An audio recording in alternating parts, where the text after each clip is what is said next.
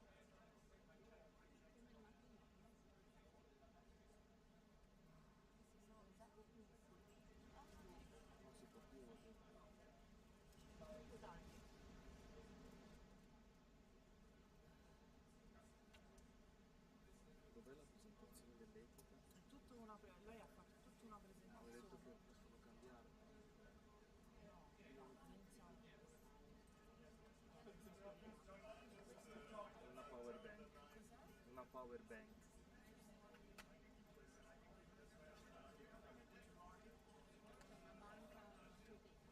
No! Valeria, non diventare dal 1920 all'improvviso. Se no avrei detto powerful bank. Senti, ma poi voi che fate? Fate l'opening e poi andate via giusto per gestire i posti? Perché io da qua non dobbiamo, vedo, io mi devo dovete spostare, spostarvi, sì, perché non sennò... vedo le slide. Non che vi voglia cacciare.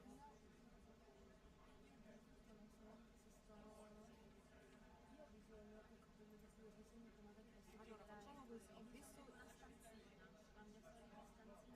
lo chiediamo alla ragazza, allora facciamo così, io visto che qua finisco io la presentazione, io introduco Giorgiana, poi dopo tu vai con Rick, Genshell, credo, e poi dopo io dico il coffee, facciamo uno e uno. Ma tu vuoi sederti là mentre facciamo la presentazione? Sì, io da qua non vedo Vuoi, niente. Cristina?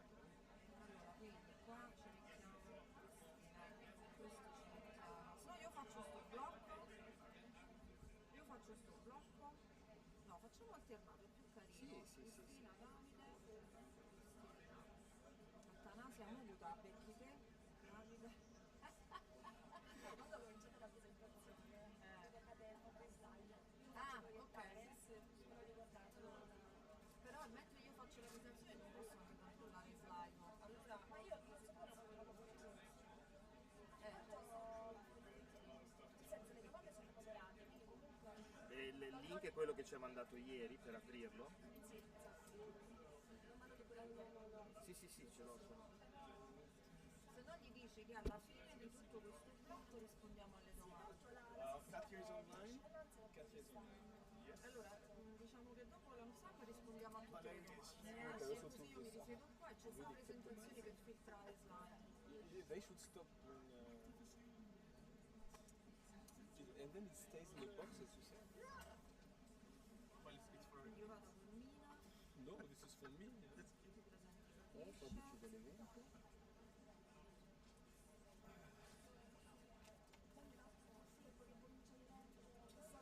Who is there? Francesco. Is there someone checking that the listening room works? Hi, good morning, how are you? I'm fine. Well, we're not full anyway. We're not full at all. What happens to people? Let's wait a couple of minutes. Yeah, let's wait. Maybe also Svetlana shows up. Let me check first. Yeah.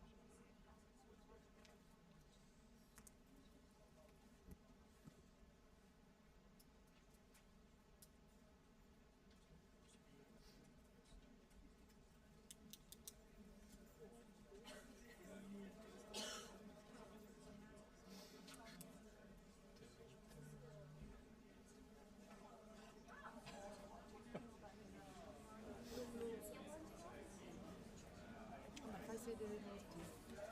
Svetlana says almost there. We'll wait 2 minutes. Svetlana says almost there.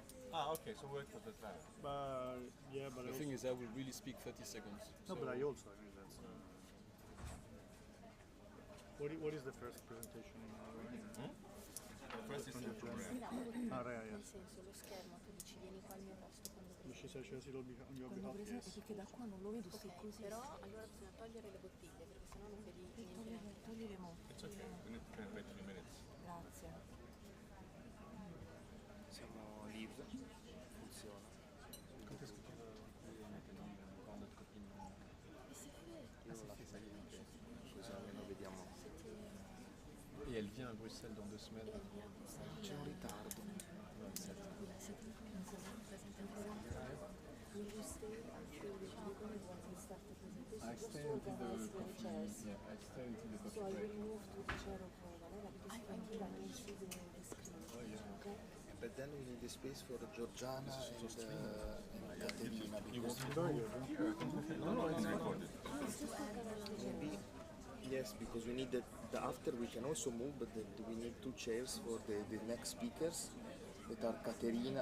You can come straight in, it doesn't have to register. Then I didn't register. Close here, we can also by myself we don't want you to leave, we don't want you to leave Nicola. We can use this chair for the speaker. And then I move here for slider and the speaker will be always here. As you wish. And I can leave for Caterina. I can leave for Caterina eventually and Giorgiano, so they can sit together. better than we have to collect the remarks than the PO passes. But you need to see. You can sit maybe there to in the reserved seat. No, no problem.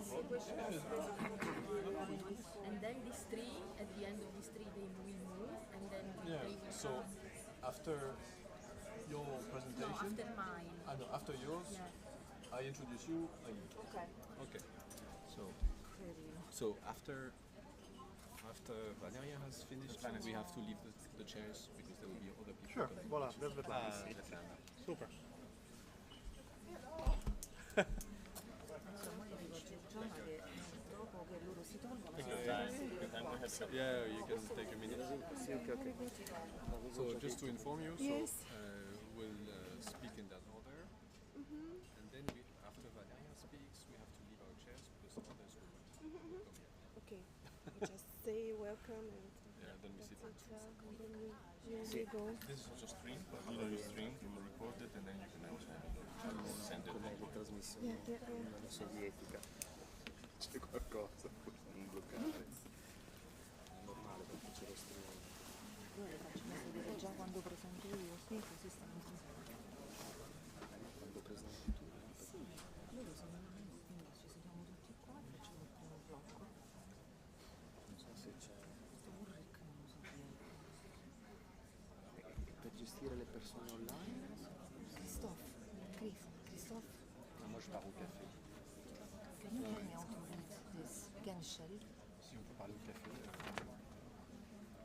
Ulrich Genschel. Genschel, Après, je dois. my German from 20 years ago.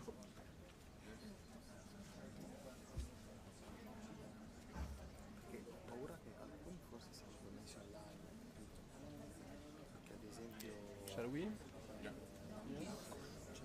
I'll make a note to the Sì, alcuni sono messi. Flavia ci deve venire chi è connesso. Good morning everyone. Good morning. Please have a seat. So, good morning everyone joining this year's Cluster 3 Info Days. On behalf of the European Commission, DG Home, co-chairing the Horizon Europe Cluster 3, I'd like to warmly welcome you today to this event. I'm very happy because there was a significant interest to join this year's Info Days and tomorrow's as well networking event. As you know, our civil security society topics are carefully prepared to address the most pressing security challenges that we have identified for 24, and that is even a good trend because this year we have 2 more topics, 20 more million, so a total of 193 million for funding opportunities for you, so an increase compared to last year. As a short reminder, the calls will open on the 27th of June. So I do hope that you will take this opportunity today to ask all the questions that you are wondering and exploit all the networking possibilities that you have. I will be stopping there just to invite my colleagues to do some introductory remarks. Before that, let me thank Seren5, so the network of NCPs, for the organizational support and the good coordination for this year's Info Days, as well as my colleagues in DG Home, in REA, in DG Connect, and DG RTD that you will hear today during this presentation. So thank you all for your attention, wishing you a very good day, and I will now give first the floor to Katia Repel online from DG RTD European Commission. Good morning, participants. Oh dear, I hear an echo of my voice, so I hope it is not too bad for you in the room. It's a pleasure for me to welcome you to this Info Day, also on behalf of the Directorate General for Research and Innovation of the European Commission. You will have a number of short presentations by my colleagues in the course of this morning. And for the entire day, I hope you will take away from this info day all useful information you need to develop excellent project proposals. And I look forward to your questions in the course of the meeting.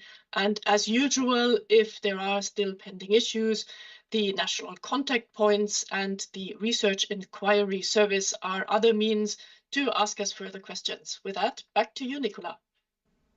Thank you. Thank you. I will now give the floor to DG Connect. Svetlana. Yes, hello and welcome on behalf of DG Connect. So I'm here together with my colleagues from the team, and we will present to you two topics on the cybersecurity in the late afternoon. So we'll be glad to answer all your questions and have a fruitful discussions on the topics. Thank you. Thank you. And finally, very importantly, Valeria from the Research Executive Agency. Thank you, Nicola. Good morning, everybody. Sorry for my voice. I have a bit of a cold.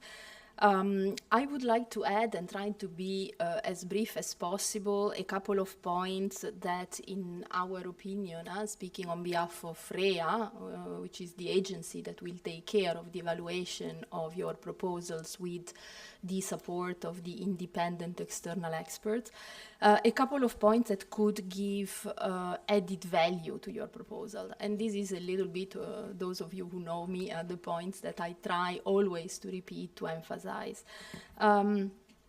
First, focus on the challenges your proposal wants to address, and the colleagues of the policy DGs will underline topic by topic which ones those are.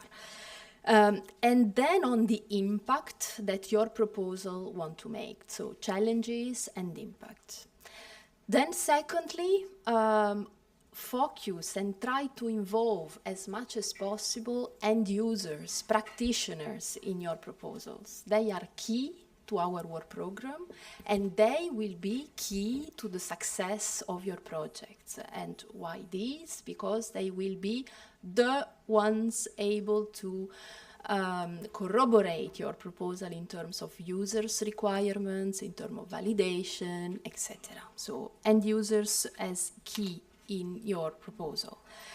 And third, our topics, you know, they are quite, they are highly technical. There is a high technological component. This said, do not forget to translate how these technicalities will help society, all of us. What is the impact of the technology on which you develop your research on all of us? Both REA and the Commission are like very much linked and focusing on helping you disseminating the results of your proposal. So dissemination is a kind of joint work that we do together. What do we expect from you at this stage? So dissemination, what you say if we are just at the beginning of the proposal? Well, we have important tools, and just to mention one, a platform that is called Cordis, that contains all public material from previous projects. And this is important for you. Why? Because before engaging in a new proposal, it's important to know what the previous projects have already done. And please take this into account in the state-of-the-art part of the proposal. I think it's all from the points that I wanted to mention. I would like to mention the great support that you will have as of the 27th of June, well, as of now, basically, until the closure of the call, from the national contact points. So they are the first layer for you to ask questions, to get answers, and to get support, even practical support. This same event is organized by the project that gathers many national contact points. As Nicola said, is CEREN 5. They are here in these 2 days with the presentation of their platform, CEREMA, that we hope will be highly useful for all of you. Last but not least, in the lobby, going out here on the right, there is a small stand with our colleagues from the REA, from the Research Inquiry Service. So these are also the important colleagues because, and I address also those at home or in their offices, they are not here, but they can send questions to the Research Inquiry Service, and we will provide and we will publish all answers. Don't hesitate to go in the lobby and address them. So, as the colleague said, many presentations I had. In just a few seconds, my colleagues, call coordinators, Cristina and Davide, on the key aspect of the call. Then Georgiana on the legal aspects, Caterina on the financial aspects, and Patricia, just to mention the colleagues of the REA immediately after me, on how to address ethics in your proposal. That is fundamental as well. Do not hesitate to ask them questions if you have. And I think it is really all. Thank you very much, and I wish you as well a very informative information day. Thank you all. So, prepares to hear a lot of information. There will be a lot of information today, very important ones. And so, keep your ears open, be ready to ask questions. That's the moment. And with that, I will close this table now. Some of us will leave our chairs to leave the space for colleagues. So thank you all, and enjoy the day. Thank you.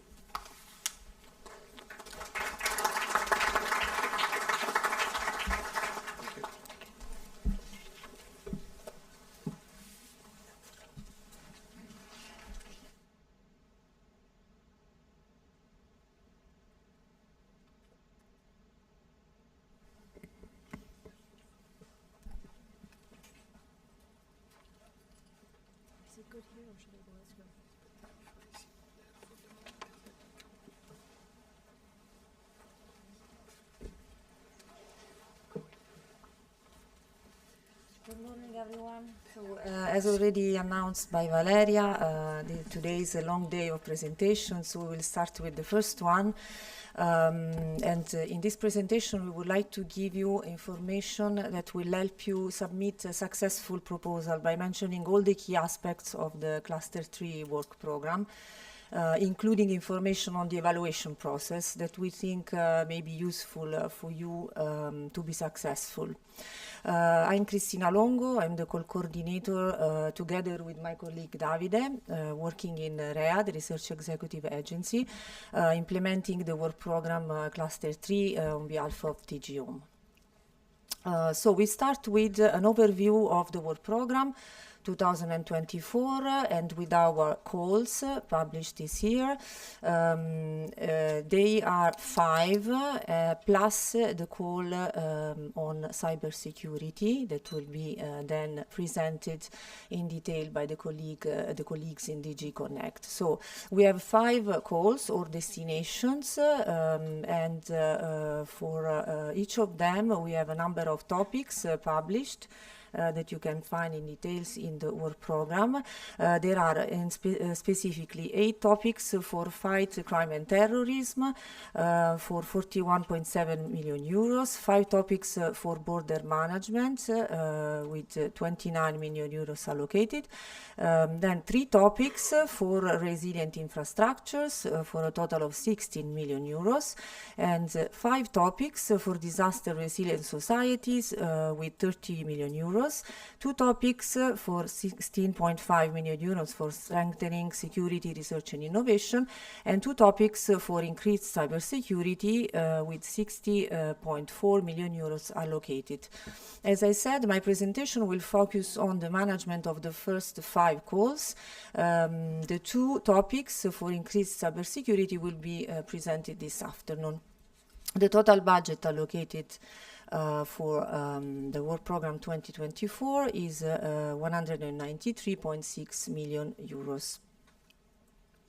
The general principles have been already presented by Valeria, but it is good to repeat in this again that it is very important that your proposals are challenge driven. So much attention should be paid to the impact in your proposals, and that the participation of practitioners is key.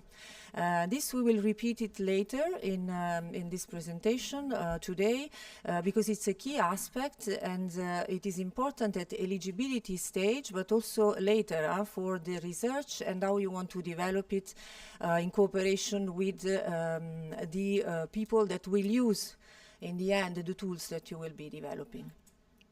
And of course, we want to increase more and more the involvement of civil society. So also aspects not strictly related to the technical tools and the technology are also very much important.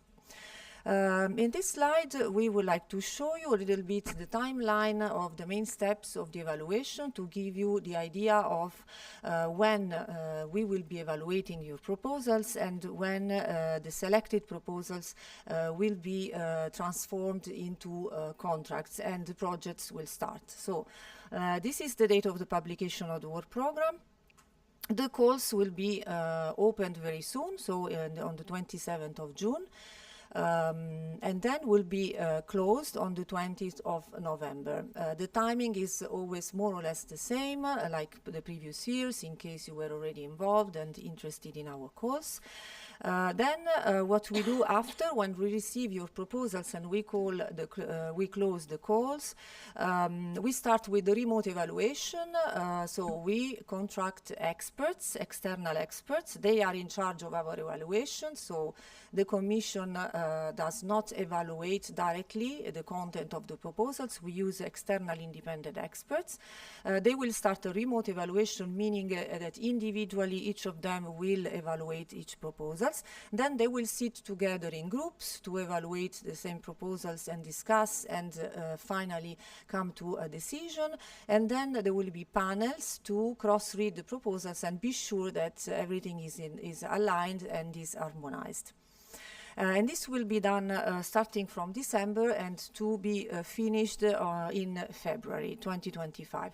Then very important, after the scientific evaluation, we always organize also the ethics review and assessment of the proposals, of the winning proposals.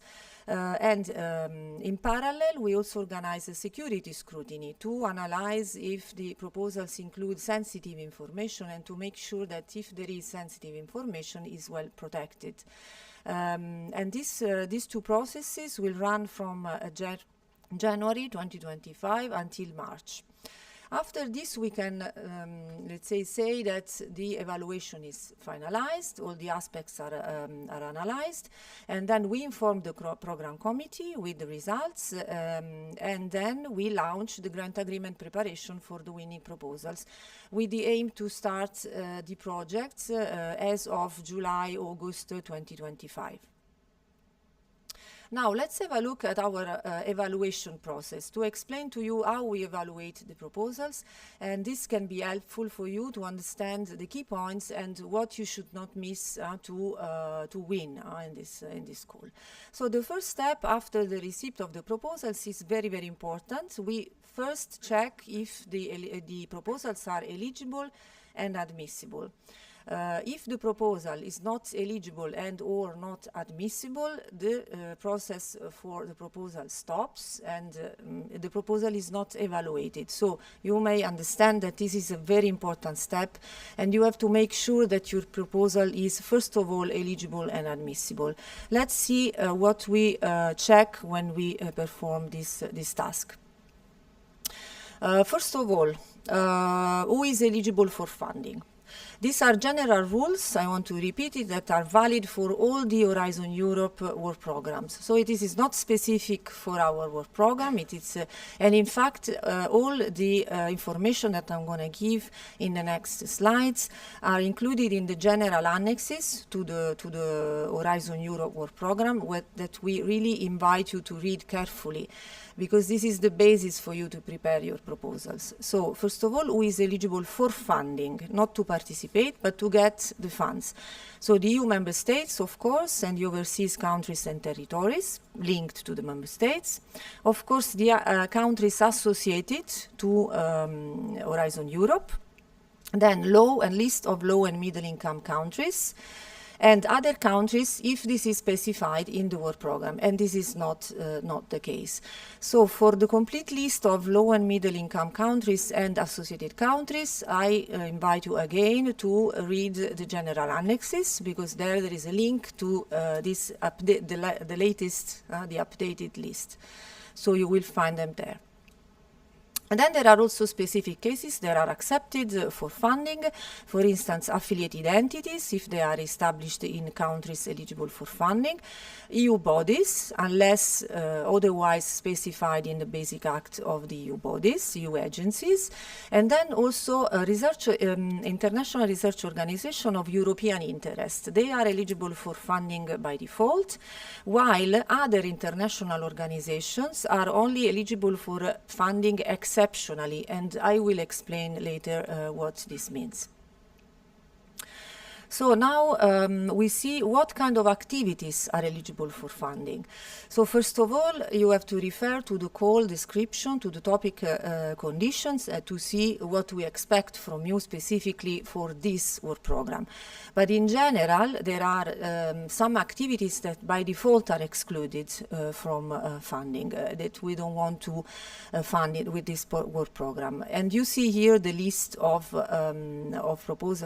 activities that let's say are not eligible, and this is also included in the general annexes. You can read it carefully, but most importantly for our work program and for Horizon Europe, all the activities should have must have exclusive focus on civil applications. Okay, so we will explain later this concept a little bit better, but no military related activities should be included in the proposal and in the scope of the proposal.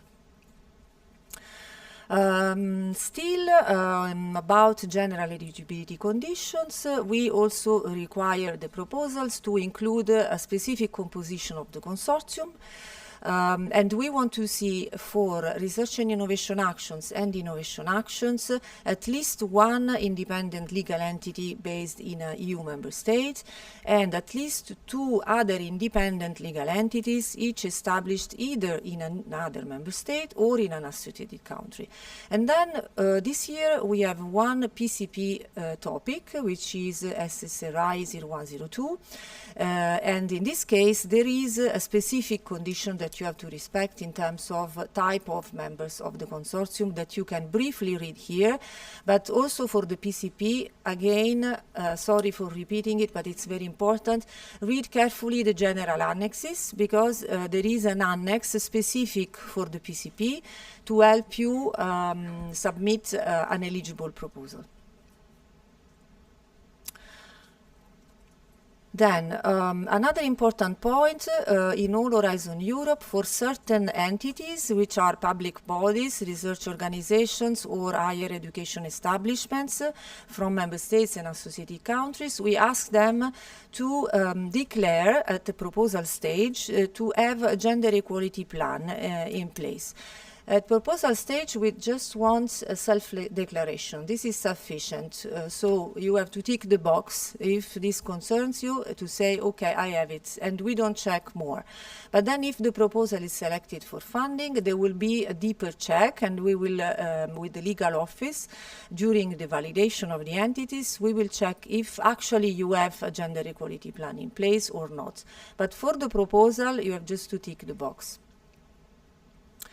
Then there are other specific restrictions for Horizon Europe that, in terms of eligibility, that are listed in the general annexes that we will just briefly present today, and that we invite you to read carefully when selecting the partners for your consortium. For instance, restrictions on participation of China, entities from China, based in China in innovation actions, or the restrictions for the protection of the European communication networks. There is a specific paragraph for each of them with a lot of information on how to implement these restrictions and more. But we invite you to read for more information the general annexes. Then we go to the specific eligibility criteria that are indicated in our work program for cluster 3. So far we talked about general eligibility conditions. Now we see what it is expected from you while applying for cluster 3 calls. So, as I said before, as Valeria highlighted before, the participation of practitioners is key in our work program. So we really want to see that you involve the right practitioners and that your research is focused on the impact that the tools may have on the real life of the practitioners. For this reason, in each topic, there is a specific request to include a specific type of practitioner. In each topic is more or less different, and we invite you to read it carefully, and we invite you really to follow what it is expected, because we can tell you that about 10% of the proposals are not eligible because of this issue, because they do not meet the additional eligibility condition. There is a specific annex that you have to fill in, that we will present, my colleague Davide will present later, to help you list the practitioners and how they meet the specific criterion that is indicated in the topic. And this is the annex that I just show you very briefly. It's very easy. It's a table with a list of practitioners that you have to include following the request that is indicated in the work program. But as I said, it will be presented in detail by my colleague. Now, this year, we have a series of open topics published, and in each open topic you will see this kind of request. Okay, this kind of request will be explained by the colleagues from DG Home that will present to you the topics. They will describe in detail the topics and what is expected from you. But very briefly, I want to mention that this is also very important. In the open topics, basically the idea is not to receive just the proposals that you submitted some time ago that didn't get funded and you don't know what to do with them, and then you just resubmit because it's an open topic generally in the same call.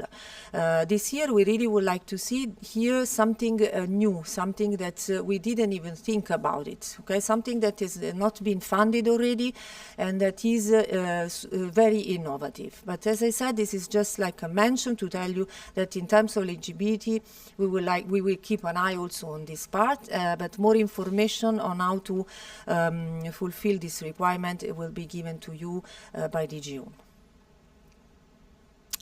Now, some advice and lessons learned from the past. So we every year analyze the proposals, we check the eligibility, and we often see the same mistakes. So for your benefit, we would like to remind you of some key points. So first of all, please try to really meet what we need in terms of type of end users. So if we require you to involve a first responder, do not include a training center. I give an example that is slightly related to first responders. We need an entity that really sends people in the field to act as first responders. This is what we want, and we will check this. Then also in terms of number and type of countries that we require. If we require 2 police authorities from 3 different EU member states or associated countries, please try to follow this and do not just say this entity can have 2 hats and will represent both a regional authority and a first responder. No, we want separate entities, one for each role, as indicated in the work program. And this is what I just said. Also ensure the right level of beneficiaries is represented.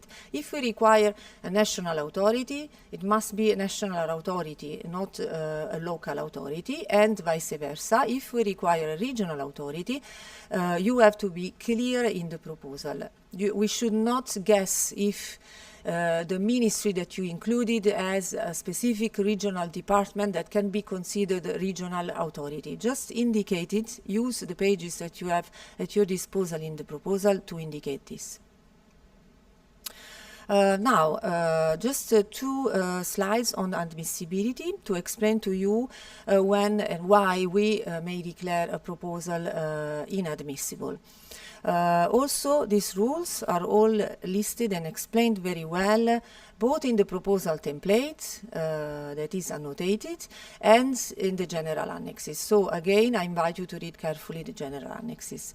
So first of all, you have to submit a proposal before the deadline. This seems something easy and stupid to say, but it's not, because every year we receive complaints of applicants that decided to submit the proposal at the last second, and then for some technical reasons, or because it was really on the at 17 on the 20th of November, didn't get through, and we considered it not submitted. We don't even receive it on our side. So please take the time to review your proposal well in advance and to submit it much before the deadline. Then, of course, the proposal must be complete, readable, accessible, printable, with no technical issues. And it must include a kind of plan, even if, let's say, not so well developed, but a plan for the exploitation and dissemination of the results. And then it must respect the limit of the pages, which are 45 pages for research in innovation actions and innovation actions, with 50 pages if they are lump sum topics, and for the PCP, 45 pages. It is very important for you to understand that in the proposal there should not be parts that the experts will read if they follow a link, okay? If you want to include references, scientific references, you have to be able to include them in the 45 pages. If you include a link and you say, please, for the references, just follow this link will not be considered, because this is considered cheating. We have to be fair to all the proposals. So all the information that the experts have to read to evaluate properly your proposal must be included in the 45 pages, or 50 for the lump sum. They have to be, the page limit will be applied automatically. So if you submit 70 pages, the system will blank all the pages after the 45th page, okay? So the experts will not even read it, will not see it. They will see that you submitted more pages, but they will be blank. This I said already, no hyperlinks, and do not also, okay, you can put websites, of course, and the experts can have a look, they will, but again, we will really ask them to focus on what is written in the proposal. And the page limit should not be considered a target. You should really focus on the proposal and to make it clear in the given space. For instance, the reference font normally is Times New Roman. We accept also other, let's say, fonts, but they should not be too small. This is another problem that we notice, that sometimes really we cannot read. The experts cannot even read, especially when you put figures, graphs, or the Gantt charts. The Gantt charts are an important part of the proposal. The experts want to be sure that you have a good plan for the execution of the tasks, and if you fit it in half page because you think you don't have space and they cannot read it, this is considered like it's not there. So make them readable. As I said, minimum font size allowed is 11. For the figures for the Gantt chart, we can accept a little bit less, but please, must be readable. And respect the margins, of course. Try not to fill in the entire A4 page that makes it unreadable. Now, after completing the admissibility eligibility checks, if your proposal is considered eligible and admissible, it will go through the evaluation process and will be evaluated, first of all, as I said before, by individually by one expert. Each proposal is read in general by either 3 or 5 experts, according to the complexity of the topic. And then they read it separately, each of them, then they meet, the 3 or 5 experts, to discuss and to agree and to find a common position, to define comments and the score. And then we invite a selected number of experts to cross-read the proposals and the reports to make sure that everything is harmonized, and that if there are cases unresolved during the consensus phase, they will resolve them to finalize the ranking of the proposals and to define who is the winner. How do they evaluate the proposals? The main 3 criteria are the ones that you see in the slide. These apply to research and innovation actions and innovation actions. When reading your proposals, they will really look at the sub-criteria that you see here. So they will analyze the project objectives and give their comments on that. Then they will focus on the methodology. They will see if you included SSH aspects, if they are necessary, and I will explain later what this means. So really, it's good for you also to read what is in the general annexes in terms of criteria, because if you know the criteria used very well and the sub-criteria, you will be able to structure your proposal accordingly, because you know that if you make the life of the evaluators easier, they will appreciate it and they will understand how to score, how to comment, and it will be easier for them. And this is the set of criteria that we use for PCP, slightly different in the excellent part and the impact part. So we invite you to read them carefully. A special point on the impact, as we said before, our program is challenge-driven. We really give much importance to the impact, because we really want to try to develop something useful for the society, for the practitioners. So try to structure well also the impact section. It's very important that you tackle scientific impact, societal impact, economic impact. That is indicated in the template. The template is annotated. You have full instructions. Please follow them to be precise also in this part. That is very important. The scoring, this is what the experts use to evaluate the proposals. So the scores go from 0 to 5. We use half marks, but no less than this. You see the interpretation of the scores here. So what 4 means, what 5 means, etc. The threshold for the individual criterion is 3. So your proposal should get at least 3 in each criterion to be above threshold, and 10 in total over the 3 criteria. The scores are normally not weighted, apart from innovation actions where there is prominence, a little bit more prominence is given to impact, that is weighted 1.5. Now, after this scientific evaluation, then we know the winner, we know the ranking list, and with the ranking list we start the ethics review and the security scrutiny to understand if there are ethics issues and to understand if there is sensitive information to be protected. Both ethics and security will be performed again not by the Commission but by experts. So for the ethics review, there will be a presentation to explain to you how to deal with it, so I will be very brief. So what we want from you as a start is to complete carefully the ethics self-assessment, which is a table that is in the template of the proposal in part A. So there is a list of questions to help you understand if your activities include ethics issues and may lead to ethics issues. We really ask you to be honest here. It is useless to say my proposal does not cover ethics issues, because this will be, let's say, worrying for the experts, for the ethics experts, because they will think that you are not aware of the ethics issues that may be covered by your proposals.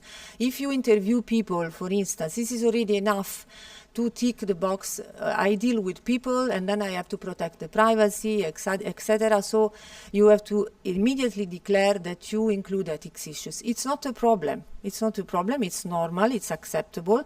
But it is better to show that you are aware. So if you fill in a very good ethics self-assessment, this will make the ethics review easier for your proposal. And then after this, in parallel, there will be the security scrutiny performed by other experts. In this case, they will analyze the deliverables, the information that you are going to develop to see if there is a sensitive information. Also in this case, it starts with the self-assessment and with an annex that you have to submit together with the proposal, and my colleague very short in few minutes will present. And then security experts will analyze the proposal and will, let's say, maybe include some recommendations for you. But also in this respect, there will be another presentation later on, so you will know better how to do it. And after this, the evaluation is finalized, and so we inform the program committee, the commissions, the applicants, and then we launch the grant agreement preparation. Now, Davide, to you for the second part of the presentation. Thank you very much, Cristina. So we go now to discuss about it's the green one. Thank you. So, no, I can. So we have now, yes, we have a bit of a presentation about the application templates and the evaluation form. I will start saying that the proposal that you will submit will contain mainly two parts. The part A, which is composed by information that you will fill in the funding and tender portal and will be automatically generated by the system. And then a part B, where actually you will include, the applicants will include the narrative part of the proposal. This part will need to be uploaded as a PDF document, and of course need to be compiled according to the template that are provided on the portal. In addition to these two parts, I will remind later, there are also some annexes that are mandatory for our course.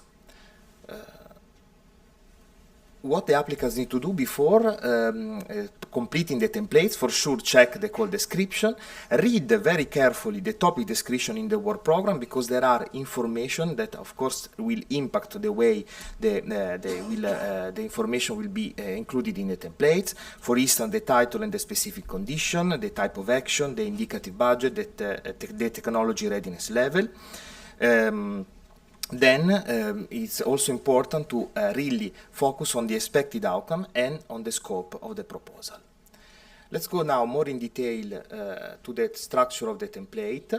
We have the part A, which include the abstract, the administrative data of the consortium, and also the budget table. In addition, in this part, we have an important table which which describe the researcher that will participate to the research to the activity in the proposal. This is a very important table because it is used to calculate the gender balance. This is not an information used to assess individually the proposal, but it's a criteria that we consider when we prioritize the proposal that have the same score. So it is used, let's say, to compile the final ranking of the proposals. So please be very careful in providing information for this table. Then you will have in this the role of participating organization, again the self-declaration on gender equality plan that was mentioned before by Cristina, the ethics self-assessment, the security questionnaire, and also information that the applicants can provide about previous activity related to the call. Let's now consider the structure of the proposal, the part B. In this part, again, you need to compile, so it's a narrative part of the proposal. You can download the template and you will fill offline. It will include excellence, impact, the quality and efficiency of implementation. The template that you will find includes a glossary of the terms to ensure consistency, and also extensive explanation on what you should include in each section. So please also consider this instruction that you find in the template for compiling it. Moreover, there are different annexes. I will describe them: information on security issue, information on practitioner, and the lump sum table when it is necessary. Regarding the information on security issue, you have a separate annex, again with precise instruction inside, and the focus of this annex is to assess whether the proposal uses or generates classified information, if there could be the potential misuse of results, or whether the activity involves information or material subject to national security restrictions. Then we have the annex on security practitioner. We really want to focus the importance that of this annex, because in this template you can describe how the proposal fulfills the additional eligibility criteria, in particular considering the involvement of practitioner.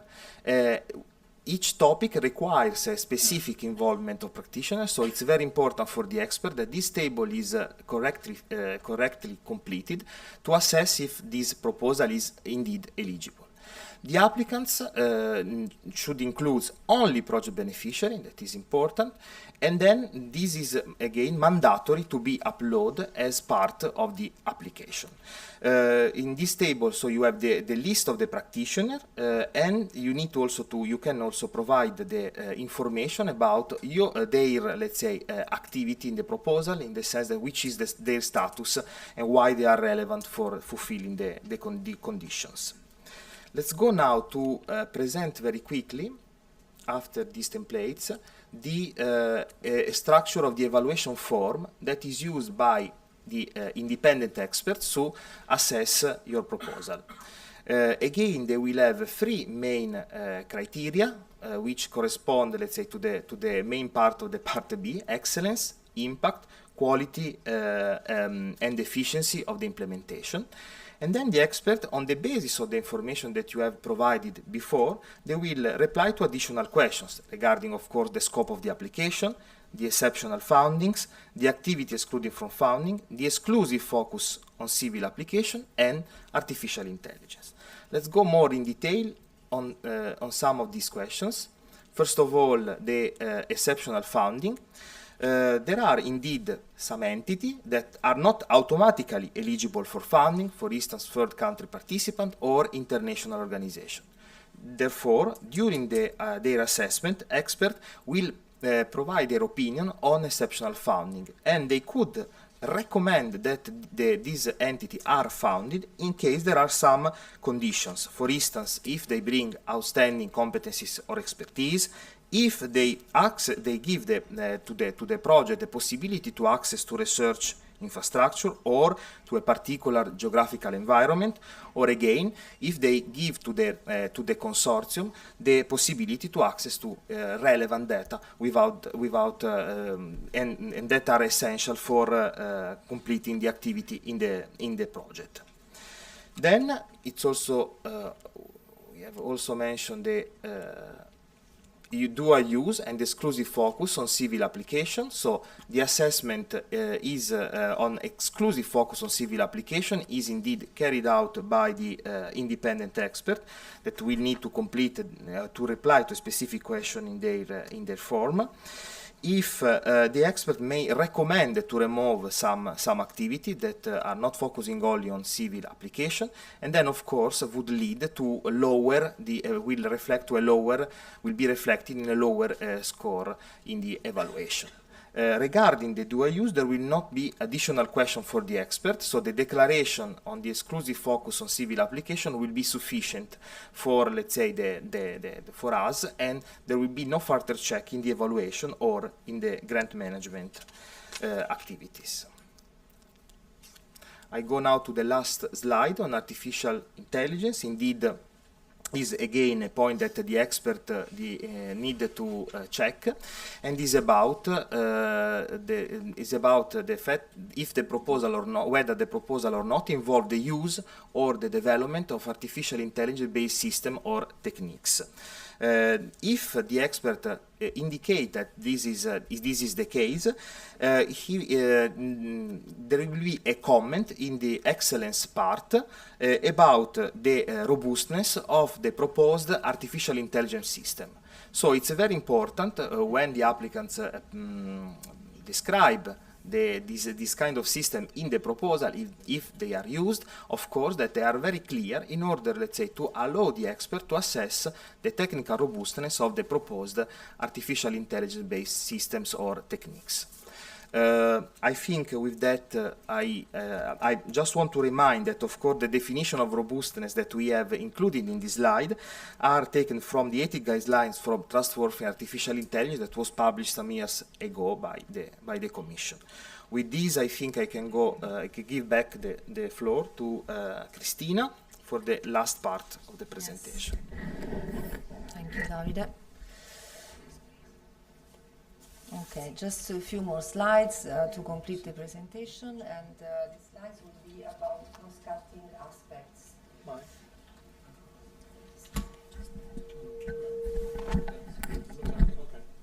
Okay, thank you. Okay, so as I said, the last part of the presentation will be about cross-cutting issues that should be included in your proposal. The idea and these aspects will be also explained very well later by colleagues dealing with them, let's say, in the dedicated units of the Commission. But here we would like to give you an overview of what is requested specifically in our program. So there are three main cross-cutting issues that the proposals should cover when it is requested in the work program. The first one is the gender dimension in research and innovation content. Second one is social sciences and humanities, and last one, international cooperation. So let's see one by one. So the first one is the gender dimension in research and innovation content. So what we want to see basically is that your proposals, when it is requested in the topic, does not focus only blindly on the development of technology, but takes into account the gender dimension in research and innovation, because we think that it's relevant for the specific topic. So in this slide, you see the topics that have not been flagged for gender issues. Why we put this? Because the approach is in general that all of them are flagged to be gender relevant, okay? But only few of them, for specific reasons related to the specific topic, are not gender relevant. So these are the few topics, in the work program that are not relevant. And to have, let's say, to understand when this is not strictly requested, you can read the sentence that I put in the slide from the work program. So if in the topic there is this sentence, it means that it is not explicitly requested.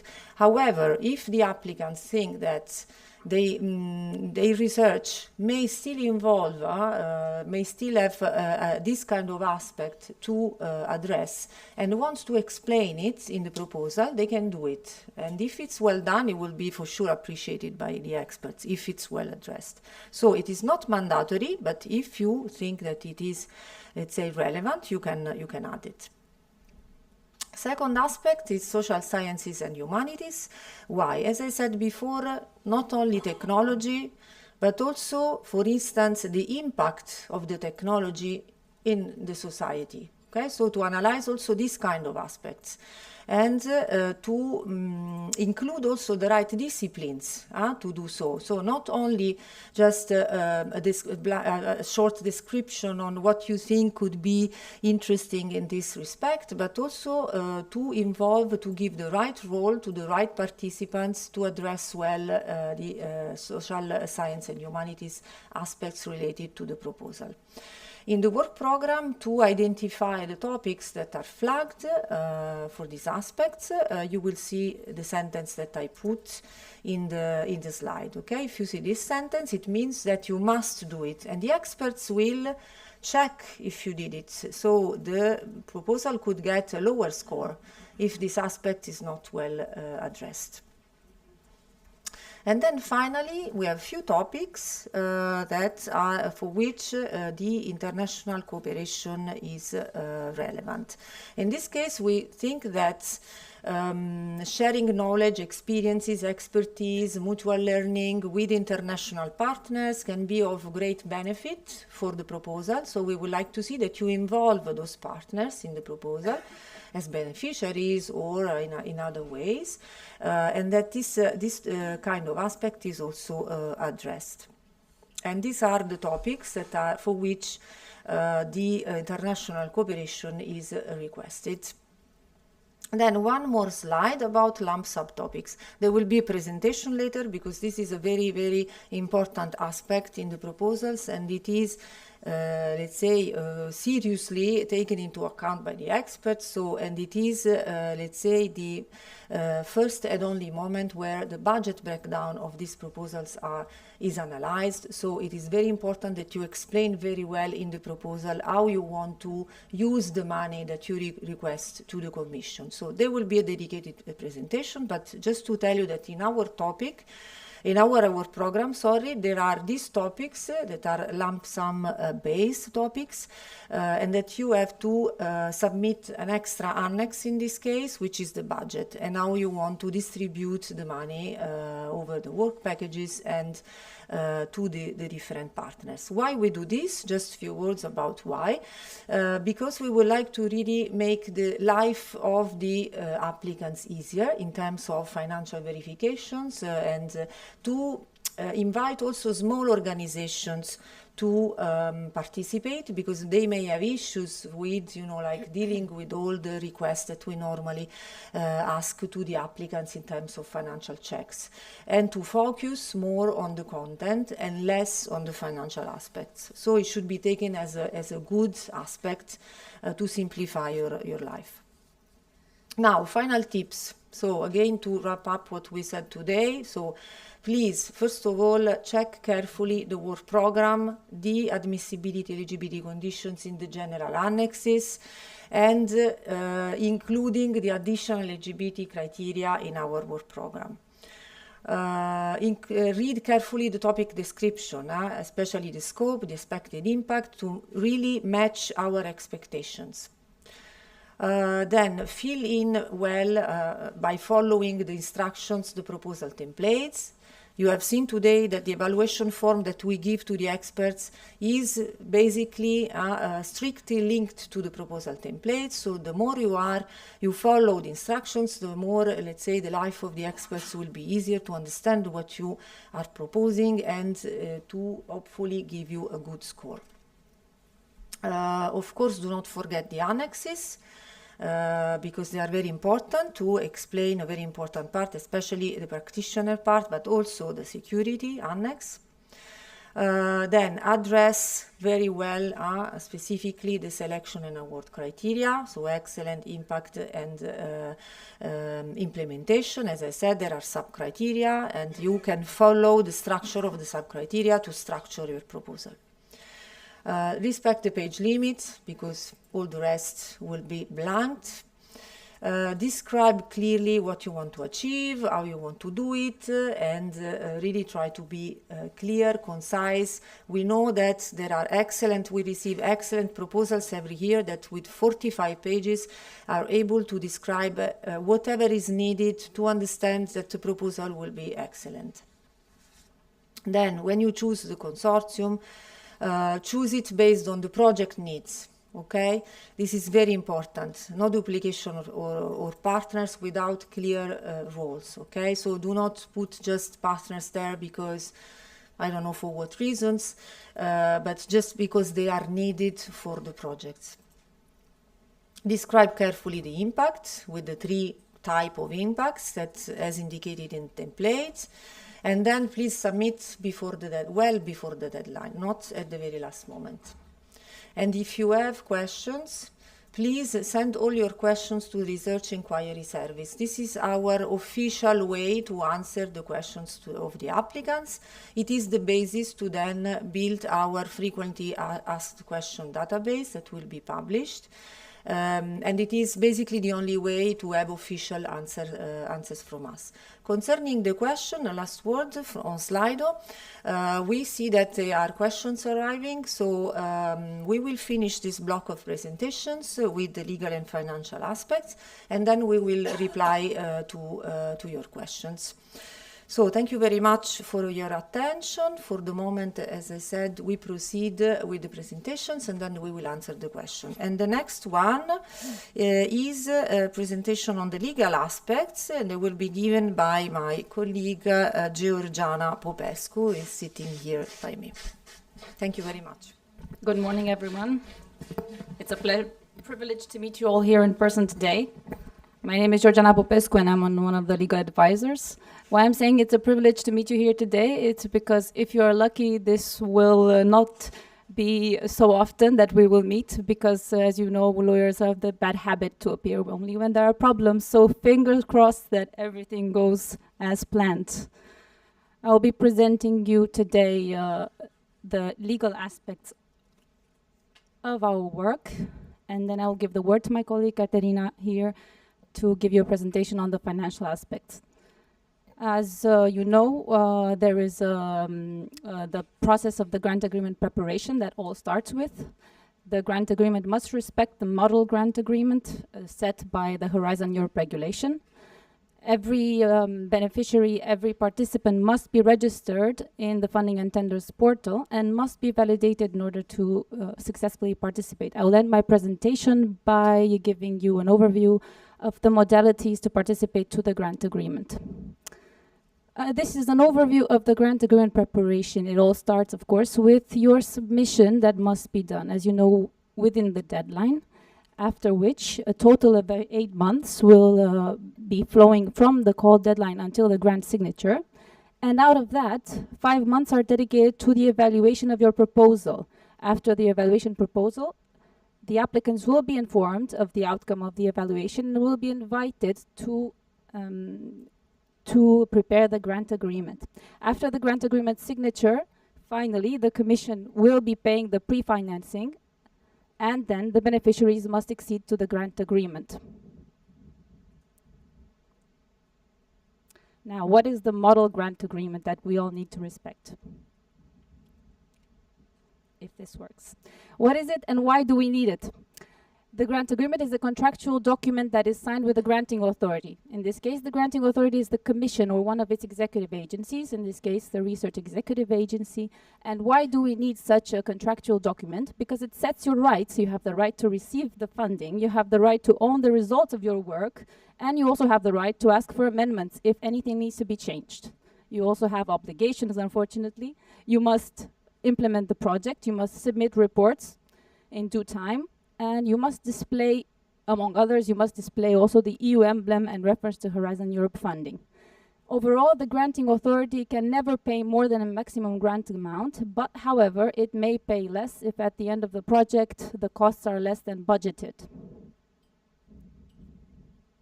Now, there is a structure of the model grant agreement. It's structured on preamble, terms and conditions, and chapters, and then by articles, giving you an idea of the subject of the agreement and the definitions of the terms that will be used in the grant agreement, a description of the action, a duration and a starting date of the action, the form of the grant, the maximum amount, the funding rate, the budget, and of course the eligible costs.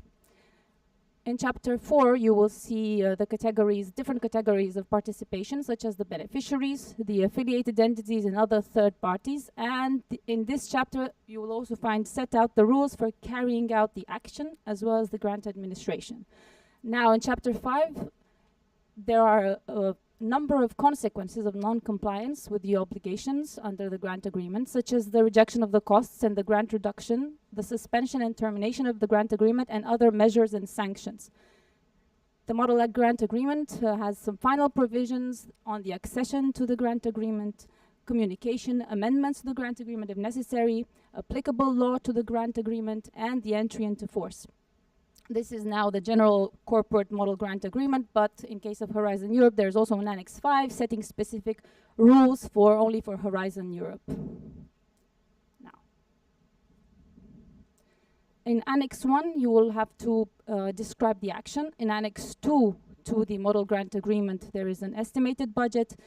Now, in Annex 3, there are the accession forms that will have to be signed by each of the beneficiaries. As you know, it is only the coordinator that will sign the grant agreement with the granting authority, whereas the other beneficiaries will have to sign the accession forms that are in Annex 3 to the model grant agreement.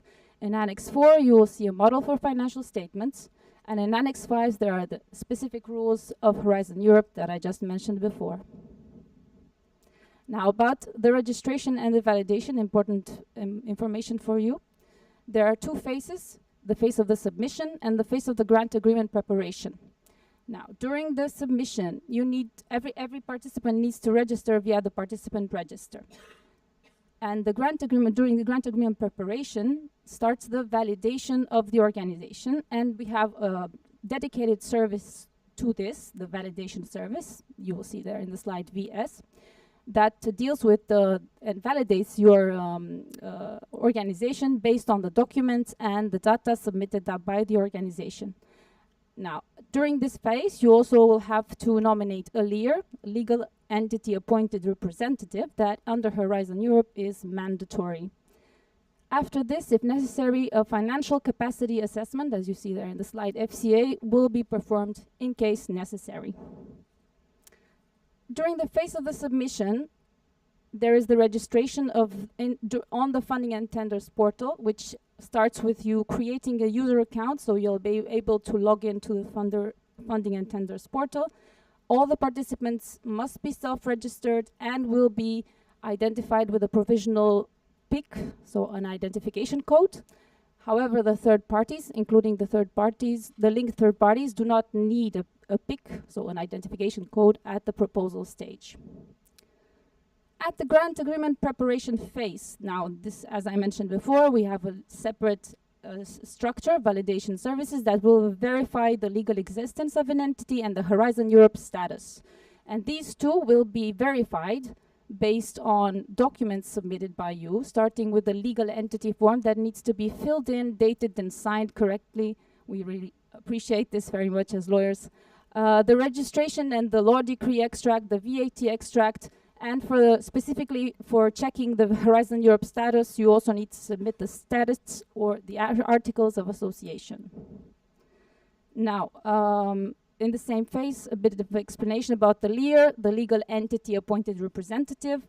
Under Horizon Europe, it's mandatory to nominate such a LEAR, and it has a very important role. It notifies the validation services of any changes in the legal data and the status. It submits the financial capacity assessment documents if they're required. It nominates persons who act as legal representatives and signatory, and also the persons who sign the financial statements.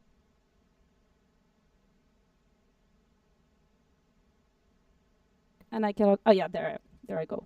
The final part of my presentation, which is the third parties, among others, but most of all, the different types of participations to a grant agreement. So first of all, as you know, you can participate as a beneficiary who signs the project and who has all the rights and the obligations. You can participate as an affiliated entity, in which case you must prove that there is a link or a legal link or a capital link with the beneficiary. You will be doing the work and you may declare costs. You can participate as an associated partner that does the work but cannot declare any costs. You can participate as a subcontractor that also does the work and then invoices the beneficiary, and in this case the beneficiary may declare the invoice. And finally, you can also participate as a third party providing contributions. In this case, the third party will not do the work, will just give the in-kind contributions, and the beneficiary may declare the cost of the contribution. This is the end of my presentation. I will give the word now to my colleague Katerina.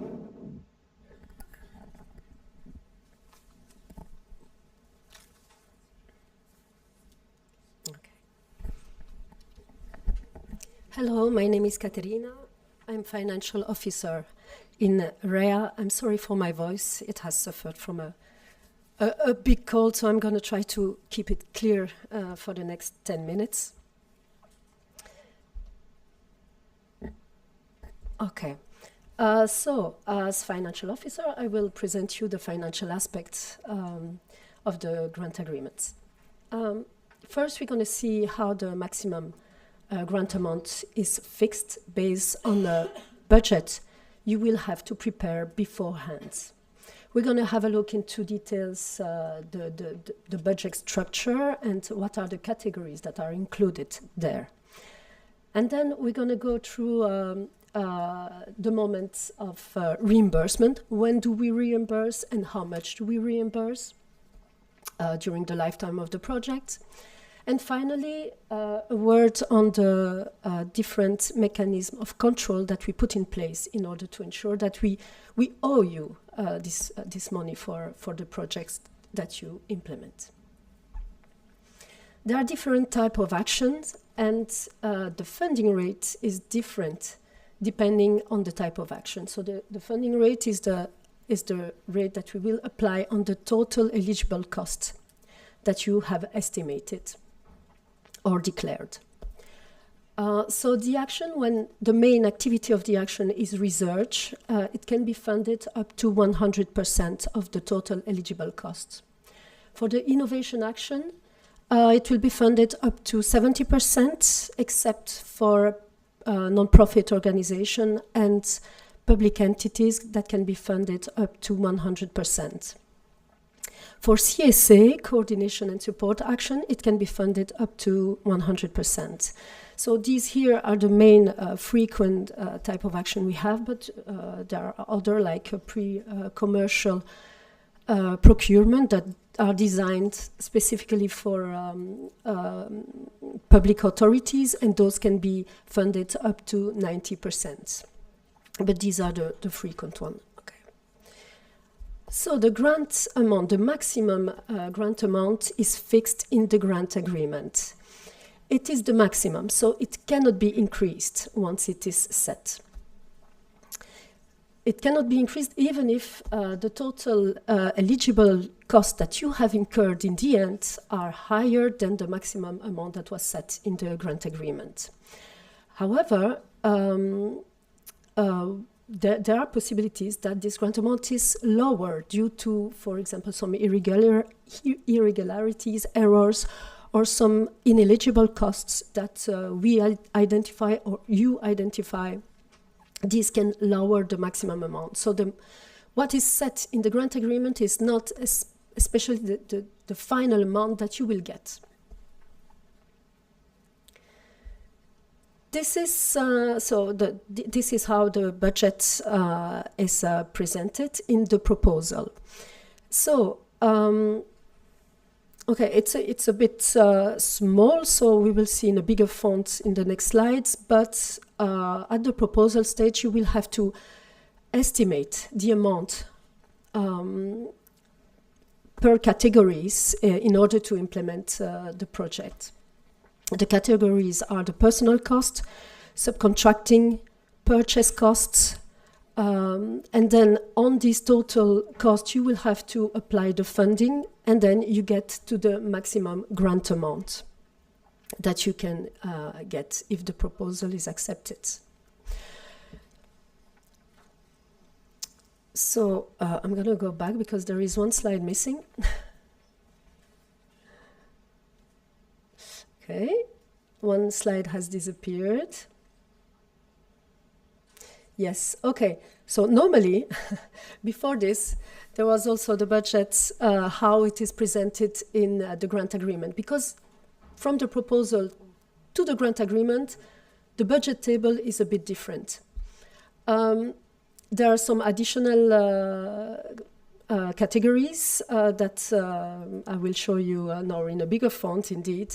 But what I wanted to say also is that from the proposal to the grant agreement, there is a possibility to modify the budget, to reshuffle it, to tailor it.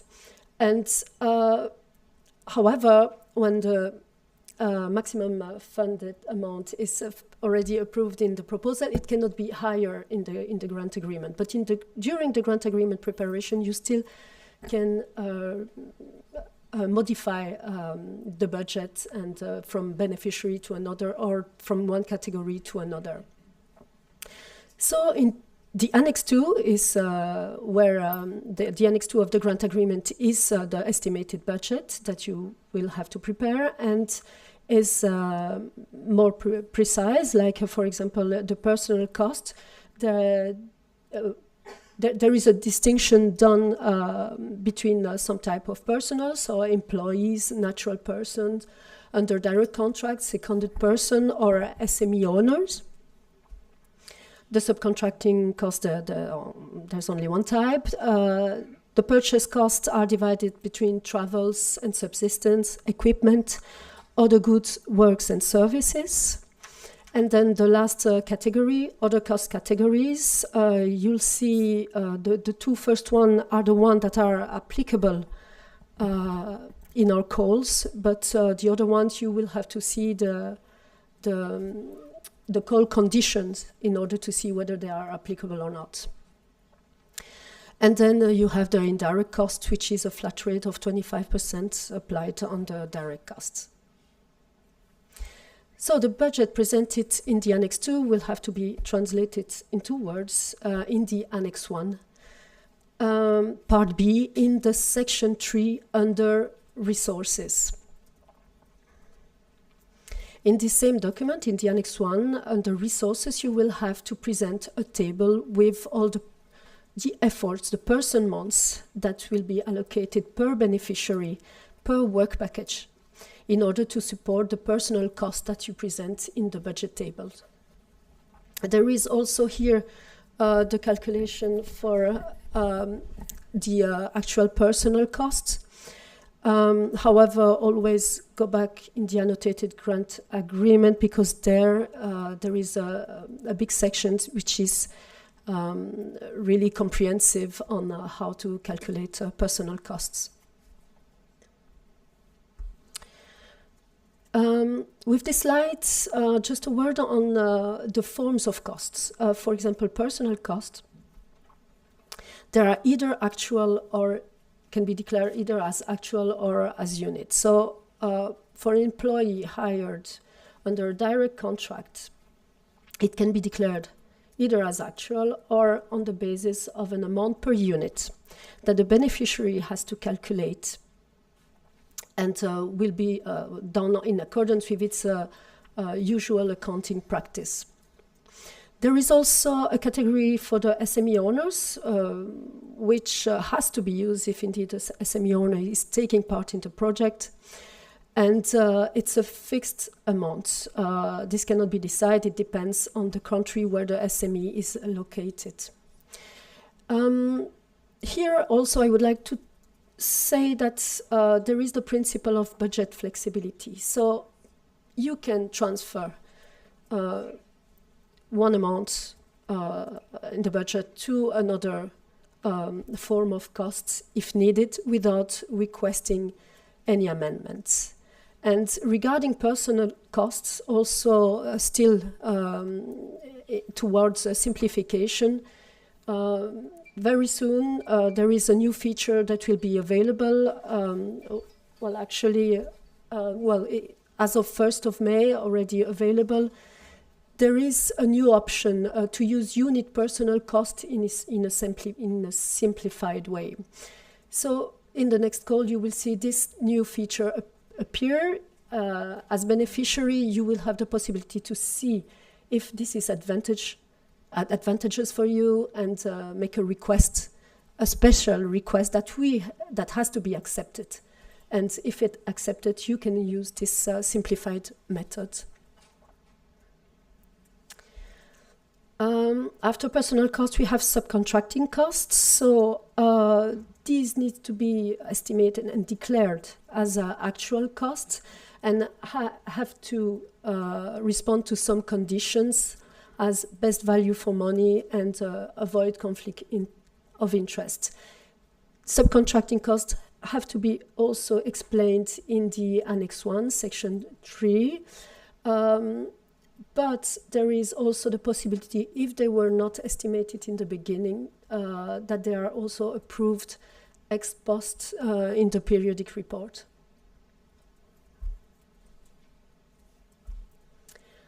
The purchase costs are divided between travel and subsistence, equipment, other goods and works and services. Equipment are subject to depreciation, so normally only the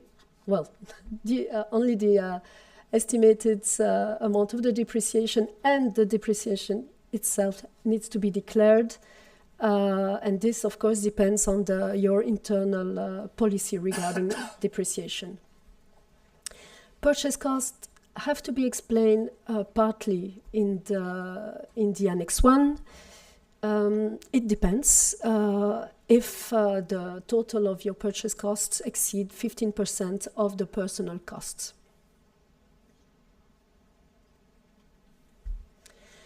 The other cost category, like the internally invoiced goods and services, can also be declared as eligible costs, and they need also to be explained in the Annex 1, and in case they not estimated in the beginning, they can also be accepted later on, ex post, in the periodic report, if they are justified, of course. In-kind contribution provided by third parties free of charge.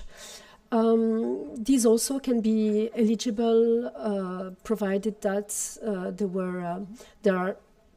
the third party is explained, and in-kind explanation. Well, the explanation on the in-kind,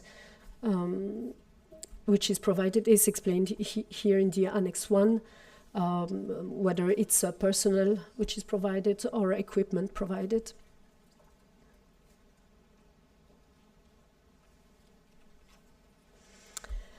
And now the time for payments. So the project is divided in various reporting periods, and so are the payments. There is a first pre-financing done at the very beginning of at the starting of the project, so 30 days as of the entry into force of the grant agreement, or as of the starting date of the project.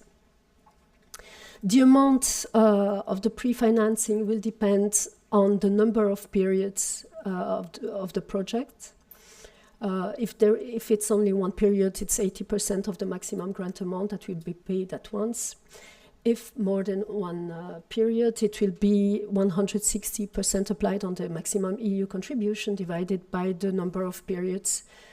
And from the pre-financing, there is a maximum, a 5% retained that will be transferred to the mutual insurance mechanism that can be released, that may be released at the end of the action.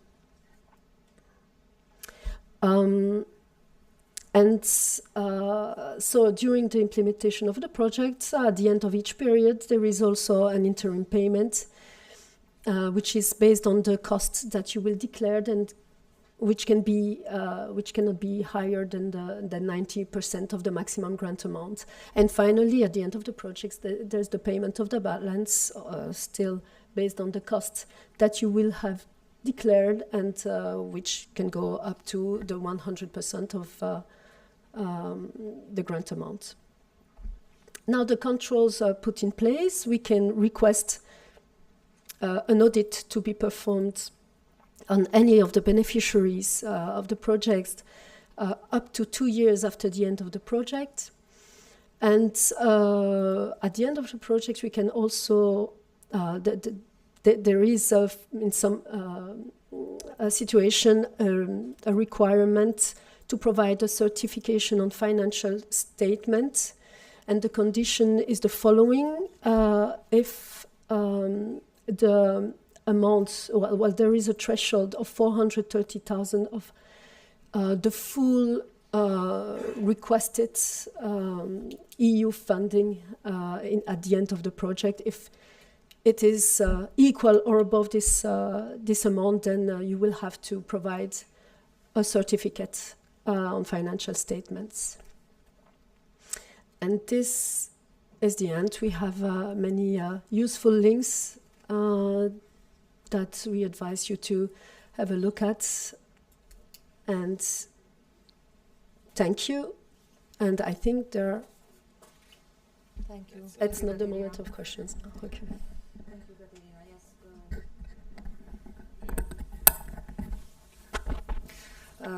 Okay, thank you very much, Caterina. So, as I said before, thank you. We are collecting questions. There are just a few to say, and so we would prefer finishing this block of presentation with the next one, and then we will answer the questions. So I give the floor to the colleague from RTD, Ulrich Genschel, who should be connected online. And he will talk about the lump sum based topics.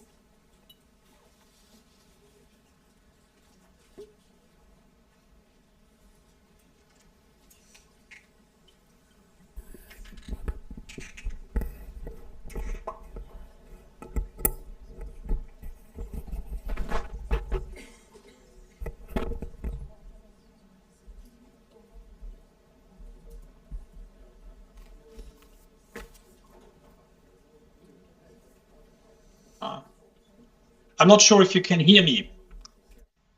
Right, now, good morning. Thanks for the invitation to present lump sum funding.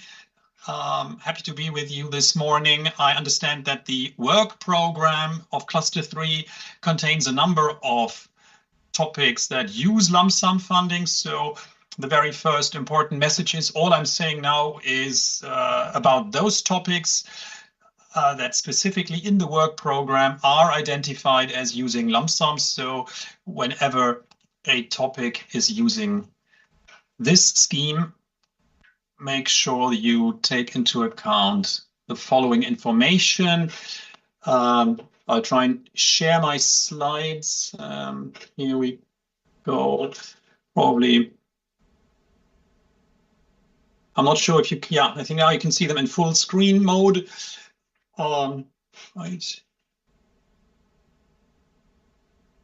Right. So why do we use lump sum funding? That's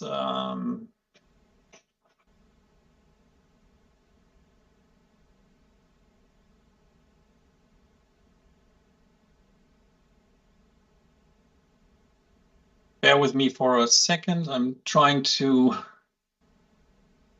change my slides. Here we go. Why do we use lump sum funding? There are these three main reasons for doing so. They're in no particular order. They're all equally important.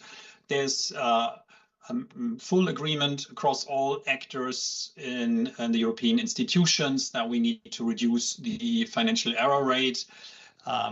We'll see in the next slide also we need to reduce it in particular in view of small actors and newcomers who really don't have the capacity to work with actual cost, because actual costs are, that is the simplification potential, are and remain complex and difficult despite all the various efforts that we made in terms of IT, in terms of unifying the rules. Actual costs are still complex and still a main source of errors in the program. One example, for the one current example could be the daily rates for personnel costs. This is a simplification compared with the past to have just one method to calculate them, but they are still necessarily complex because they need to accommodate all various ways of approaching personnel costs in the different member states and beyond. So it is not a simple system, and we doubt that it will ever be. So this is where lump sum funding comes in. That reduces all the, it removes all the obligation to report actual costs and resources. And in other words, a big part of the rules that you have to follow in other projects, all the financial rules are not applicable. And then thirdly, we really want to focus more on content. There's a trend in actual cost projects that has developed probably over many years, in which we've been using it to focus too much just on the financial side and neglect a bit the fact that, of course, all projects need to be properly implemented. So there is maybe this effect that all people involved on all sides have taken a proper financial management as a proxy for proper technical implementation, but the two are not really the same thing. And we, of course, the most important thing is that we want to focus on content, that we want to have something coming out of the projects.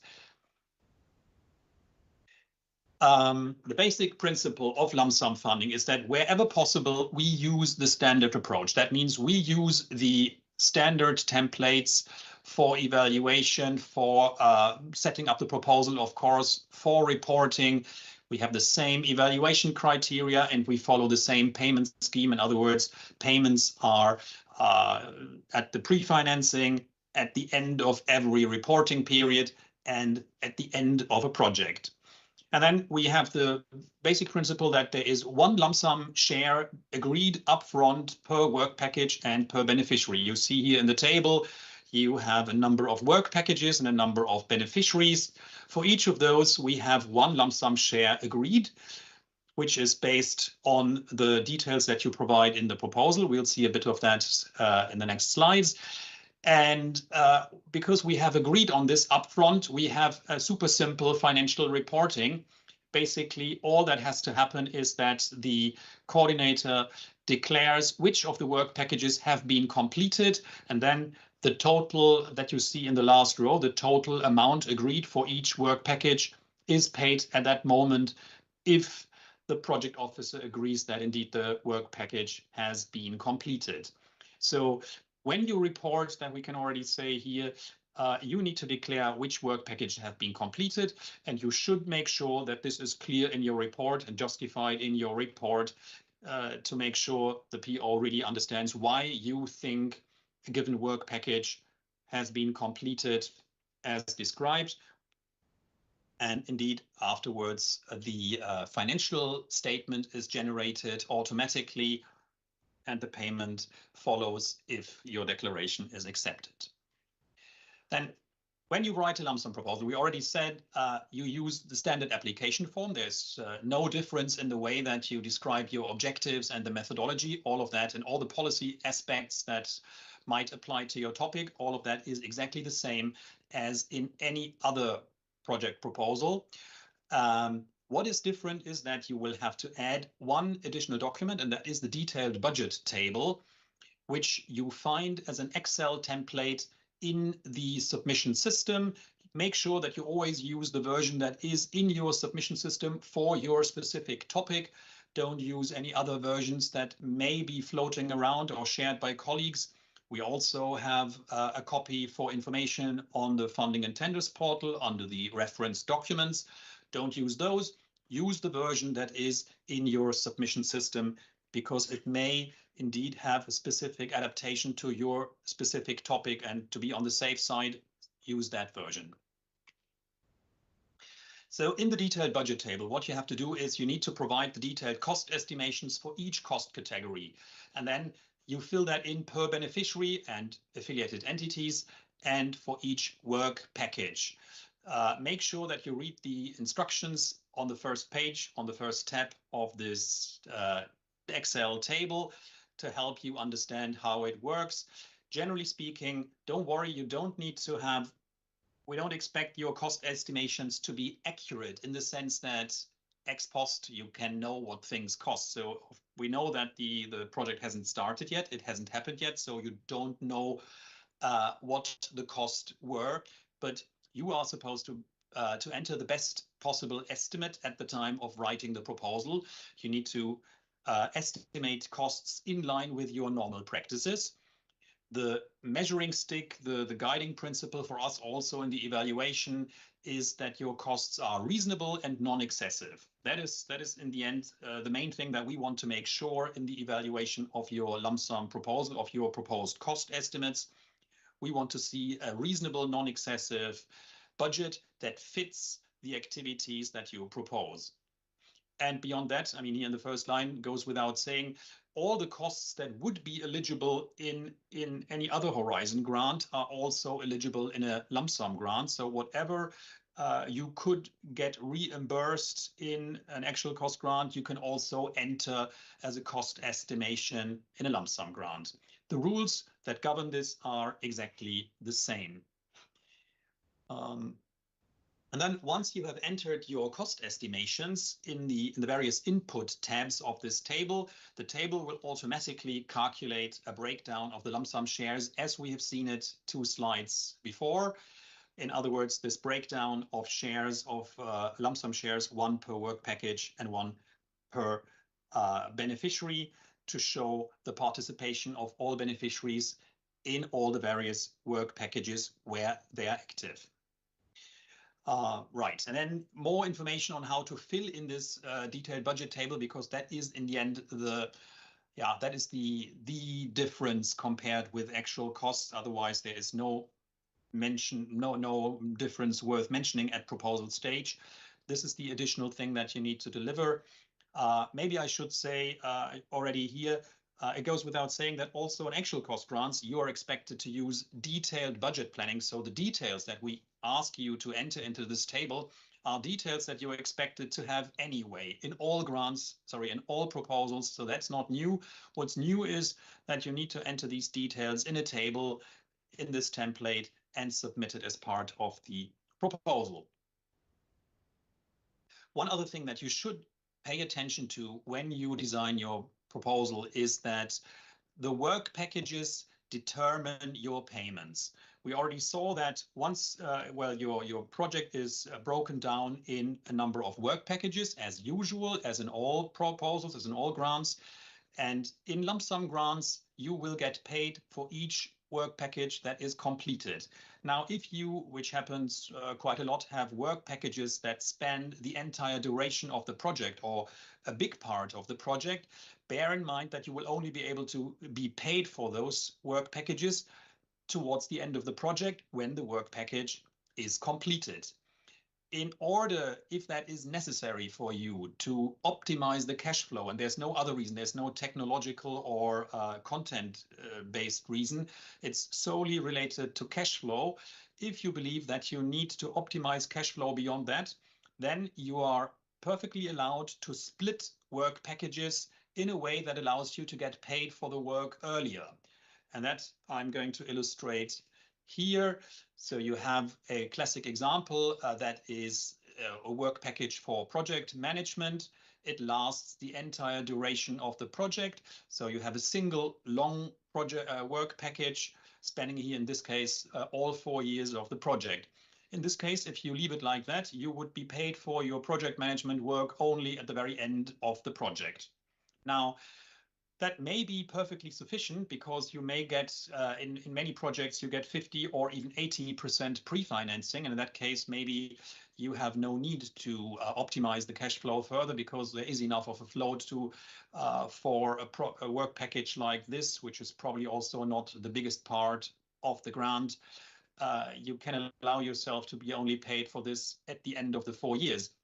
But there may be other work packages like this that also span a long period, and then maybe you want to be paid before, and then you can use this splitting option. I emphasize again, it's an option, it's not an obligation. It's entirely up to you. We're also briefing the experts to expect the possibility of more work packages. But if applicants made use of this option to split work packages, the resulting work packages still have to make sense as a substantial part of the project. We are not expecting work packages that are split, let's say, to the level of tasks or tiny parts of the project. They should still be genuine work packages that represent a significant amount of the project. And you can see here the example. The work package was split in 3 parts, 1 part for each reporting period, because this project now, this example project, the 4 years is split, is organized across 3 reporting periods. So the splitting split the work package along those reporting periods, allowing the work to be paid at the end of each of those reporting periods. And then there's one last thing. If you have this case of the project management, you don't need to repeat the description of project management, presuming that the tasks that you do for project management are essentially the same across all these 4 years. So the decision-making or the organization, the setup of the consortium, the general project management activities presumably are the same. And so the description that you would have for the situation on top, 1 long duration work package, you can simply mirror in the split work packages situation by including the full description for the first reporting period, and then refer to that description in the split work packages 2 and 3 and reporting periods 2 and 3. No need to repeat exactly the same 3 times. When we come to the evaluation, again, the main message is we evaluate your lump sum proposal in exactly the same way, using the standard evaluation criteria: excellence, impact, and implementation. And then this additional cost evaluation, that comes under the implementation criterion.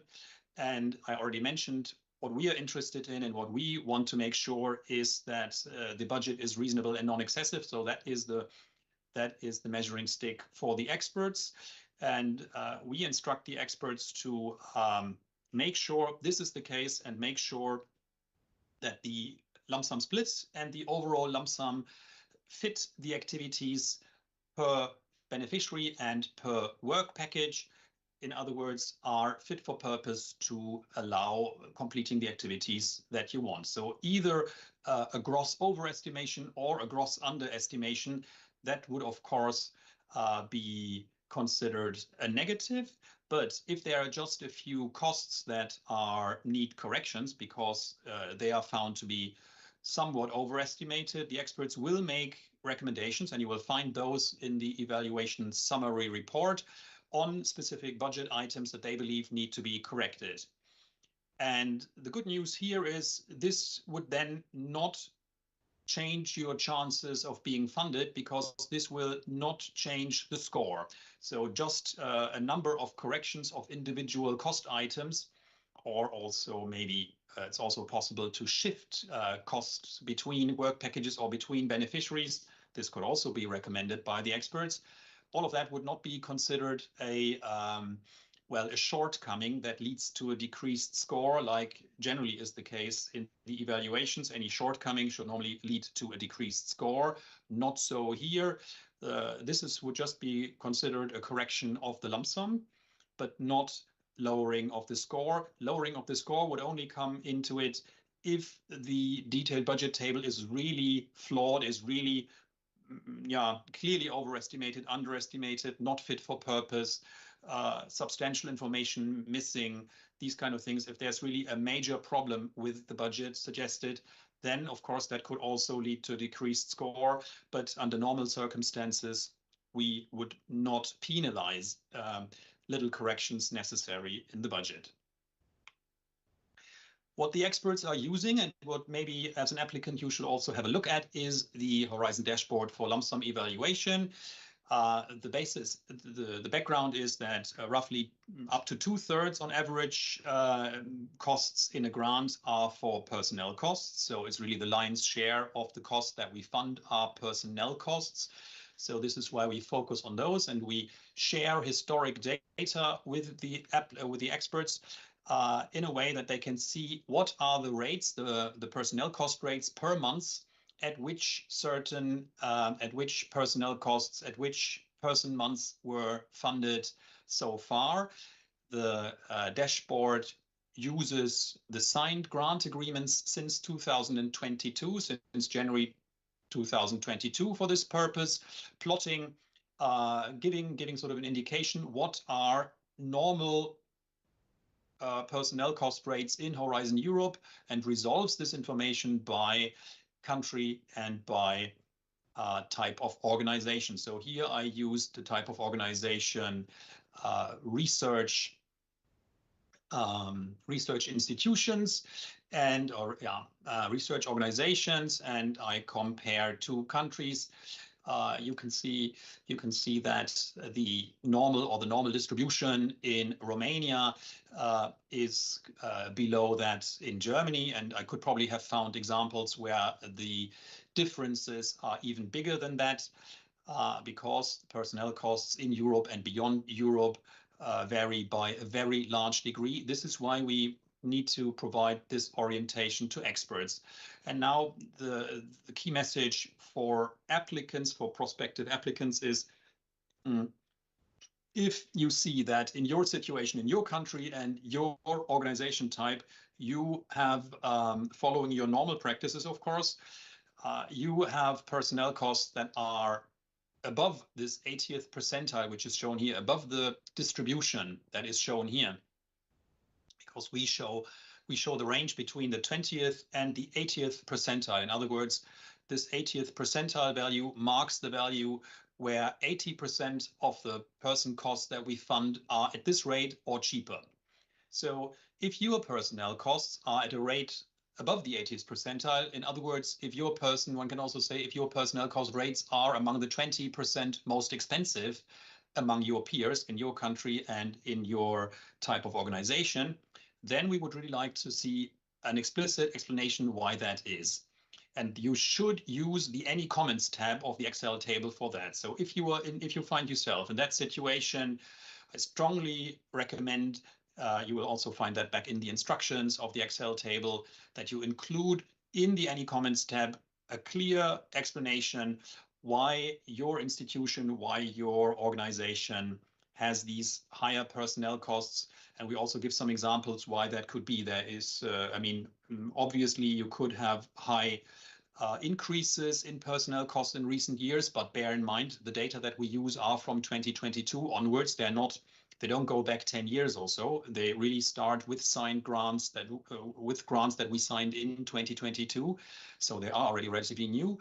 Another key reason is, possible reason is that you have a high amount of very senior staff. Senior staff obviously is more expensive than junior staff. So if you have a need for highly skilled, highly qualified senior staff in a particular way more than usual, that would also be a reason for a cost above the 80th percentile. You should explain these situations to the experts so they understand why that is, and then very likely will also accept these higher costs. So there's no reason why higher costs should not be accepted if properly explained. And I could also recommend strongly that you watch the video on the use both of the detailed budget table and the use of the Horizon lump sum evaluation dashboard. Let me see, my slides are not changing. Bear with me. Let's see. Here we go.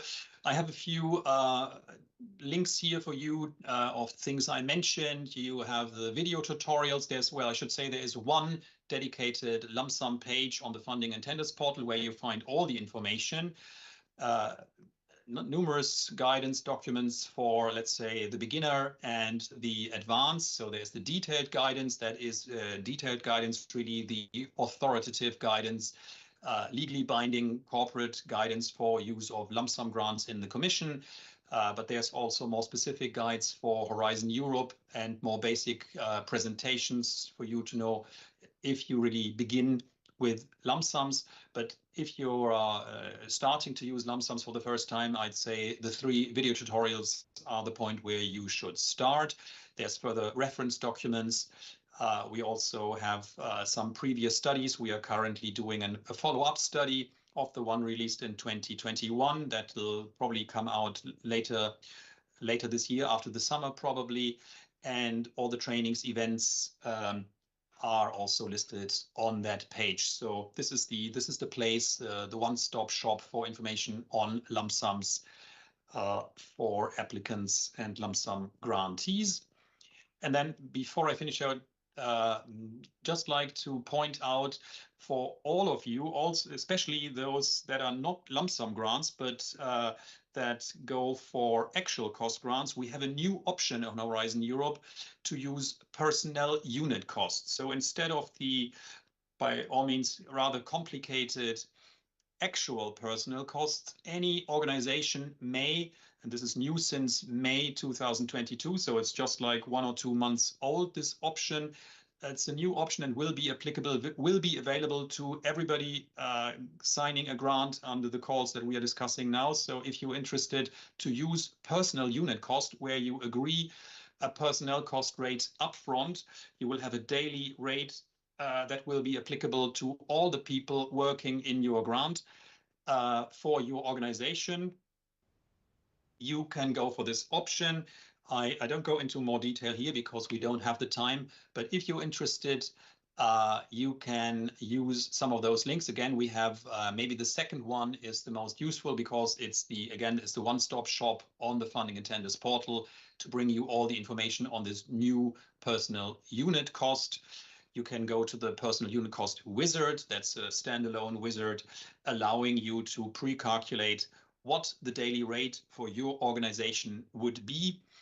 And well, yeah, I leave it at this. Maybe last point on the personal unit cost is that if you go for it, it doesn't mean that you have to, that all the people in a grant have to use it. It is really per organization. So you can absolutely have a Horizon Europe grant where some of the beneficiaries in the grant use the traditional actual costs for personnel cost, and some other beneficiaries in the same grant use the new personnel unit cost. So the choice that one of the beneficiaries is making is not affecting the other beneficiaries in a grant. You are independent in this regard. With that, I'm at the end of my presentation. Thanks for your attention and happy to take any questions.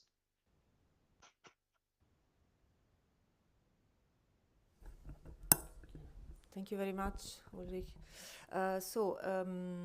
We received 7 questions, and I think that you all want to stop for coffee. So maybe we can reply privately to the people who ask questions, even because they are quite general questions that are not so, let's say, important for all of you. And we leave you to have a nice coffee.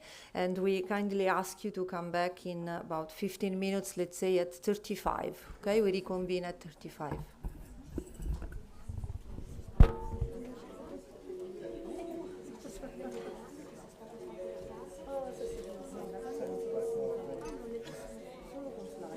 Anche da casa.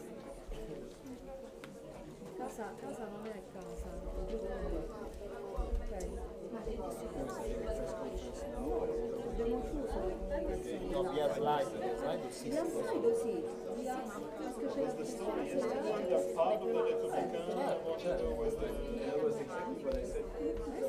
Col codice slide. Privately su slide.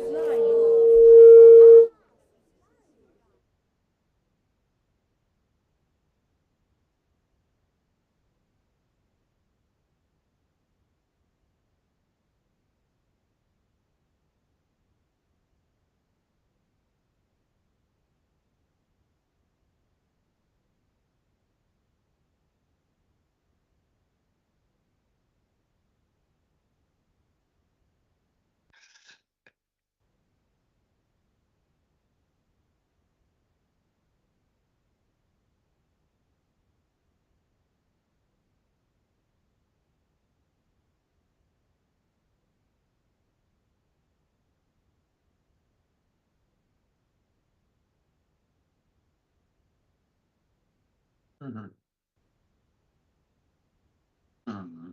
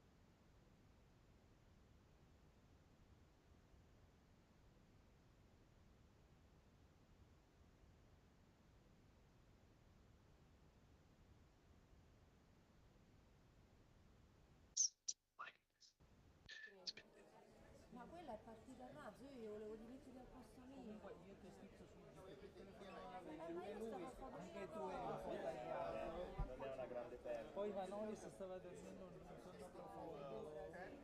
No, quella è partita a È razzo. rimasto collegato. Quella è partita a razzo, non ho dato molto il tempo di venire. Poi sono arrivato là perché Manolis voleva la cosa e dorme il banco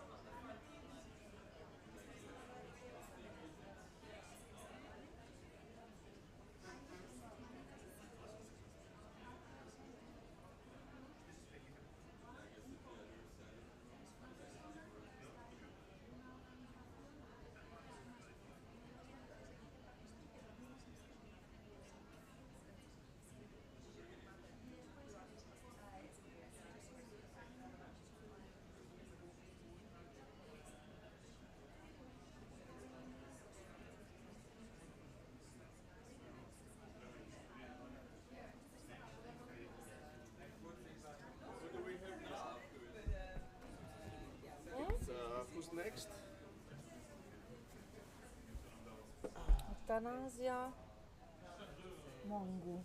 I don't know. Okay, let's see if she's in. Hello, yes, I mean, No. Well, I don't think so.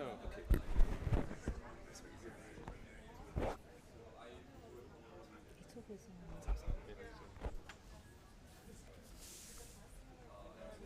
you know, once I did almost the same thing with a friend. I saw her after a month, and I don't know, for me she was like, I said to a friend, Giuliana, I don't know, I can't find your patients. Still, you can't imagine, people are really coffee about it. Maybe these 4 people came to me to ask us, I was like, come on, it's possible.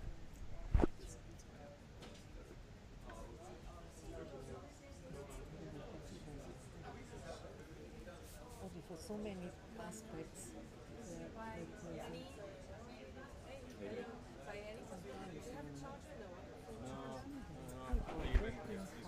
In a certain way that it is. Thank you so much. It's only concentrated there. Yeah. Good to know it's yours. Do you want some? Thank you. No, thank you. I'm drinking the first coffee after 5. Senti Davide, chiedi a quella di chiama la gente. E tu vai, ma fai entrare la gente. Yes, of course.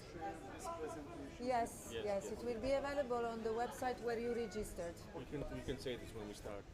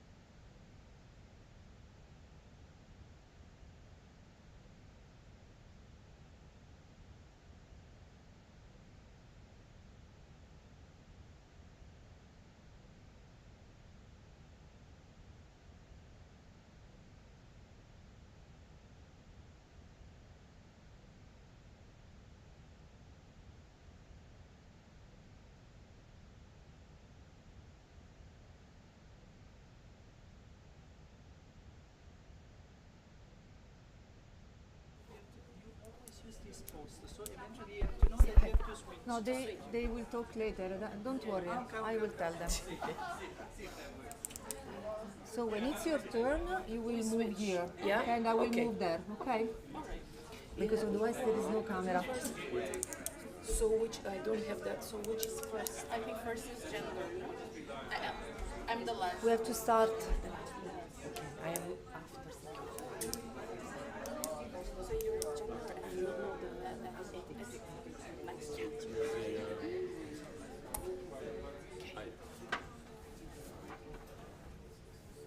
Okay, we need to restart with the next presentation. The colleague is already ready online.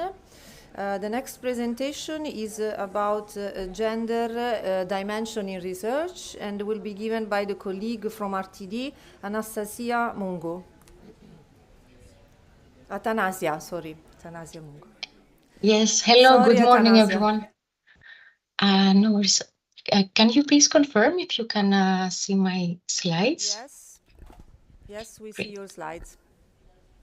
Great, thank you so much. So good morning, everyone, and welcome also to this info day. My name is Athanasia Mgou. I'm working at the Director General for Research and Innovation and the gender sector of the unit that deals with democracy, equality, and culture. And I have prepared a short presentation about, as a reminder, about the gender equality provisions in Horizon Europe. So moving on. Already, there is a strengthened legal base regarding gender equality in Horizon Europe, as you already know, and this takes place at 3 different levels. First, we have introduced a new eligibility criterion that applies for certain categories of legal entities to have in place a gender equality plan.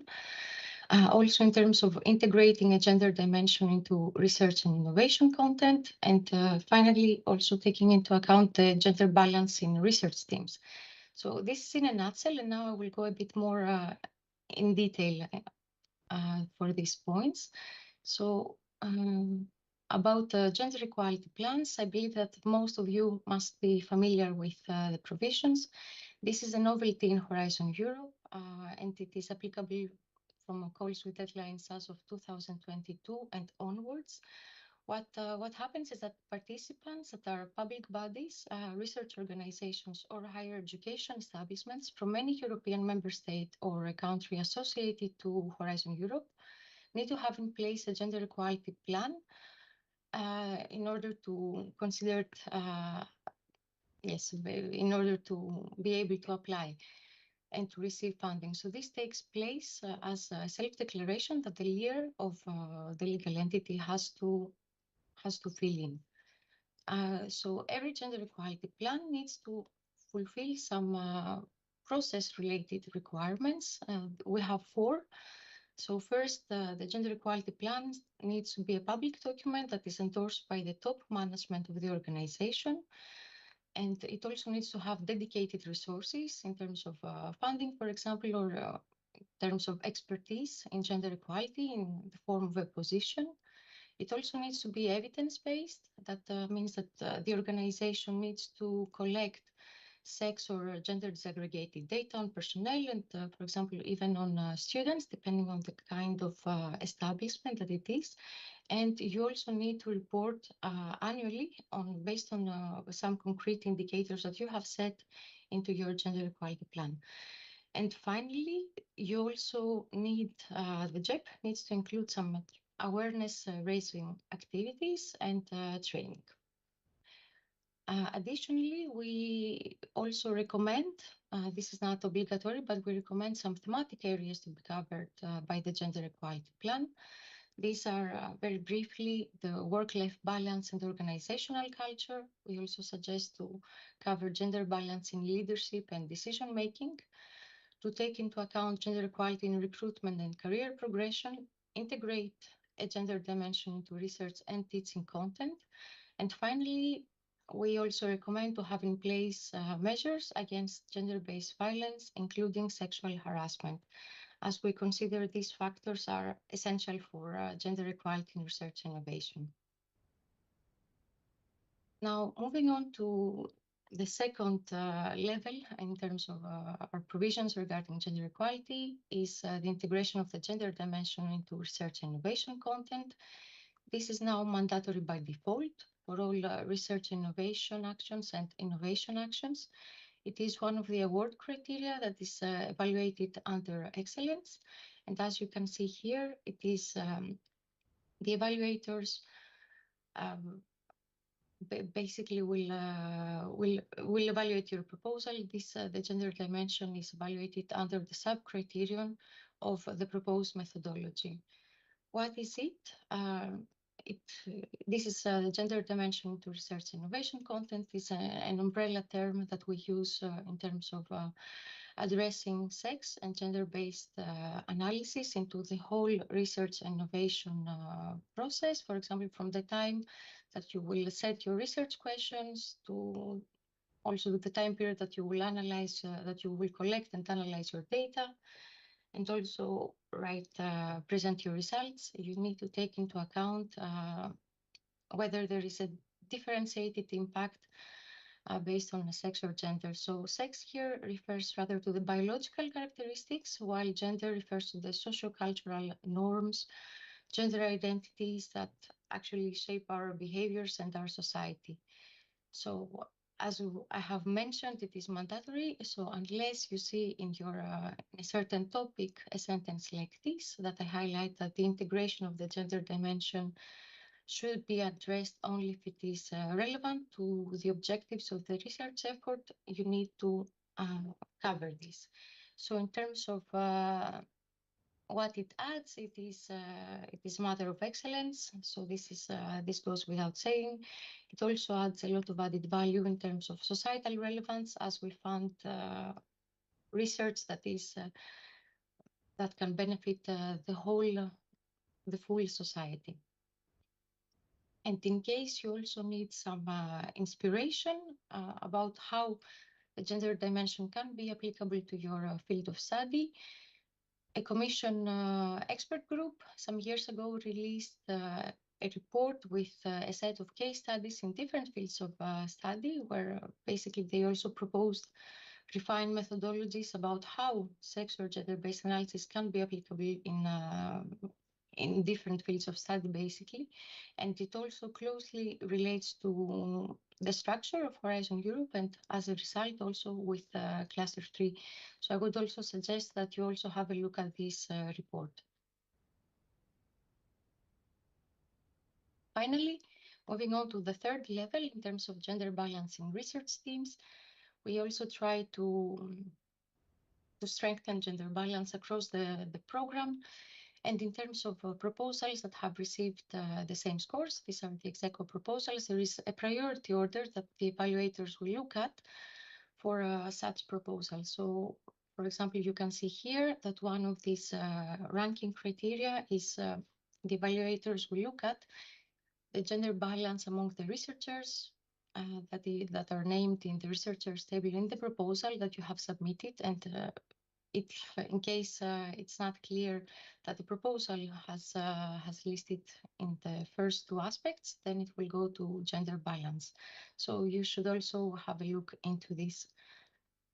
And I also wanted to highlight that we take an inclusive approach to gender identity, where for the first time in a framework program, researchers can also declare their gender using a third non-binary category besides men and women. Coming closely to the end, I have also prepared a list of useful resources. When it comes to gender equality plans, we have already produced a lot of material that you can also find interesting in terms of how to set up and implement a gender equality plan, including a dedicated webinar where a colleague has answered to many questions that you can have in terms of gender equality plans. We have also prepared a dedicated guidance on gender equality plans. And for more information, or for example, if you would like also to know more, for instance, the report that I shared with you about gender innovations, to have some ideas about how to integrate the gender dimension, you can also visit our webpage on gender equality in research innovation. You can also scan this QR code that will lead you straight to it. And that would be all for me. Thanks a lot for your attention. If you also have any question, don't hesitate also to send us an email, either to this email that you can see here, or then through Slido, and we'll get back to you. Thank you very much. Thank you very much, Thanasia. We are collecting the questions via Slido, and if we save some time, we will also reply publicly to the other questions we received previously. There are just a few, but please do not hesitate to ask your questions on Slido. Now, next presentation is about social sciences and humanities, and it will be given by the colleague from RTD, Mina Stareva. Mina, to you. Good morning. Thank you very much. Yes, I can say good morning. It's still 7 minutes to noon. A pleasure to be here with you. Just a question, do you see my presentation? If yes, I can continue. Yes. Excellent. So my presentation is on another cross-cutting issue, which is the integration of social sciences and humanities, of which the unit I work in is responsible, meaning the mainstream of social sciences and humanities within the framework program. My intention of today is to have a very short presentation with a refresher on which are the SSH, so social sciences and humanities disciplines we are talking about. Why do we actually foster an SSH integration? How do we do it in Horizon Europe? And then, of course, to leave you with a set of useful information that I'm sure can provide some additional insights for those that are interested in. So a very short refresher, of course, social sciences and humanities, it's a concept that contains many, many disciplines that fall into two broad categories. I will not pass through all of them, but you would see social sciences, education, political science, law, and then on the other side, you would see more the humanities and the arts. So why do we call for integration of social sciences and humanities? Let me recall, you are all familiar with it, I hope, but the concept of integration started with the previous framework program, Horizon 2020, as an intention to foster interdisciplinary collaboration between the SSH disciplines and the STEM disciplines, with the overall objective, of course, to increase the societal and economic impact of the program. So we do believe that considering the different values, behaviors, attitudes, and different contexts that we have is really important, not to say crucial, when it comes to address global challenges, climate change, cybersecurity, demography, etc., you name it. So for us, we really consider that integrating the SSH disciplines into the research, including under cluster 3, can provide a more effective response to the challenges you are addressing in this cluster. And of course, a very important note here, SSH integration, it's not an end in itself. It's not a ticking box exercise. It's really about enhancing the relevance, accessibility, and applicability to the real world issues of the research that you would be conducting under cluster 3. So having said this, of course, here I have a slide with the legal background, the legal framework for Horizon Europe. You would know it. Horizon Europe strengthens the integration of social sciences, humanities across the board within the entire program through its legal basis, but through also its strategic plan and council decision, of course, on the specific program where SSH integration is a non-financial obligation. Meaning that ensuring the SSH integration in the program should happen at all stages. It starts with the topic drafting at our level. It continues with the application at your level, then the evaluation and the project review, implementation and review. So a very important concept that we take very, very serious in terms of fostering interdisciplinary collaboration. So it is a cross-cutting principle, I said that, and a key constituent of research within the strategic plan. How does it work in practice? So when it comes to the work program, we do have the SSH flagging only when necessary and when it provides an added value to the topic and to the approach. Compared to what happened before, in Horizon Europe, we actually wanted to help the application process and to increase the visibility of the SSH flagged topics by introducing a standard sentence within the topics that we consider that are SSH relevant. So it's a standard sentence that you would see in the screen here, but that also you could see in different varieties, so shorter, longer version. And of course, we also, as much as possible, we try to provide guidance to the applicants on the type of disciplines or type of collaboration that we would like to see. So for this, going into the application process, what is also important, actually probably most important for you here, in practice, this would mean that for SSH flagged topics, the project proposal description of action should include a description on how SSH disciplines are integrated in the project. This includes describing the contribution of participants from the SSH field to the work performed, as well as the role played by the SSH disciplines. And very important, if you consider that actually, even though the topic is flagged as SSH relevant, if you consider that the SSH component is node, it's not relevant, this is okay. You just need to provide a justification on why do you consider so. So I can go a little bit more in detail in what it means in practice. So in the application part, A, applicants should tick a box to highlight which partners will contribute mainly through SSH.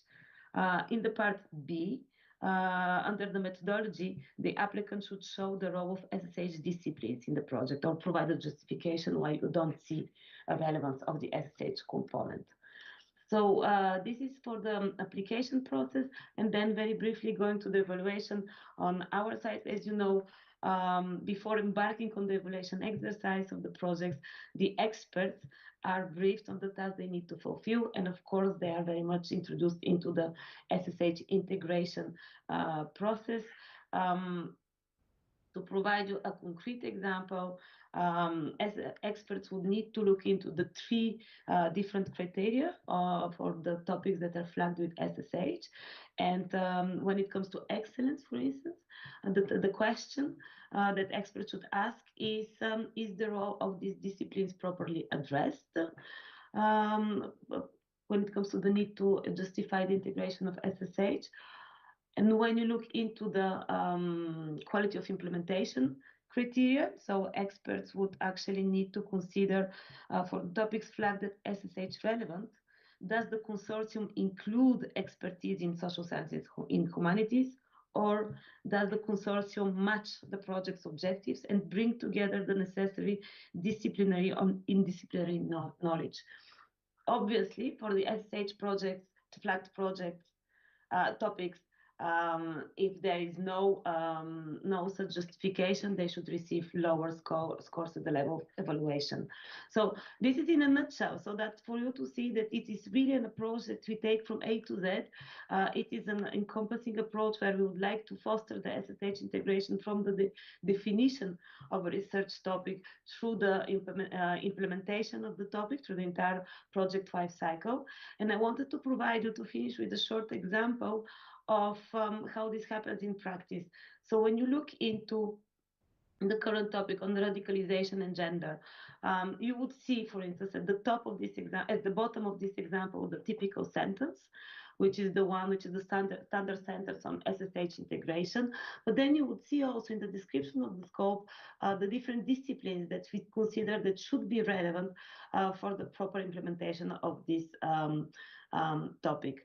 So there are many such examples in a document that you would see actually the picture on the left of the slide on the opportunities for researchers in the SSH field, which would actually go into the different topics through the different work programs and would identify those that are with SSH relevance.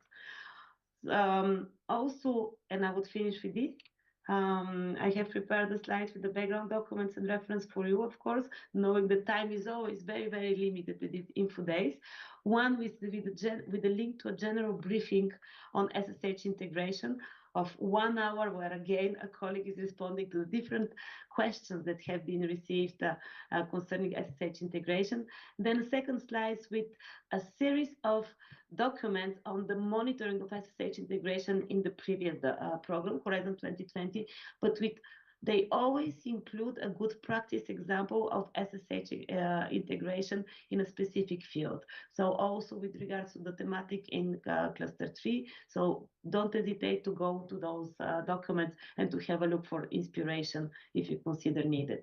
With this, I stop and I thank you very much. And of course, I am happy to respond to any questions that might come.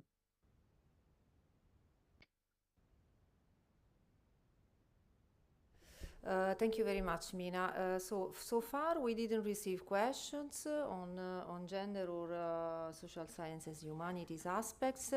I would take just a couple of minutes to answer. We answered separately, privately to the questions, but there are a couple that may be of general interest. So I'm gonna say question and answers that can be useful for all of you. So the first one is about how to evaluate if the proposal includes sensitive information. So for this, just 2 points. Listen very carefully to the next presentation that will be on security issues, not the next one, but the one after. But in general, you should have the advice of a security expert. In each proposal that is submitted in our work program, we advise you to have a security and ethics expert, at least to evaluate if there is sensitive information. Plus, there are a lot of guidelines online that you can consult, published by the Commission, but my colleague Renata will give you more information in this respect. Then another question on exclusive focus on civil applications. Also here, the person who asks the questions would like to know how to be sure that the application is a civil application. So also in this respect, we have guidelines that you can, where there are examples of activities that can be considered like civil applications and what is not. What I will do, we will add some links, like I will add one more page in our slides, and there will be all these links to the security guidelines, to the exclusive focus on civil application guidelines, and you will be able to follow the links and find the guidelines online. And then last one, in case of lump sum funding, is the annex legally binding? What we say is that if you submit an empty annex, an empty table for lump sum, for sure this will lead to a low score, because the experts will be unable to assess how you intend to use the resources, and so this will lead to a low score in the third criterion implementation. So we really advise you to fill it in properly. It's the only moment where the Commission for lump sum can check how you intend to use the money of the EU citizens. So it's a very important annex, and you have to really fill it in carefully. Okay, now I give the floor to my colleague Patricia from REA. She will present to you how to deal with the ethics aspects in the proposal submitted in our calls.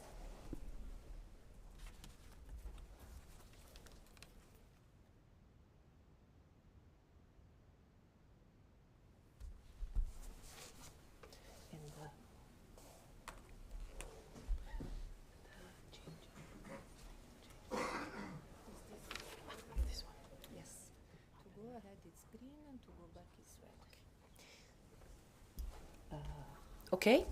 Hello, good afternoon. My name is Patricia Riskitor. I am the ethics correspondent of the unit, and I will present today for you several aspects that the ethics appraisal procedure takes, and also that maybe you have to keep in mind when writing your proposals.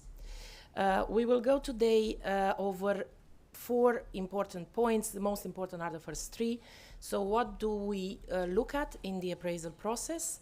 It has 2 steps. First, it starts with ethics screening, then with ethics assessment, if necessary, as you will see. And then I will point out some important points to keep in mind, again, when looking at your proposal and when writing it. The ethics appraisal starts actually with you, because you have to consider, of course, when you write your proposal, that you will have to think of the ethics aspects of your research, and you will have to fill in a self-assessment, which I will explain what consists in. And of course, we will, after the proposals are scientifically evaluated and the ranking list is established, the ethics screening starts. This means that we will have experts that are in general 2 per each proposal, that are looking and screening each proposal and are checking for different requirements and I will enter into details a bit later. Some of the proposals will come out of this ethics screening with more serious ethics issues, and then they will be referred to ethics assessment, which will, of course, sometimes can even go this assessment during the grant agreement preparation phase, but I will explain when. However, during the grant agreement preparation, you will have to definitely answer to the ethics requirements in case they were found during the ethics screening. And then after the grant signature and during the lifetime of your project, you will have to keep in mind to submit the reports that are needed for ethics, but also that sometimes the ethics experts will ask for ethics checks during the project. This only for, again, the most serious ethics issues, if it's considered that it is the case. Right, these are the ethics issues that can be there and they will be checked in the Horizon Europe program and also for your proposals. I will not enter here into details. There are many. Of course, you might find just some of them, or maybe you don't have something directly ethically related to these. But what is important here also that there is a cross-cutting issue, which is about the potential misuse of results, and this I will explain how we deal with. You see here, just to explain to you that usually and mostly we see in the past evaluations that issues related to humans, personal data, non-EU countries, and exchanges between EU and non-EU countries, and artificial intelligence are the most usual appearing issues. Yeah, so you would expect that that will happen. Some of them also for your proposal, they will be looked at. And as I was saying, it's also important to look at this cross-cutting issue that is misuse, potential misuse of results.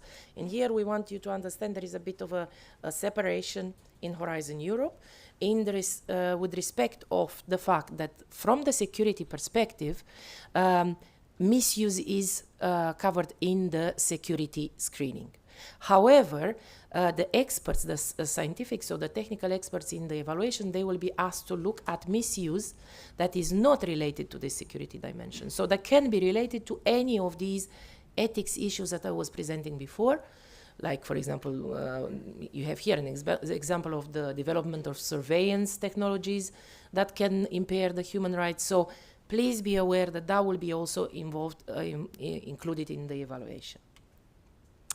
Now, what you can expect in the proposal that you will have to fill in. It is again a table, yeah, where it looks a bit like that. You will have a series of questions that you need to answer. So one part of it is this, is related to the humans ethics issue. You will see that you have, this is a category of the ethics issue, so humans, but then you will have several questions that pertain to this category. And you will have to check either yes or no, yeah, what in function of your research. And of course, if you checked yes, you will have to do now the self-assessment and to try to answer to your best abilities at that point in time on how you will treat the ethics issues that you self-identify in the proposal. And of course, this is what you have to understand. Here you have to really be very careful and thoughtful and include as much as a description as possible, because that will really be later assessed by the ethics experts. And you have to explain how you intend to address the ethics issues in the proposal that you self-identify, and to list appropriate documents, and I'll immediately explain what I mean by that. Because ideally your proposal should be ethics ready, what we call ethics ready, which means it gives enough information to the ethics experts to be that they are reassured you will completely be able to treat the ethics issues. And what I was saying about documents and what you need to prepare, I'm saying that in the same how-to guide that I was mentioning before, you are also provided all this information. So each section will have a clear explanation to you what you need to provide. Yeah. So you see here, I'm just giving an example. If you have human participants, you say yes, then you have to start to provide information about if it's volunteers, recruitment, inclusion, and all this. You will have to have as many possible copies of ethics approvals, but we understand that you will not, of course, it's not yet, it's just at the proposal level, but at least you will have to be able to write in there that you will commit to obtain these proposals in time for the research to start, if successful. This ethics screening that I was mentioning about will start and will look at this self filled in table, and if there are, and this first that you see there in green, this is almost like the very, let's say in a way ideal. There is, if you don't identify any ethics issues, if there are no ethics issues, then the proposals will be cleared. But usually we find this situation when there are some ethics there, you self-identified or the experts will do it while they do the screening, and then the proposal will be flagged with different steps after. If you in the proposal provided enough information, as I was just explaining before, then the experts will consider that you deal correctly with the requirements, you provided this information, so there are no further requirements will be issued. So in your ethics summary report, there will be no ethics requirements.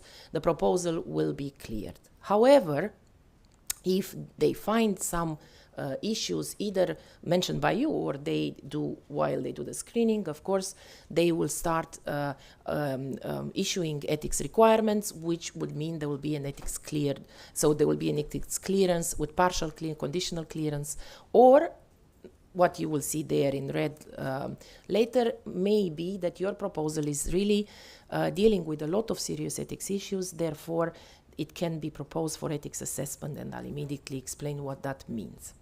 What I want here, just one more thing to say, be aware that sometimes in the ethics screening, the experts will recommend an ethics advisor, either the independent advisor or an advisory board. So please keep in mind on that, if possible, and you are already aware of these ethics issues, to budget a bit for this in your proposal. I will just go further. So what means assessment? I will not get into details, but I will explain just the fact that this is really now only the proposals with serious issues, ethics issues. There are 4 to 5 ethics experts that will look into it. So there will be more of a thorough assessment. Again, your ethics issues table will be used, but at this point they will usually define some more ethics requirements or ethics requirements that you need to later take into consideration, because they consider that the ethics issues were not taken, not satisfactorily addressed in the proposal.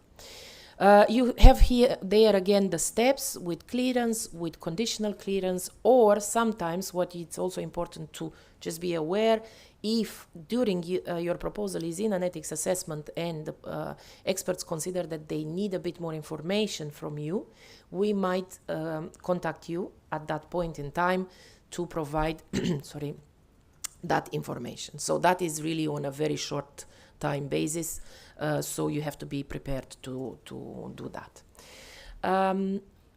Okay, what are serious and complex issues? Not also going to enter into too much detail, but as you can see there, there are very different places where that can happen. So in the research, like for example profiling or monitoring of individuals with intrusive data methods of data processing, like data mining, scouting on the social networks. This is important, and if you have that, please clearly explain what you do from the ethical point of view.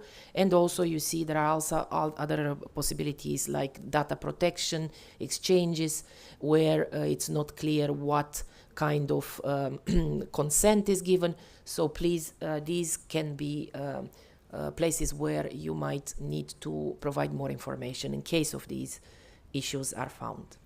I will just go very fast now, and I will explain just 1 or 2 points on the most usual issues that we find in the proposals, so maybe you will benefit from that.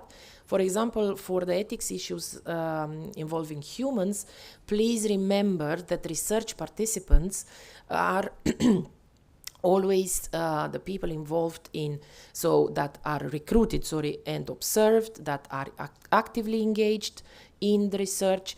So therefore it can be that they are influenced or manipulated. Therefore these are research participants. So you need to explain how you deal with the research and how you, if you have all the specific approvals to do that.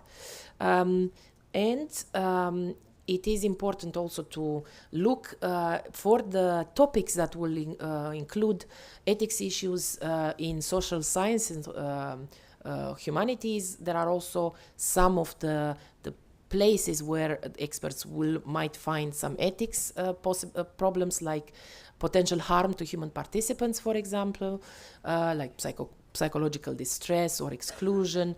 There will be also very much looking at incidental findings from child abuse, security threats or violence, but also very much in case you have research dealing with internet and social media research, please be careful of the relevant conditions in the platforms that you are using or scouting, because that will be also very well scrutinized and by the ethics experts. And we come to artificial intelligence. We all know that we are more and more now dealing with this, not only in everyday life, but of course in research, and it's present in the proposal every year more and more. So therefore we thought to raise this to you. In your self-assessment, please always look at these 2 points that tend to be a bit forgotten, and we saw them in the last years, that always we needed the participants to provide more information, or when they were especially in assessment. Look at the potential bias in the research, and which comes with artificial intelligence methods. And also these ethics by design methodology, important as well, to think of the algorithmic bias when you detail the development phase, because it's very important. So this is also scrutinized, this is also looked at. And what I want to, of course, remind you, in case you probably are all already aware, is the fact that the EU Artificial Intelligence Act was just approved in March by the European Parliament.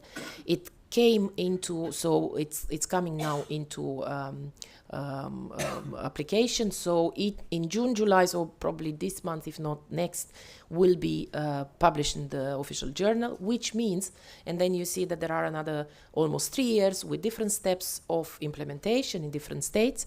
So you have to expect that during the lifetime of your project, this act will apply.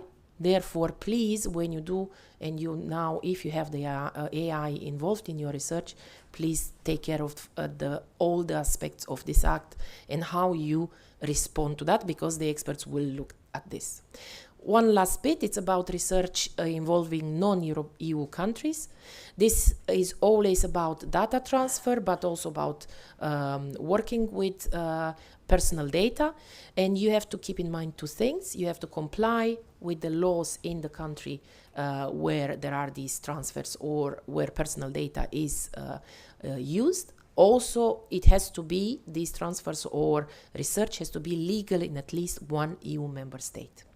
And in all the principles have to apply of the personal data in general, so from the issue that I was talking before. But of course, in addition, remember that any of the personal data transfers have to comply with all the requisites, and think of anonymizing or pseudo-anonymizing the data whenever possible.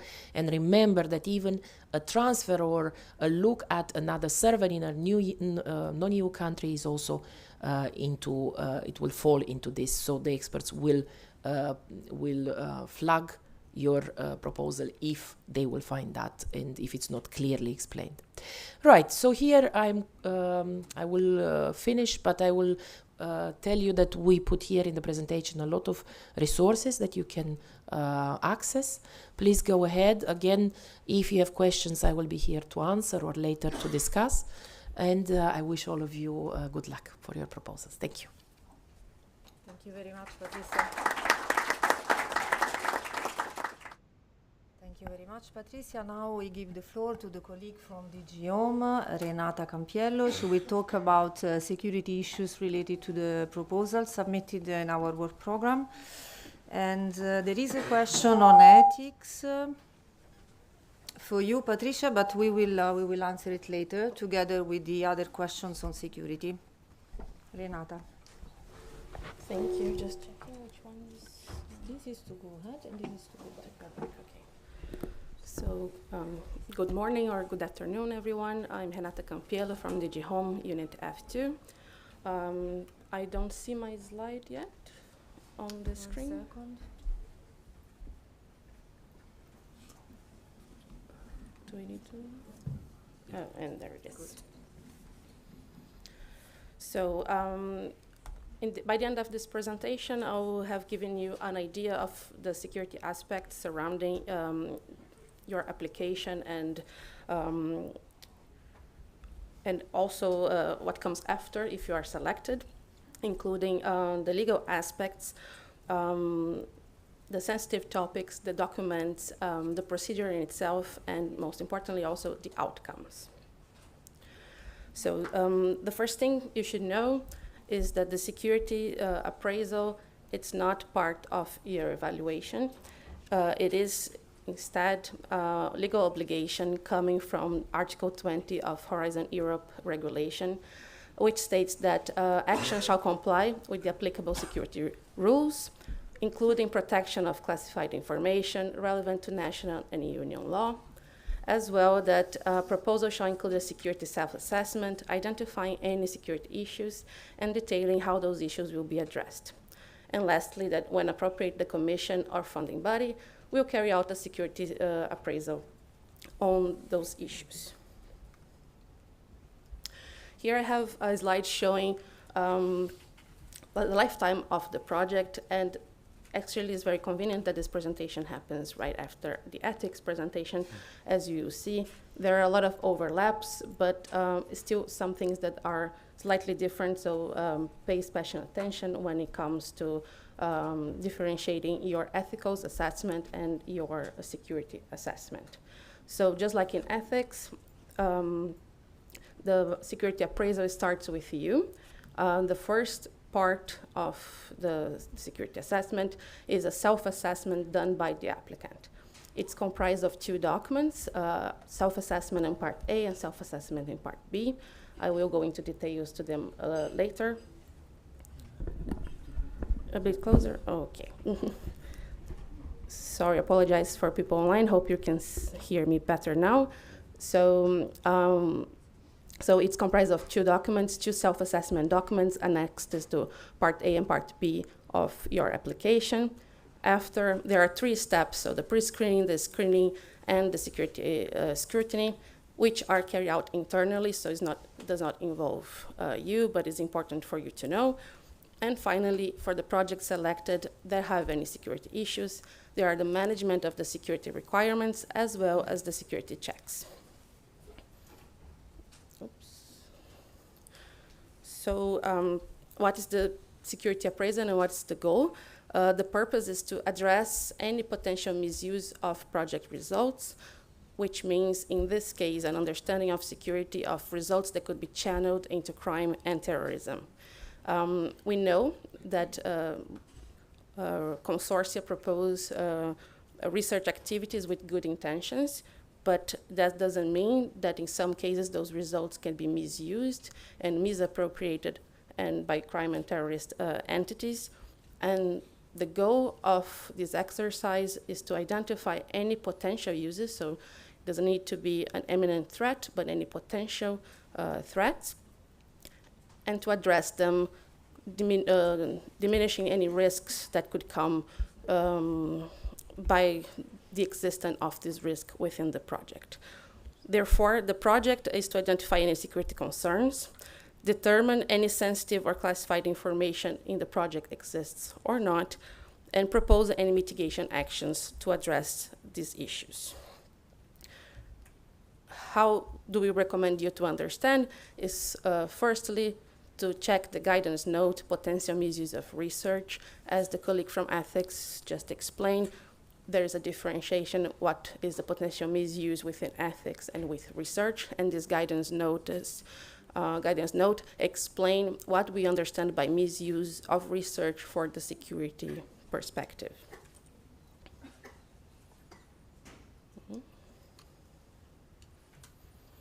So, which are the security relevant documents the applicant must submit? So there are two documents. They are both self-assessment, so an understanding from the applicant themselves of what are the risks they are facing. And they are in the format of two different forms. The first one is the security issues table in part A.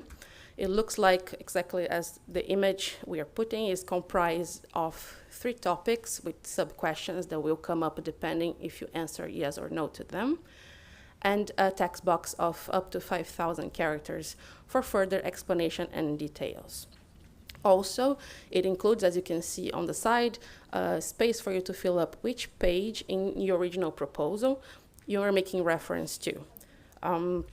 So please link, so if you reply, for instance, that your proposal, let's give as an example the first one, is your proposal will involve informational materials requiring protection against unauthorized disclosure. Put as a reference your pages in the original proposal where you list which documents, where they're coming from, and so on.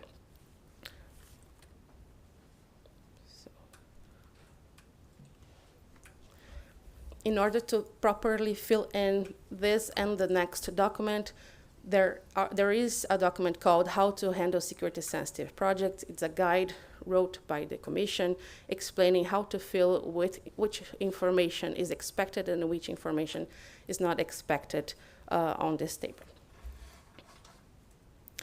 The second document is a longer and more detailed version of this form.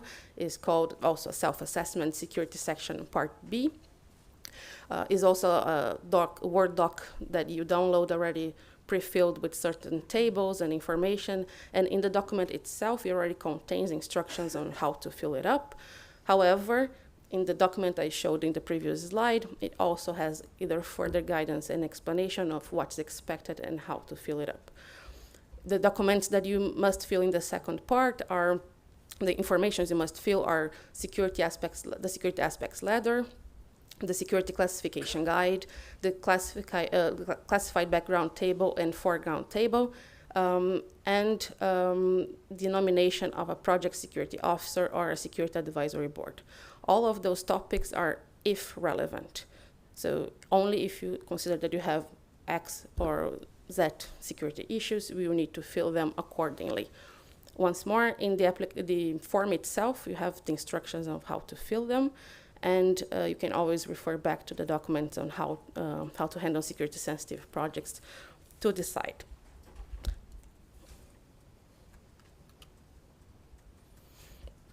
So here we see also 3 tables that are found on this document. So the first one is with sensitive information with security recommendations. The second and the third one are with classified information. So at certain point in this document, you will be required to fill it up with name and number of deliverables. Which of your deliverables do you consider to be either sensitive or classified? I here call your attention to say that the sensitive on this matter are only the sensitive for security reasons. Please do not list any other sensitive deliverables that are sensitive for other reasons, so for IPR, for commercial secrets, unless, of course, they overlap. It's the same deliverable that has security concerns and also IPR concerns. In this case, please list them. there is a space in the form that is also, let's say, a paragraph that comes before the table. Use this space to actually write in text format. If you are listing, for instance, deliverable X comes here and also has IPR issue, so we will be present in two different lists. So the idea is that you don't have a lot of freedom in the way you fill up the form. It is a pre-established form, but you do have space to put out quality information and to really detail your understanding and your reasoning on why are you declaring certain deliverables sensitive or not, classified or not. The same goes if you are considering your project to have no security concerns at all. We are here in Info Days for Cluster 3, and security is of great importance. There is a certain expectancy that projects will deal with security matters and might have security concerns. So even if you consider that your project doesn't have any security concerns, we suggest that you use the space of Annex B to add one paragraph, if that is to explain your reasoning. We want to know the why behind, like justify your answer, why you think your project doesn't have any security concerns despite coming from a proposal on this cluster. Also to mention that for the second and third table that we have as an example here, you list anything that you use as background information, so any information that is already classified. That happens often if your proposal is coming from, it's like the daughter proposal of a previous project, and you're using deliverables from that project. In that case, you need also to put as a reference the authorization to use those results of using that classified information as background. And if you're producing any news, so the results of your project are to be classified, please also, which is the third table, determine at which level do you think it should be classified and who will handle them, who will be the responsible, who will have the need to know. Use the roles described in the table to determine which one of your partners have which role for which deliverable. So the three levels of classification, so for European Union classified information levels that we can have in projects funded by Horizon Europe are restricted, confidential, or secret. Secret is the highest level a proposal can have, or the deliverables of a proposal can be. There is also the top secret deliverable, the top secret classified information level, but there are no deliverables at this point. If a project has deliverables considered to be top secret, this project will be too sensitive to be funded. Here again, I show you two documents that I highly recommend you to read and go through while filling up your forms, convening also with your security experts, and involving the maximum all your partners, especially if you have partners who are from law enforcement agencies, Ministry of Interiors, or even universities, any partner that may have experience working with classified information. We really recommend you to involve them really well when filling up this documentation. So what's the security scrutiny procedure? I will not go into detail because it's something, so it's the procedure that happens internally once you have submitted the documents. But just to give you a general idea, the majority of the topics in cluster 3 are flagged. What does that mean? That they will go automatically to the security scrutiny procedure, and they will be checked by national security experts nominated for this role. Some other proposals, the ones that are not coming from cluster 3 flag topics, they will have a pre-screening and a screening procedure, which means that they will be previously checked internally by the agency and by the commission to determine if they have any security concerns. Always with the goal of identifying any potential misuse of project results and to address any issues to mitigate those risks. Oops. There we go. Here's an overview of the procedure in 3 steps. Again, I will not go into details because they are internal, but what message do I want to convey with this presentation, including with this slide, is your proposal, the security parts of your proposal will be assessed by several experts. So the quality of the information you give us is fundamental for the quality of the result we will give. We do not want proposals to be under classified or over classified. Both of them create issues. As you can imagine, we do not want information that should be classified and can be misused by crime and terrorists to be out there unprotected.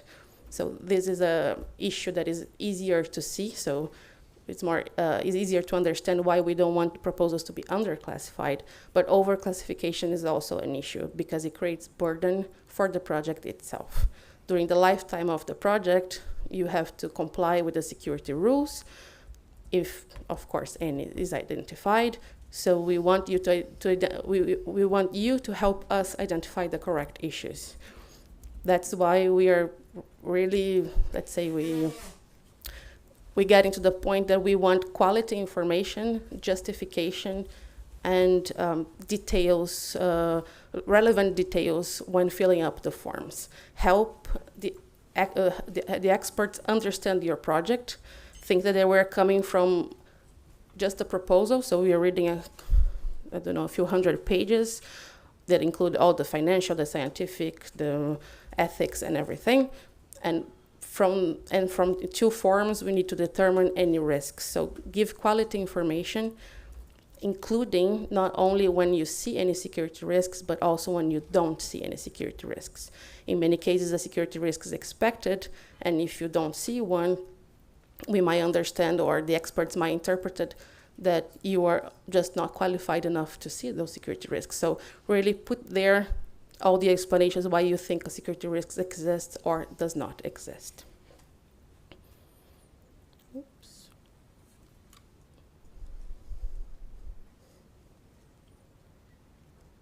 So what's the outcome of the security appraisal? We have 3 possible outcomes. At first, the experts will conclude that there is no security concern and nothing in particular will be added in terms of project management for you. The second result is there are security recommendations and or security classification. So some or several of your deliverables might be classified. We might add, for instance, a security advisory board. We might restrict who has access to certain deliverables or not. All of that comes as a summary report, the security scrutiny summary report, that is translated as part of your grant agreement and becomes a contractual obligation for the project. And lastly, there's the possibility that a proposal is too sensitive to be found. That's the case that I mentioned before, when there are top secret information. This is not something that happens very often, so that you know, but it's something that it can happen. Again, that's the importance of you providing us with the qualified information for us to make an actually qualified assessment of any of your security risks. I think Christina had mentioned before a slide with information regarding classification sensitive. I have organized here all the guidance documents regarding security issues. One also question that comes to mind, considering the question that was sent before, is that in the forms itself or in any part of your proposal, there shouldn't be any classified information in it. So if you're building from a previous project, for instance, you have those results and now you're going further with those results, you of course can mention that, but the content of the classified information shouldn't be on your project at any point. This is, let's say, a public document, so you have to think that all the information that is there can be read by anyone. And here in the slide, we have all the documentation to instruct you of also how to fill up the forms, how to understand what are the security concerns, but also to understand what happens after if your project is selected and it has any security concerns on it. And on the same line, we have here all the legal documents and the legal references for classification of information. And with that, I thank you both. Any questions? Thank you very much, Renata. So in the meantime, we received a couple of questions on security issues and one question on ethics. Maybe we can start with ethics. Yeah. So the person asked if the Artificial Intelligence Act that has been recently published has an impact on research projects, and if the new proposals need to be somehow Artificial Intelligence Act compatible. Can you hear? Yes. So I was just checking actually a bit more into detail, and I encourage you to do this. On the internet, you already can see a lot of information about the EU Artificial Intelligence Act. Yes, the proposal should, so it depends a lot on what kind of data you will use, if it is generated data or real data, and of course the real data used will have to be compliant. And if you, so the idea is what we want to see and what the experts would like to see, the ethics experts, will be that you are considering all the ethics aspects when working with AI systems. Even if you are not compliant at the moment, I mean, not compliant, even if you don't have all the information at the moment of the proposal, you have to be giving there a lot of information. And I want to put, maybe just go and look, and I can also add later with Christina, if necessary, the link. There is a compliance checker on this EU Act webpage, and please go and check that because it's important. So yes, indeed, they have to be respecting this new act. Yeah, thank you. Can I say please. A few words on this? Sorry, if I may. So, just to comment on this, so my name is Martin Übelherr. I'm the deputy head of unit in the Commission DG Home, working on security, civil security research. So on the AI Act, so research itself is explicitly exempted from the scope of the AI Act. However, it's not all that easy because research results, which are then turned into applications that go onto the market or that go live by security practitioners, they will then, of course, have to comply with the AI Act. So as a bit of an analogy of, security by design, I think it would be good and it would be appreciated by evaluators if the project could also consider the AI Act and, be, let's say, proto-AI Act compliant by design. Okay, so complementing. Thank you very much, Martin. Very, very clear. So we proceed with the next two questions. The first one is about the use of data, potentially sensitive. So the person asks if it is better or preferable to use synthetic data instead of real data that can be sensitive in the proposal, or if it's sufficient to describe it in the proposal and to secure, let's say, to indicate that the data can be sensitive. Renata. Good. Okay. In this case, would be the second hypothesis that the question presents. There is no need to use synthetic data. You can use real data, but having in mind that no sensitive or classified information should be disclosed. And the last one, very, very quickly. So the person asks if the work package leader dealing with sensitive information is, let's say, must be the main contributor listed in the annex that we ask you to fill in. Renata? No, it doesn't have to be the same person or the same institution or partner, but having in mind that this partner will need access to this deliverable, so they should be listed in the table as well. Thank you very much. We can go ahead with the next presentations. Now, Martin will say a few words before they start. Our colleagues from the EU agencies. Yes, thanks again. So we're running a bit late, so we're just adding another speaker.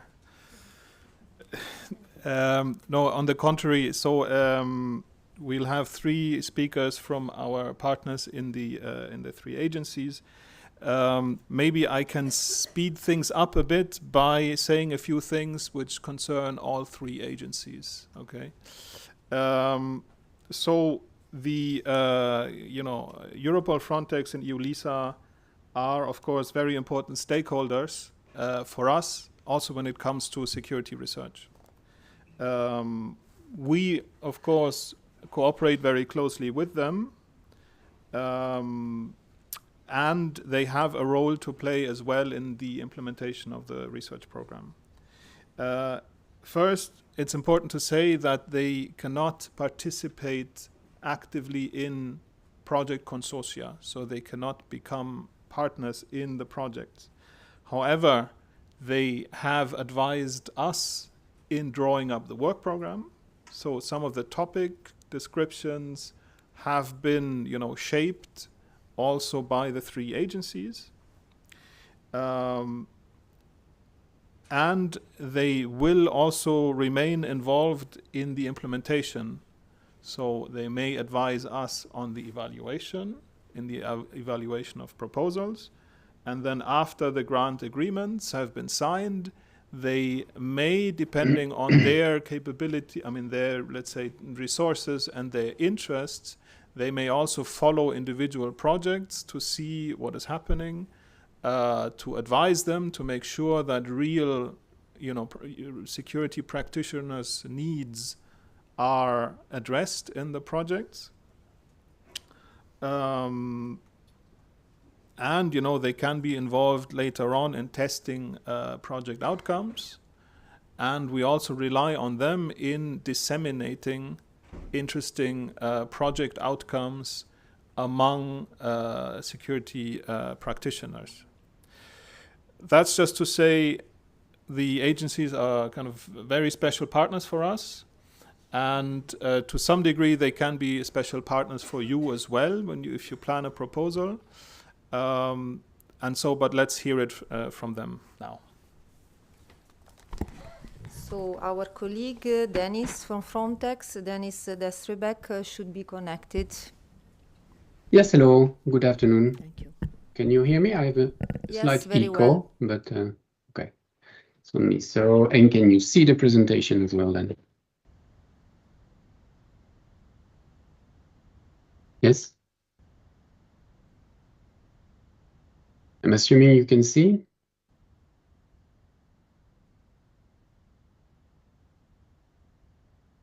So, can we see the presenter's view? Maybe you can share a different screen. Okay.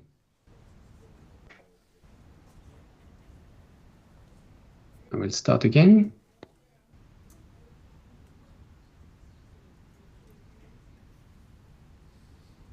And here, do you see better? Yes, we see it and we can hear you. You can start. Okay. Thank you. Very good. So Johnny Destrebeck from Frontex, a few words, and thank you very much for the invitation to this information day. So I will, during this presentation, tell you a little bit who is Frontex, what we do in terms of research and innovations, and how we contribute to the Horizon project. So in terms of who we are, the main task of the agency are to actually support member states in protecting their border. We do many different types of activities, starting from risk analysis and vulnerability assessments. And the most visible task is, of course, to conduct operations at the borders. Two categories of operations, the one dealing with border checks and the one dealing with the border surveillance. We also do returns and a few other things, including research and innovations. In terms of research and innovation, We have a mandate to conduct our own research and innovation activities and also to contribute to the Horizon program. Regarding our own research activities, we can launch some studies, usually using subcontractors, and we do also pilot projects. To give you examples of a recent study, we had one on a high-altitude pseudo satellite. And in terms of pilot project, we have several ones on autonomous systems for surveillance using mostly drones, and another one for border checks in the framework of the entry-exit systems that will enter soon into operations for all EU borders, where we have a pre-registration apps. Regarding the Horizon, our role in Horizons, as was mentioned by Martin, we indeed commented and helped the commissions to identify the priorities and the teams. We will support during the evaluations. We are our own experts. And we will indeed, with a selected group of projects, we will establish a dialogue with this project. We will contribute to some of their activities and provide feedbacks, as well as assist in having contact with the practitioners, and also distribute the outcome of the project results. Here you have here on our website, we have a dedicated page where we establish project fiches that help us to distribute the project outcome to our stakeholders. General indications that have already been mentioned in the consortiums will expect to have a border control or Coast Guard authority as part of this group. We will pay high attention to the fact that there are practical demonstrations and testing activities, and of course that everything is up to date with relevant EU policies and regulations. You will find here on the presentations summaries of information about Frontex and a reminder as well to close these presentations, the fact that we cannot be part of the consortium or the advisory Dennis, board. Dennis, sorry for interrupting. Yes. We don't see your slides. We see only the first one, the cover page. Sorry for interrupting. But it's the end, so I'm not going to go back anyway. I don't know what happened. But you will share the slides for the participants. I will. They are already with you, actually. Thank you. Sorry about that.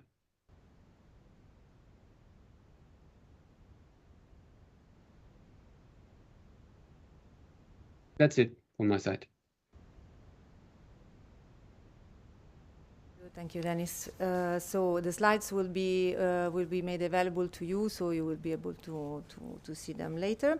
So now we give the floor to the next colleague from EU, Lisa. I see him connected. So Alexandros Sepilovs. Sorry, Alexandros. I don't know if I pronounced well your name. You can repeat it. Thank you. Yeah, thanks very much. I'm not Greek, so without the O, it's Alexandros. I'm Latvian, so if I were Greek, I would be Alexandros. Indeed. Thanks very much for the opportunity to present Lisa to you all. I hope you can see the slides and I can see them moving as well. Please confirm. Yes, we can see the slides, we can hear you, and so you can go ahead. Thank you. Excellent. Thanks very much. So I will not go into the details that are provided on this slide, because you will have the slides as well. So we are an IT agency serving the internal security and justice community. We are based in Tallinn with our headquarters in Tallinn, but we also have an operational site in Strasbourg and a backup site in St. Johann in Pongau in Austria, which is a kind of a historical legacy of the way the Schengen information system was managed. So in terms of the systems that we operate, and in particular in the area of border management, so what we have today as systems under our operation are the visa information system that is used for centralized visa management, then the Schengen information system that is used by border control authorities and also by law enforcement authorities as a compensatory mechanism for opening internal Schengen borders. We also maintain Eurodac system, which is used by asylum authorities. As I'm sure you are aware, we are preparing for the launch of the entry-exit system, which will replace passport stamping later this year. And we are also working on launching the ETIAS system next year. And ETIAS is the European Travel Information Authorization System, which is similar to ESTA in the US, ASTA, etc. in Canada and Australia. So to control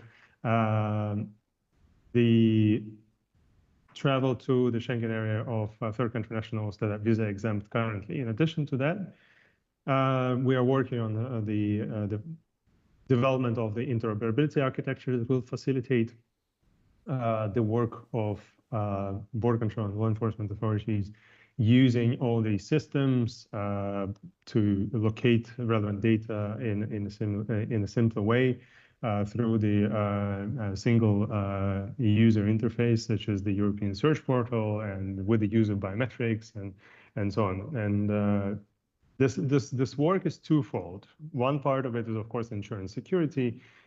And another important part is, of course, facilitation of travel, and in particular facilitation of border crossing procedures, making it easier to cross borders using biometric recognition. In addition to border management systems, we're also involved in the judicial domain. We are working on the development of the European Criminal Records Information System for third country nationals. And we're also, we have recently taken over the operational management of the Codex system, which is used by judicial authorities to exchange data in cross-border settings. When it comes to research and innovation, our mandate is a bit narrower than the mandate of Frontex. It is clearly described in the agency's regulation in Articles 14 and 15. Article 14 stipulates that we shall conduct research and technology monitoring relevant for the development and operational management of the systems. And this specifically includes, includes interaction with the Commission in this kind of settings. Also, what Martin Lubelher recently mentioned regarding our contribution to the framing the calls and also evaluating proposals and so on. This also includes our interaction with the projects relevant for the agency, in particular in the areas of identity management and biometrics and so on. And Article 15 is more on pilot projects, proof of concept projects, and testing activities for the benefit of EU member states authorities. So those are very specific pilots and proof of concept projects that can be implemented upon request from the Commission or a group of member states. We have recently finalized a new research and innovation strategy for the agency, which is centered around 3 strategic objectives, one of which is developing thought leadership in certain technology areas relevant for the agency and our stakeholder community, then also enabling innovation in the agency through piloting of innovative solutions, and also acting as a bridge with research and innovation ecosystem, including institutional partners, but also industry and academia. And here is, so this strategic objective is very relevant in the context of interaction with the projects in line with, of course, the applicable regulations and so on. In terms of technologies and topics that we're interested in, considering that we are an IT agency, we have 5 key priority areas that we focus on, which are identity management, As part of identity management, of course, the central stage takes biometrics, fingerprint and face as two key modalities, but also other biometric modalities that have potential to be deployed in the core business, so in the context of law enforcement and border management and asylum. What is relevant for all agencies and also for EULISA is, of course, artificial intelligence in different contexts, so AI and IT operations, natural language processing, but also AI and risk assessment, for example, in the context of ATS, et cetera, et cetera. There's a plethora of use cases. And of course, cybersecurity and information security is essential. So of course, this is an important part where we focus on encryption, on cybersecurity operations, use of AI in cybersecurity, et cetera, et cetera. And finally, and also importantly, we focus on data and solutions for hosting data, managing data, including cloud technologies. Some of the products that we produce and that you can peruse for your, I guess that you can find useful when you're preparing proposals for calls are research and technology monitoring reports, where we basically try to link our business to technologies or integrate technologies to our business and explain how the agency uses certain technologies in our core business. So you can find these reports on the agency's website. In addition to that, one of the tools to communicate with the industry and engage with the industry, but also with the research community, and what I can suggest is a possible platform for future projects as well to present to our key stakeholders, which are member state authorities, is the industry roundtable events. Those are events dedicated to specific topics. Each event which we hold twice a year are dedicated to specific topics. And here are some examples. One is from June last year on cybersecurity. Another one is on digitalization of justice, which took place in November last year. And actually, yesterday and today, we are hosting an event in Antwerp on cloud technologies and the use of cloud technologies in the internal security domain and in public sector more generally. In addition to that, every once in a while, we also engage in more kind of direct engagement with the academic community by publishing articles.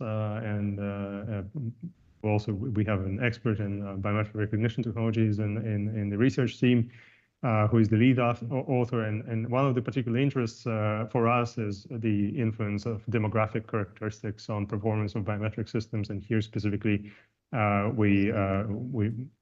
show a couple of examples focusing on fingerprints, the influence of demographics on fingerprints. With this, I will stop. And yeah, I'm open to questions. Thank you very much, Alexandre. And sorry for mispronouncing your name. Okay, so now we are ready for the last presentation before lunch, and this will be given by the colleague from Europol, Valentina Zuri.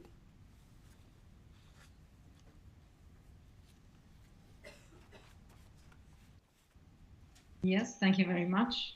I see you can see already my slide. Good afternoon, everyone, and thank you very much for the invitation, of course. It's a pleasure to be here and to tell you a bit more about Europol's activities in Horizon Europe.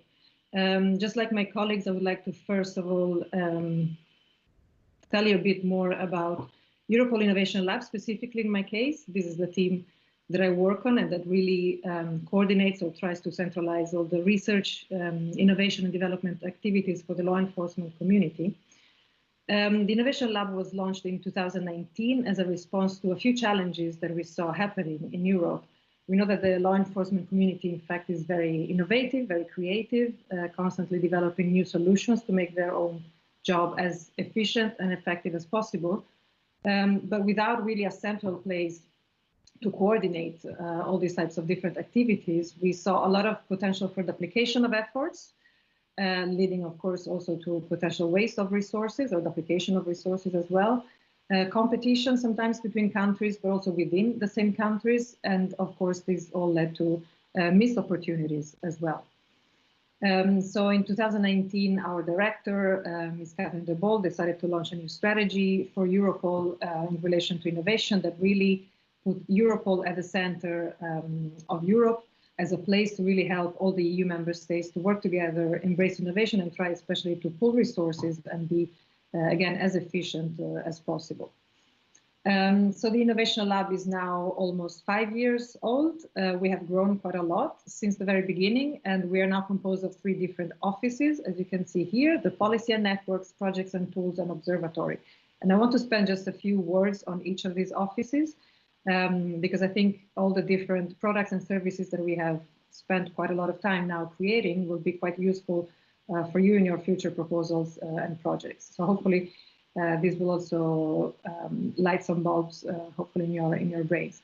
So starting with the observatory, this is really the office that deals with the future of technology, the future of law enforcement. So in this office, colleagues research the best foresight methodologies, strategic foresight, technology monitoring and screening in order to anticipate as much as possible, of course, what the new technologies will be for the future, what the impact of these new technologies will be on the law enforcement communities, and also potential threats, new modi operandi from the criminals.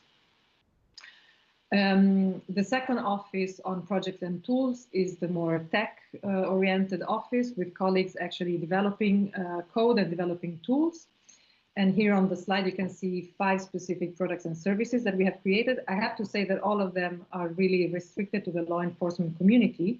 So my main message for you would be, if you're planning on writing a proposal, putting together a consortium for Future Horizon Europe FCT calls specifically, please do empower your law enforcement partners to get in touch with us, with Europol, with Europol Innovation Lab, so that they can also really leverage all these existing products.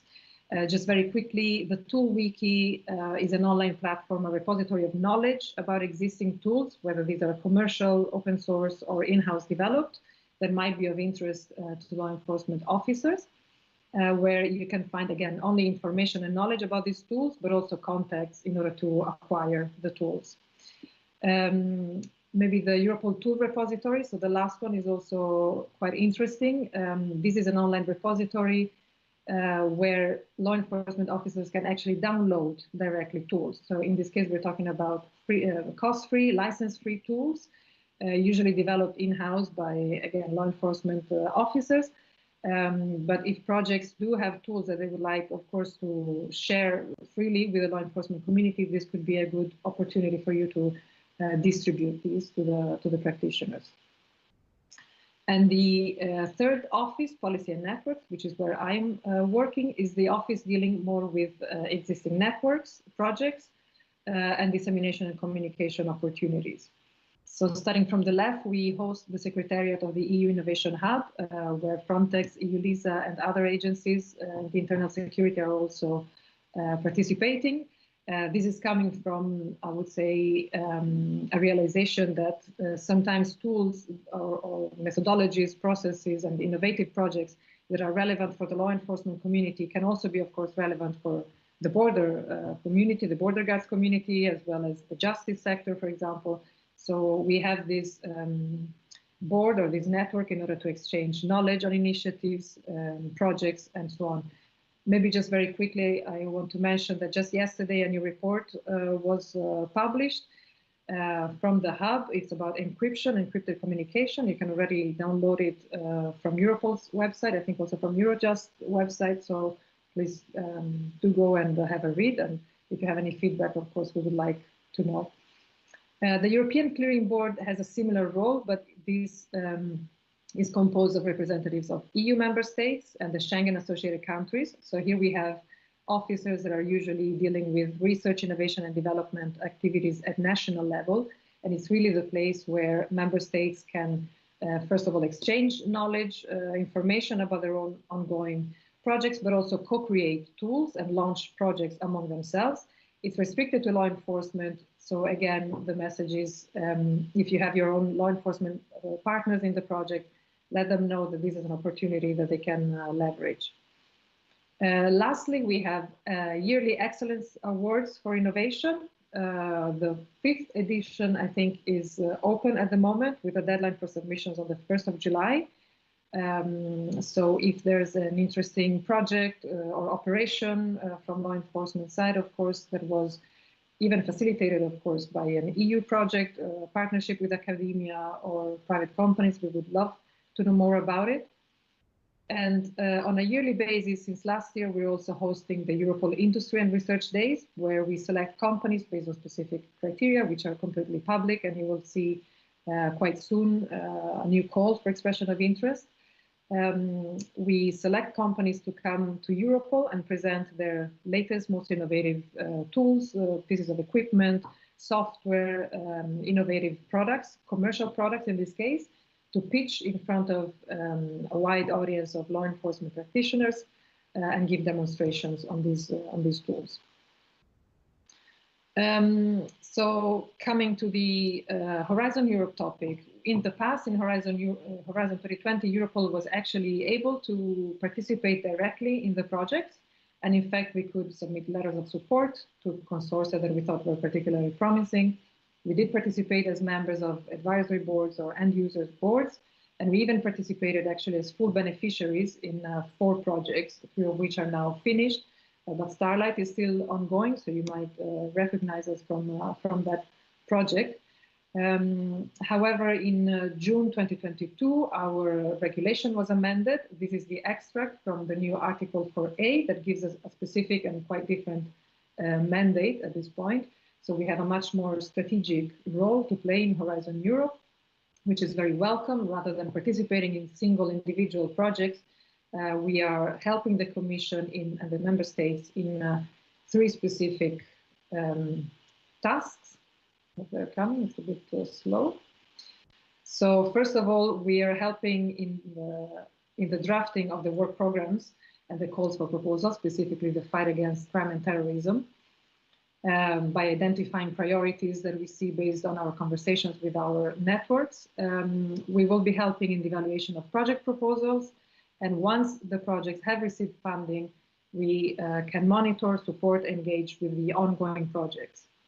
This, of course, means that we cannot take any other possibly conflicting roles, such as participating as partners, of course, in consortia, but even writing letters of support to a specific consortium would be prohibited. And also, of course, we cannot help you in the actual preparation of proposals, providing you feedback in the drafting and so on and so forth.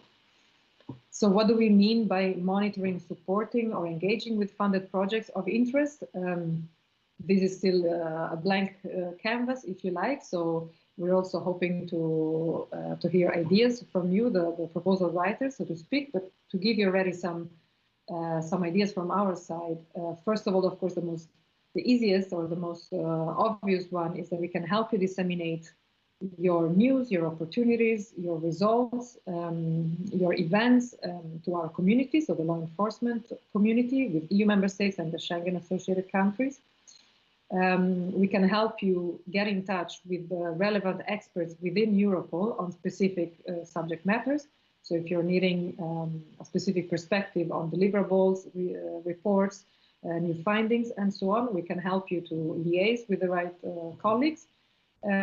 We can also, of course, participate in project meetings, workshops to represent Europol's perspective, but also the law enforcement perspective in general.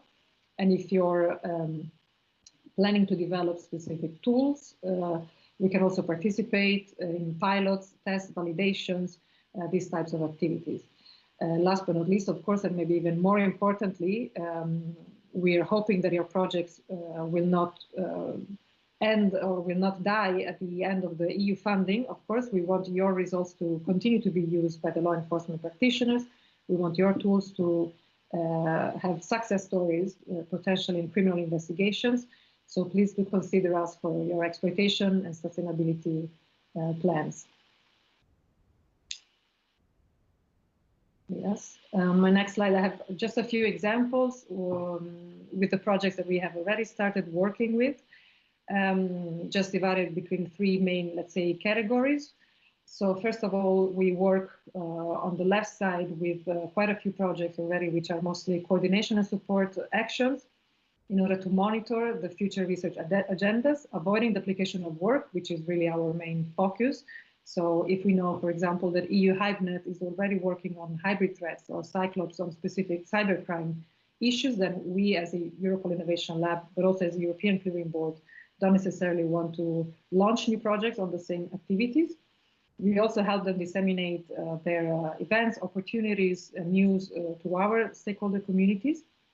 And then secondly, we access knowledge, specific knowledge, expert knowledge, and help the projects exchange these findings, these new insights with our stakeholder community. So for example, the European Clearing Board and the Observatory.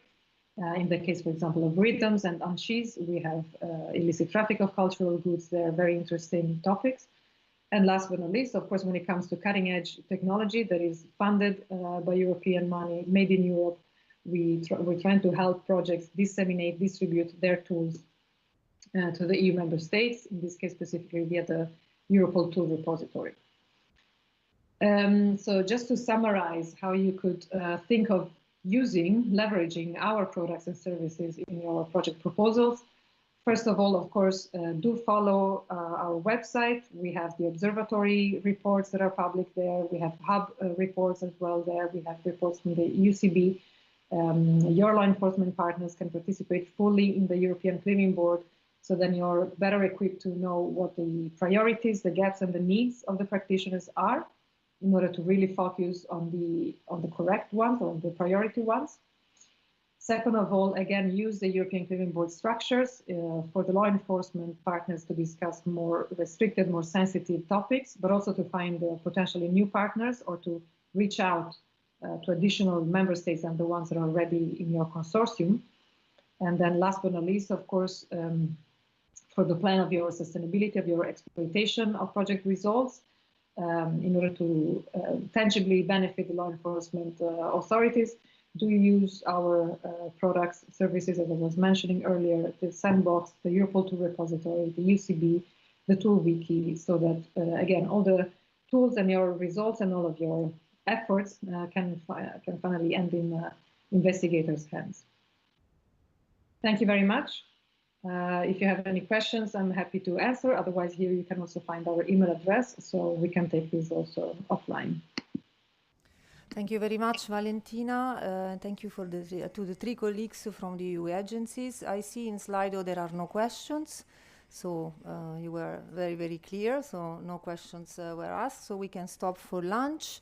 And two things, because before we go, first of all, you can leave your belongings here because the room will be locked the whole time until we reconvene. And please come back on time because we will restart at 14:15 sharp. We have an intense afternoon of presentations. Thank you. Thank you. Bye, colleagues. Thank you. Bye-bye. Thank you. Bye.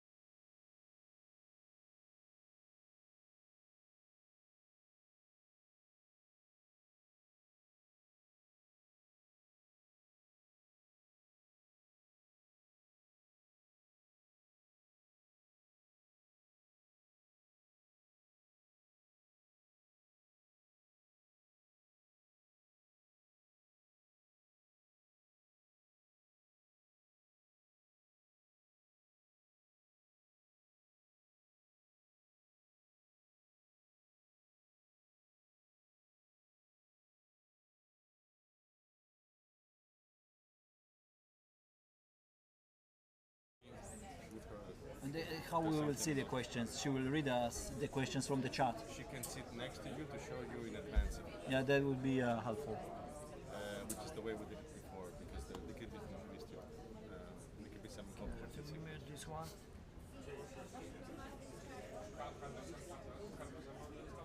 Do you want to sit here? Should I? Because maybe if Christina can sit next to them for the questions. You know.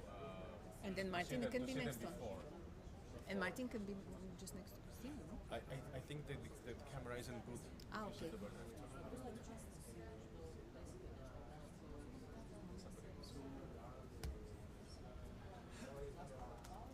Will you change the slides, or I'm supposed to do with this? For the questions, yes. The slide. I Next stay to, in the corner. Maybe next to. Okay. Maybe Martin, better, no? Okay, Martin with Martin, yeah. Yeah, okay. It's okay Martin, for the questions. We will see. She will see. Because there can be some really strange. Giving the. This is what Manoli saw.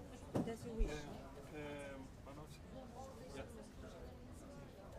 If you like, I moderate, but I think you give it on, and then you take over Christian.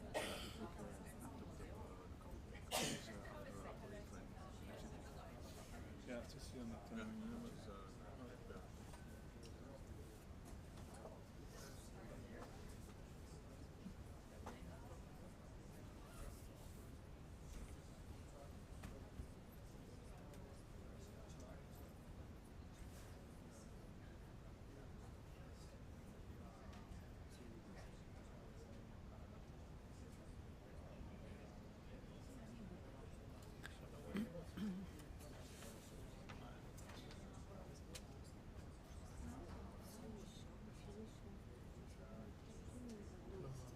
Oh, very busy. We are streaming, so anytime you want. Whenever you say, I'm fine. Nada, ready? Yeah, I'm fine. You will start the slide. Okay, good afternoon. We will continue with our info day, and we now go into the different, let's say, topic sections, meaning what we call destinations. And so, without further ado, I give the floor to my colleague Nada for the destination on fighting crime and terrorism. Good afternoon. Thank you very much for joining the session. We will now indeed speak about fighting crime and terrorism topic work program for 24. What is very important actually to say at the very beginning is that introduction of the destination matters a lot. So please do not forget, and please do not forget it in general, and please don't forget to pass that message to the applicants.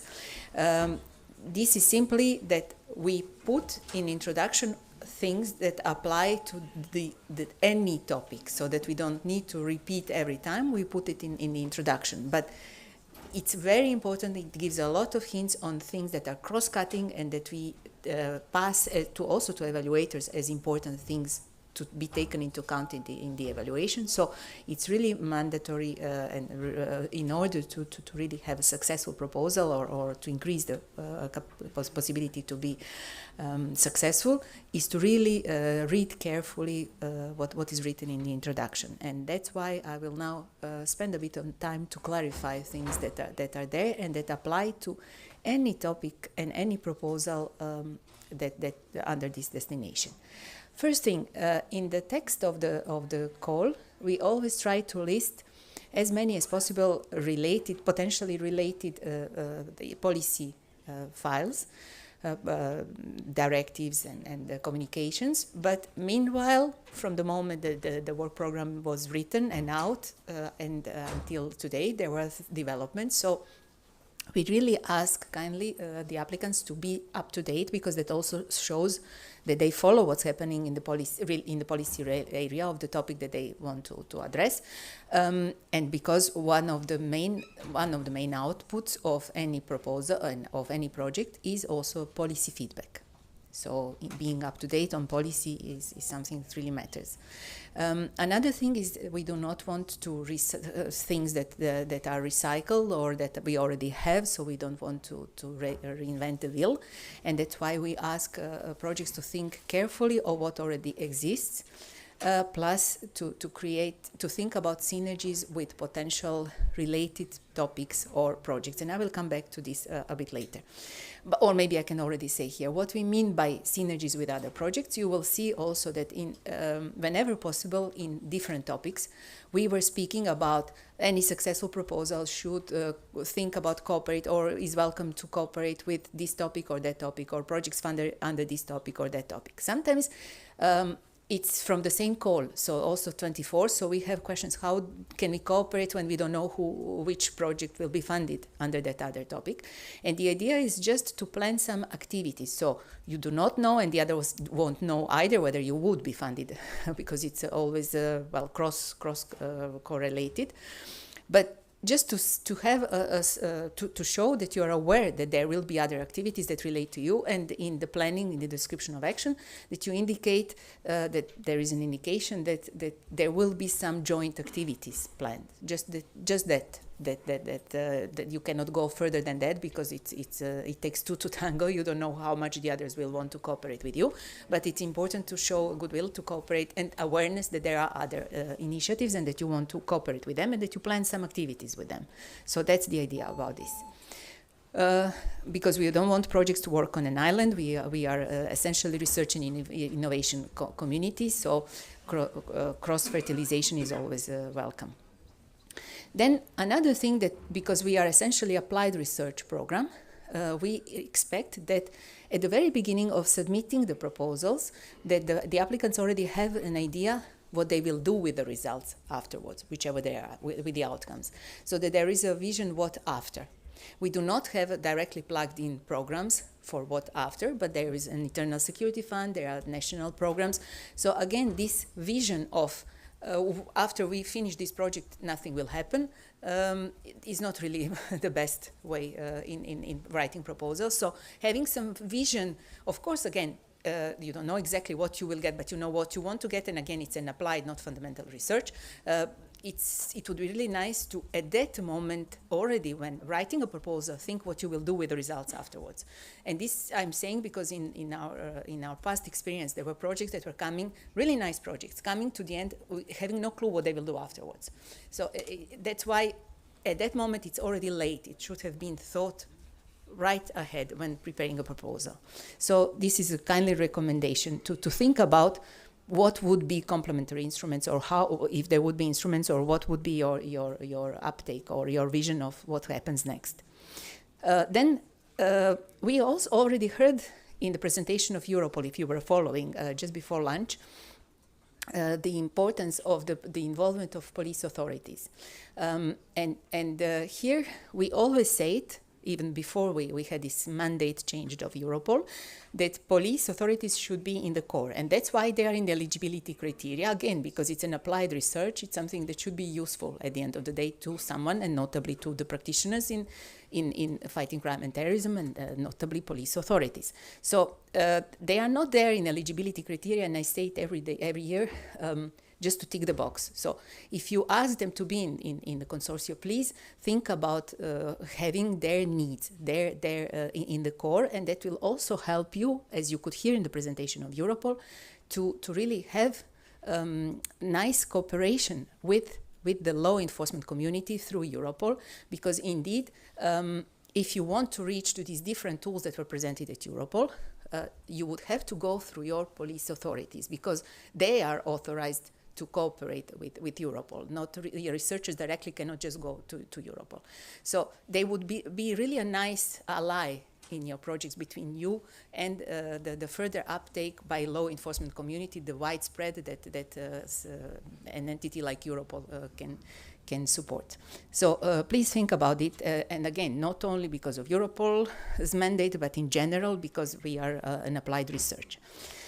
Then there is always this problem, because we are a mid-term or medium-term program, or even long-term program, that the moment that the program was out and the moment the proposals start writing, the moment projects start writing or working, there are some time delays, and we live in a very fast evolving environment, both technological and societal.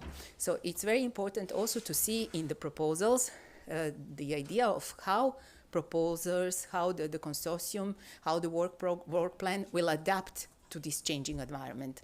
If there are some rapid things happening in the society in this area that it is addressed, how they will adapt to it, etc. So this would be really good to see also in a proposal. It would be an added value. Then we had also for a while a series of projects that were developing platforms. So we had 20 projects and 20 platforms. And it's simply in reality not feasible. Police authorities were kindly telling us, well, and less kindly, that you cannot just go from one platform to another platform and the third and fourth all day long in your work. So that's why we are asking now to think about rather tools than just developing platform after platform. Again, to increase the possibility of potential uptake, it's much easier to develop tools that are modular and can be easily plugged from one platform to another. Of course, sometimes you need a platform to test your tools, but that's why we say minimum needed platform. Then, as already explained, why tools that are developed and validated against the practitioner's needs and requirements. Again, there are things that are developing. There are similar projects that sometimes address the similar topic. So it's also important to explain that based on the public information that you have on a particular project that relates to a topic that you want to address, how you will build on this predecessor, how you will avoid to do the same like they did. What would be your added value, so to show that you are aware of the state of the art. Involvement of citizens, voluntary organizations and communities is very welcome for this societal dimension as well. So whenever it makes sense, that it is really welcome to also, as it's an added value, it's an asset of a proposal. In most of the cases, if not every time, we expect some education and training curricula. It's either that the whole project is on developing some training curricula, or it is related at least to the tools that are developed. So if there are some tools or methodology that is developed, it should be accompanied by some curricula that would be the uptake and use by other entities. Then again, I mentioned about the uptake. I will not then come back to that. And then the final thing that we also saw as very important problem with projects. We in the past had projects that started working without knowing where they will get data for their research.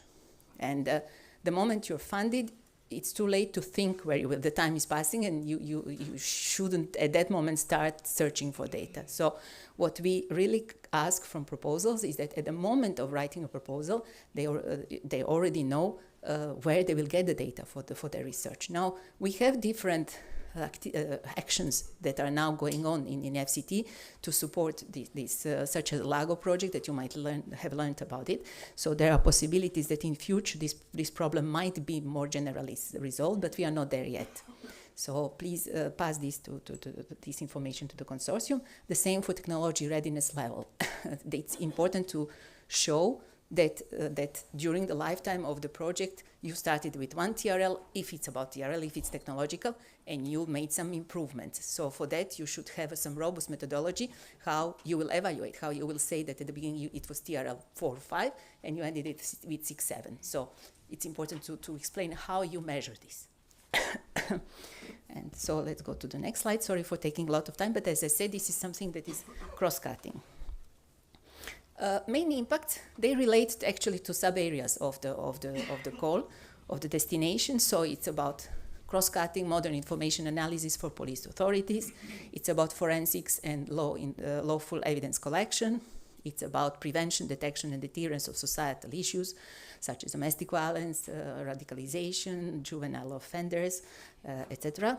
Then counterterrorism, including protection of public spaces, or fighting organized crime, from intelligence picture to prevention, detection, and deterrence, and cybercrime, fighting cybercrime. These are the 6 areas that we have in the call. Yeah, so you might have also noticed since 21 we have this clear definition systematically repeated in any topic, what police authorities is and what police authorities is not. It is very important to read this definition, and it is really mandatory. We are now in call 24. It's been 4 years that we have this same line. Please pass the message to the applicants that it's mandatory to fill in this table on information about security practitioners. This was already mentioned, but I really want to repeat it because it's really very important for us here. And for the colleagues from Research Executive Agency to when you apply to check your eligibility criteria. You heard already in the morning also about classified and security sensitive data, gender aspect, SSH integration. You can see that in FCT there are several topics where it's clearly written that gender should be taken into account only if relevant. So that means that we leave to the applicants to evaluate whether their proposal whether they think that their proposal has a gender dimension relevant or not, and well, in function of that to react. And there are some where we don't mention gender, which means, as you know, that gender is mandatory. Also, I would draw your attention. We had quite some negotiations. As you know, this is a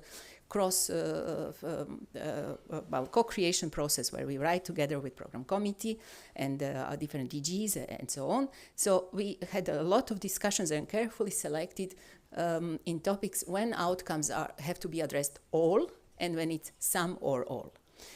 So when it's all, then it means all bullets should be ticked. When it's some or all, that means some should be ticked. And I here really insist, ticking more boxes doesn't mean increasing probability of being accepted, because if you tick it badly, it's worse than if you tick just 1 or 2. So please do not think you need to tick if it's written some or all.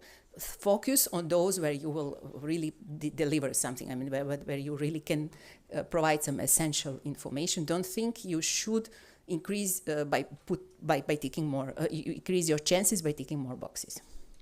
About satellite imagery, I think that is very clear, and as well as about EU classified information. So I'll continue, if I manage. As said, the impacts are directly related to the areas, so I will not repeat. It's the same. Let's go then area per area. In area 1, that is a cross-cutting modern information analysis for fighting crime and terrorism, we have a topic on Internet of Things. Here, it's a research and innovation action, €5 million EU contribution, TRL 5/6, and at least 3 police authorities from at least 3 different EU member states or associated countries. The topic is on crimes in modern times in Internet of Things. So how to deal with it, how to do lawful investigations, how to lawfully collect data, how to improve understanding of police, also having some training materials or education on dangers and on what's on stake, what is pertinent to crimes in Internet of Things. So legal, organizational, technical dimension, all of Internet of Things, of fighting crime in that area. I think that's self-explicable. Then we go to forensics. Here we have 2 topics open. This year, one is open topic, and one is on lawful evidence collection in online child sexual abuse investigations, including undercover. Open topic, here we will fund. We plan to fund 2 proposals for a total of €9 million.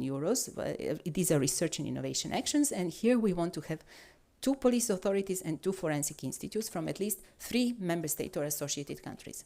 Now, we know how to calculate it. We know that 2 + 2 is not 4, is 4 and not 3, but the reason why we put 2 and 2 from 3 is just to allow a possibility that, for example, there is a police police authority that cooperates with the forensic institute from the same member state or associated country, so also to stimulate that, well, to allow for that possibility. So that's why we didn't go broader than that. And the same explanation for the second topic in FCT 03. Now on open topic, we really want open something, and the idea of this open is to cover something that we might have missed simply because of this time lapse between the moment that we started drafting the work program and between the moment that we will get proposals. There are 1 or 2 years of a gap depending on the programming cycle. Things might have developed, or we might have omitted something. Maybe something happened that deserves research now that we didn't think of. And in any way, maybe someone comes with, maybe if there is nothing special happening, but maybe someone has some brilliant idea that we didn't think of. So we wanted to have such an open topic here. And I say it because we really don't want resubmissions. This is really not to cover what was already covered in 21, 22, 23, and it was rejected. So now you come with the same proposal and you resubmit it there, hoping that maybe it will work this time. So if it's something that has already been covered as a topic, then please reconsider twice before applying. Then we have a third, 03. That is on lawful evidence collection in online child sexual abuse investigations, including undercover. This is essentially on understanding legal constraints and differences in EU-wide legal frameworks when it comes to online investigations in child sexual abuse, including undercover, to be sure that there are, and consequently, to be sure to develop methods that could be useful and work to be lawful, for lawful evidence collection, to improve the justice outcomes. And so in these cases, so really at the end to end up with robust methodologies, methods, proposals for investigators in such cases to really help them in their work to do that lawfully. And it's a research and innovation action, 3.7 million euros of EU contribution, and TRL 5.6. Another aspect that might be also good to remember here is that we hope that these methods could also be envisaged in such a way that could be used in some other undercover investigation, be it counterterrorism or some other online. So this is this topic. Then in societal issues, and hence prevention, detection, and deterrence of societal issues related to various forms of crime, we have 3 topics: radicalization and gender, hate speech, combating hate speech online and offline, and open topic. Radicalization and gender is a research and innovation action of 3 million euros of EU contribution, TRL 5.6, and at least 3 police authorities from 3 different EU member states or associated countries. TRL is 5.6, but it's the same for others as well. They are both technological, all these topics are both technological and societal, so they should be like in a balanced way addressing both technologies and societal aspects. So TRL just applies for this technological part, but of course we expect some societal also analysis there, societal related research. In the case of radicalization and gender, notably, we would be very interested that if successful proposals could work on understanding the drivers of women and girls in radicalization, in the radicalization process, the drivers of men and boys, what are the factors, both positive and negative, that motivate the radicalization. So in a sense, positive and negative means what motivates to get radicalized and what can motivate to become de-radicalized or to prevent radicalization, and to also think about analyze the factors of family, the factor of community policing, whether that could be helpful in fighting radicalization, and again all from this gender aspect. And at the end up have some methodology and methods proposed to first-line practitioners in this area, notably in countering violent extremism. Then we have combating hate speech online and offline. This is an innovation action of 3 million euros, TRL 6 and 7. Here we expect 2 police authorities and at least 2 civil society organizations from, again, 3 different EU member states or associated countries. So here you see that we also have civil society organizations as practitioners, because hate speech, online and offline topic, as it says, we really expect to address both online and offline dimension of hate speech. When it comes to online, we also expect to address emerging technologies, use of emerging technologies for spreading hate speech and hate crime. We also want to address it from all angles when it comes to prevention, identification, investigation. And there are a lot of, I think the text is quite comprehensive, so a lot of information there also on various policies related and other things. Why it's in innovation action? Because for technical things, we believe that there are quite some technologies that have already been developed for other applications and that could be adapted, like image matching or text analysis, or for other applications that could be adapted to this problem.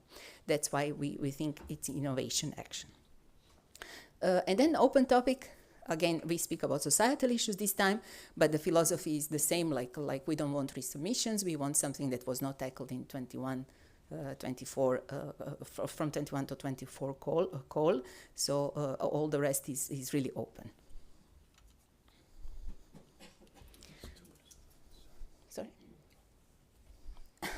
So then we have counterterrorism. Topic, it's CBRNE detection capacities in small architecture. This is an innovation action of €6 million EU contribution, TRLS 6 to 8. And now I understand what my colleague wanted to say. There is an error. It's not 3 police authorities, but 2 police authorities and two urban municipalities. Sorry for this slide. So there is a typo. It's 2 instead of 3 police authorities in eligibility criteria.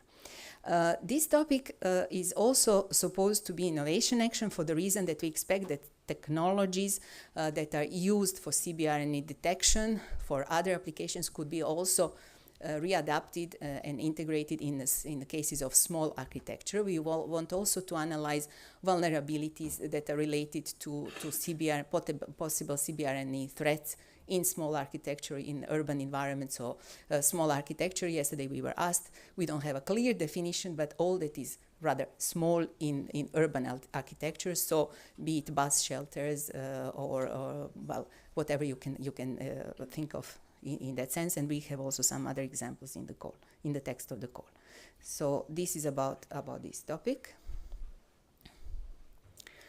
And then in cybercrime, we have a topic that is 08 and not 09, and that's again a typo for which we apologize. We saw it yesterday, but we didn't manage to correct. Tracing of cryptocurrencies transactions related to criminal purposes. This is also an innovation action of €6 million contribution, TRL 6 to 7, and we expect again 3 police authorities from at least 3 different EU member states or associated countries.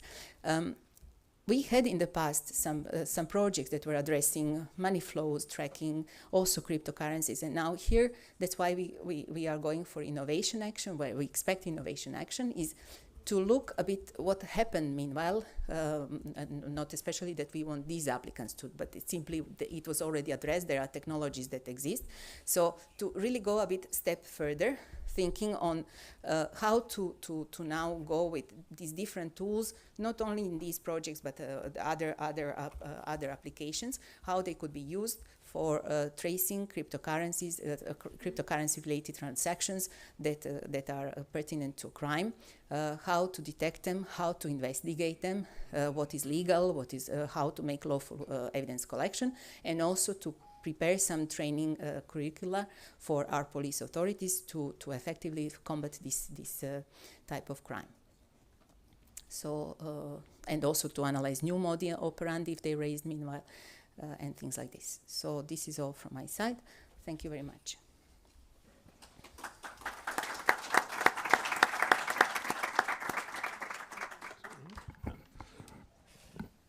Thank you very much, Nada. So we received 2 questions for you. So the first one, the person asks how they can, if they can involve Europol as a piloting and testing center in the proposal, and if this is the case, how they can coordinate with them. Yes. Thank you very much for this question. So indeed, as it was said in the Europol presentation, and I indeed didn't mention in my presentation, there are some topics in which we clearly said Europol Innovation Lab, cooperation with Europol Innovation Lab is welcome.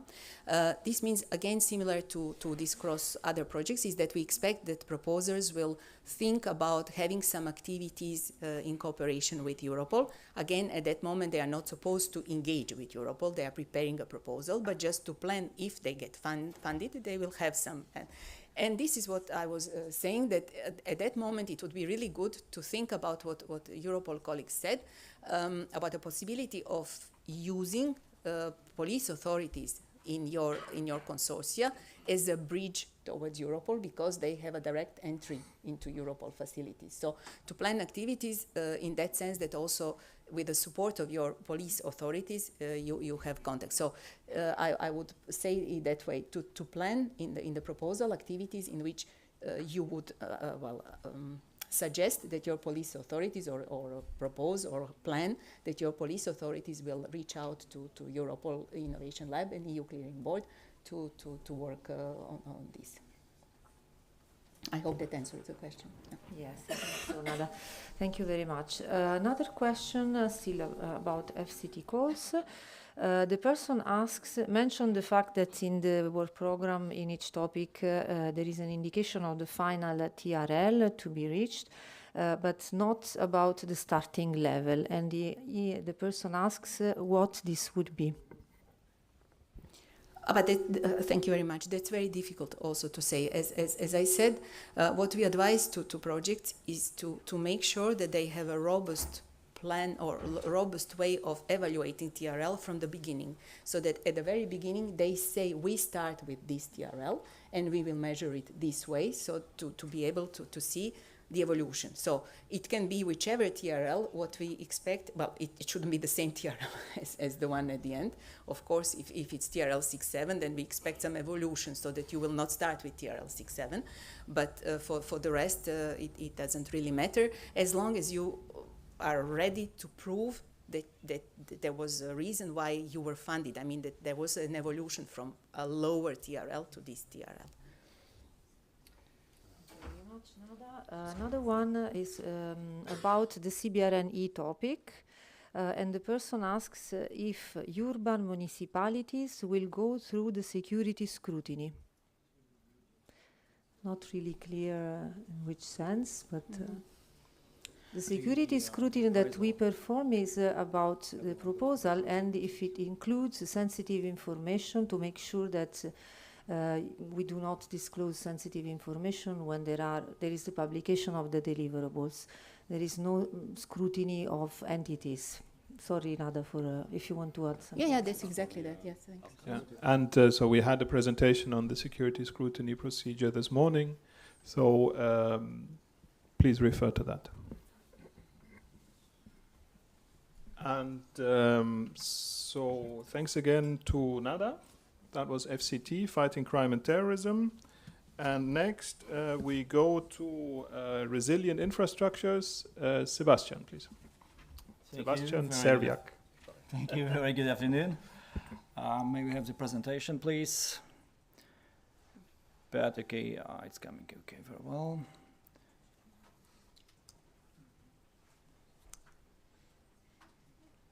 Okay, so the pilot is a bit, I don't know if the receiver is there or, oh, it's there, okay, very well.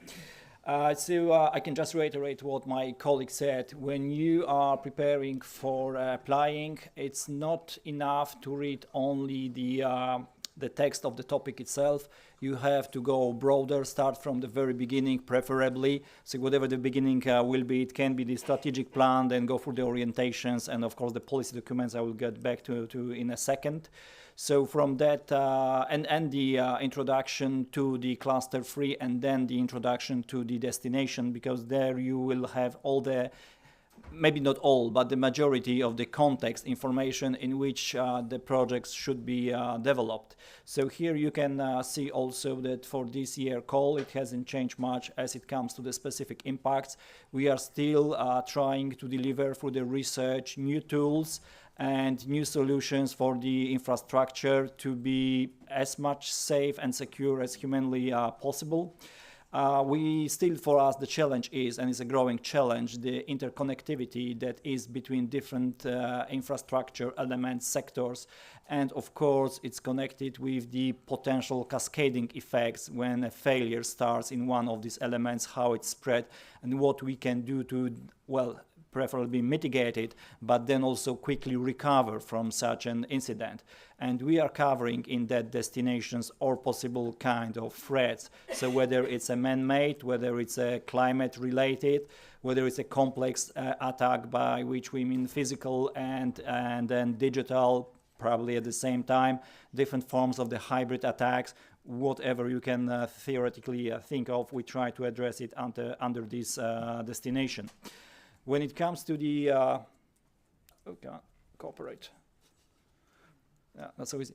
So when it comes to the policy background, so it's of course important to look what we have already put. Wait too far. Sorry about it.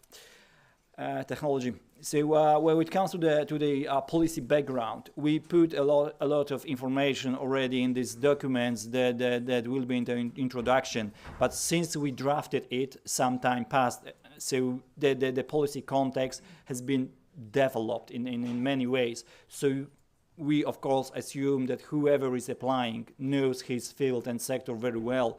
But still, it's also recommended to look at any related sectors. Certain hint I can provide is also you can take a look at what we published in the orientations for the work program 25, because actually we updated all the relevant policy documents for this destination. So it can also be an indication for you what you should pay attention to, how the context has changed, or whether you can also address some of the areas that you haven't thought about before. And now let's go to the topics that we have for this year. So we have 3 topics. Unfortunately, only one proposal for topics. So we do regret that we do not have any more money to fund at least 2 proposals. We do understand that it's a lot of effort to prepare these proposals and submit. But this is what we have to live for. So we have 2 innovation actions. One is in the Infra 0101 for 5 million. The other one is Infra 0102 for 6 million, and the research and innovation action for 5 million. Same as for the whole cluster 3, as it was mentioned here in the FCT, the involvement of end users is a must-have, because it has evolved over the years from the 7th framework program through the Horizon 2020 and Horizon Europe. And what you can see, we are still reinforcing the meaning of the end users in the consortia. And for us, it's still a process, and this you will see it in the future, that this position will be still reinforced, because we see it on one way to have a meaningful input in terms of the requirement. They are also very important in terms of the validation of what has been produced by the projects, but then also it has a critical impact when it comes to the implementation and the whole rollout phase of the project outcomes. So all the details, how many are there, these are critical infrastructure operators, local authorities, all the civil protection authorities, this is all in the description of the call. And please make sure that the entities that are being involved in the project as the operators, all the authorities indeed are such entities.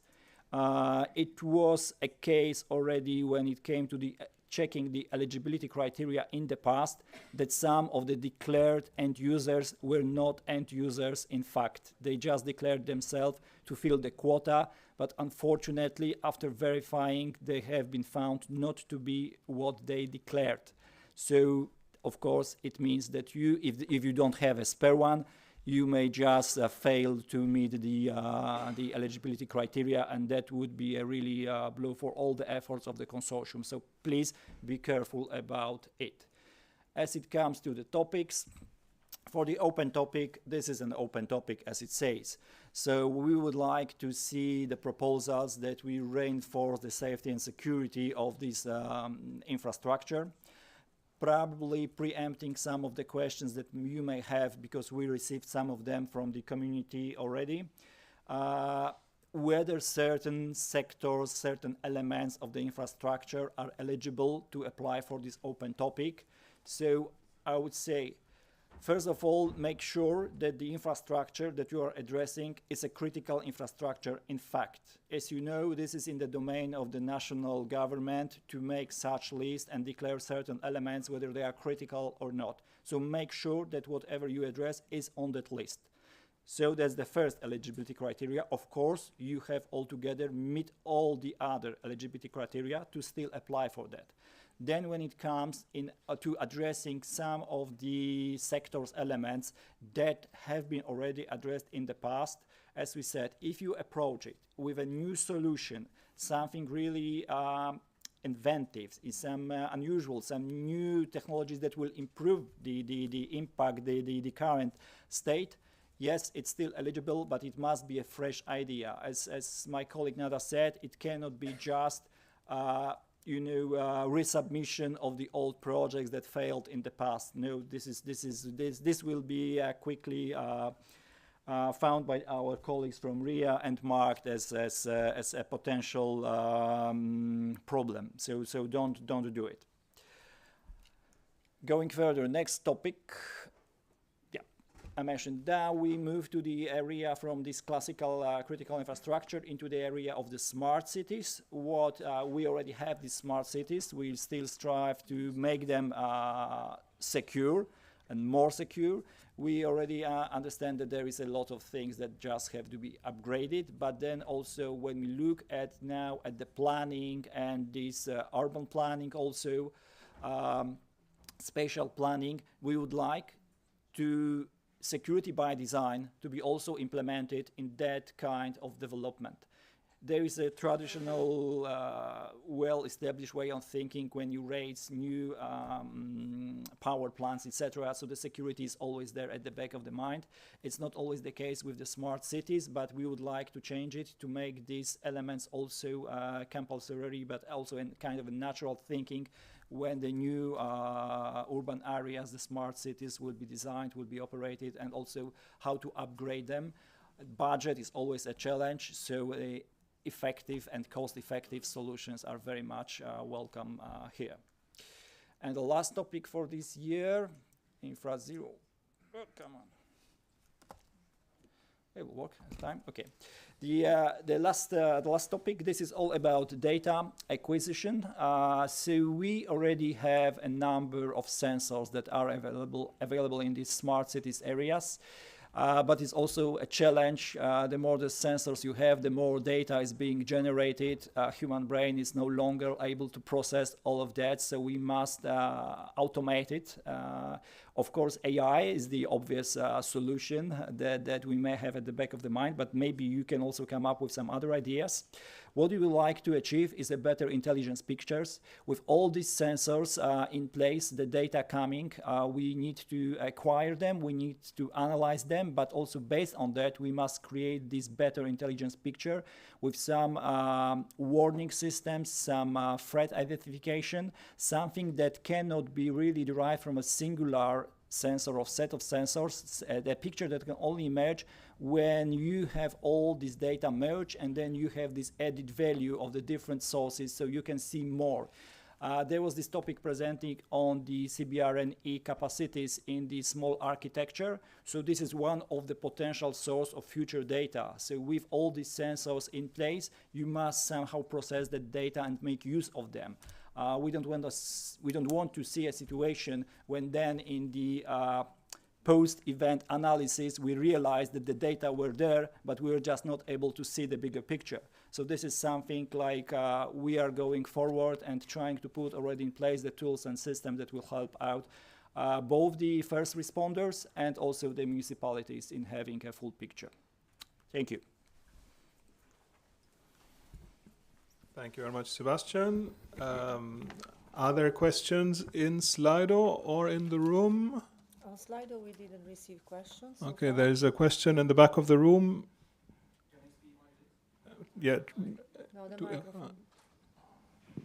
Thank you. My question is related to the open topic. According to what you said, it seems to me that you are seeking for novel solutions rather than of unusual threats. Rather than unusual threats? Yes.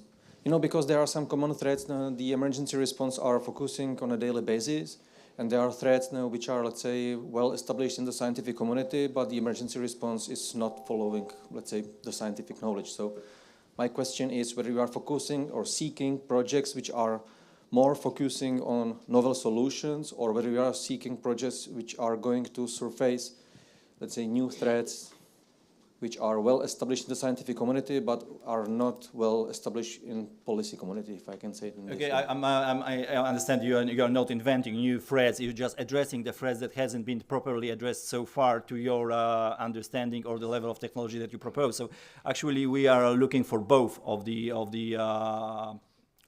paths, so you can explore one of them or both of them at the same time, because you can address certain threats in innovative ways, but also at the same time highlight the threats that hasn't been addressed so far. So like both of what you say is an eligible approach in the topic. And there is one more question. Yeah, there is a question we received via Slido for you, Sebastian. How would you define smart cities?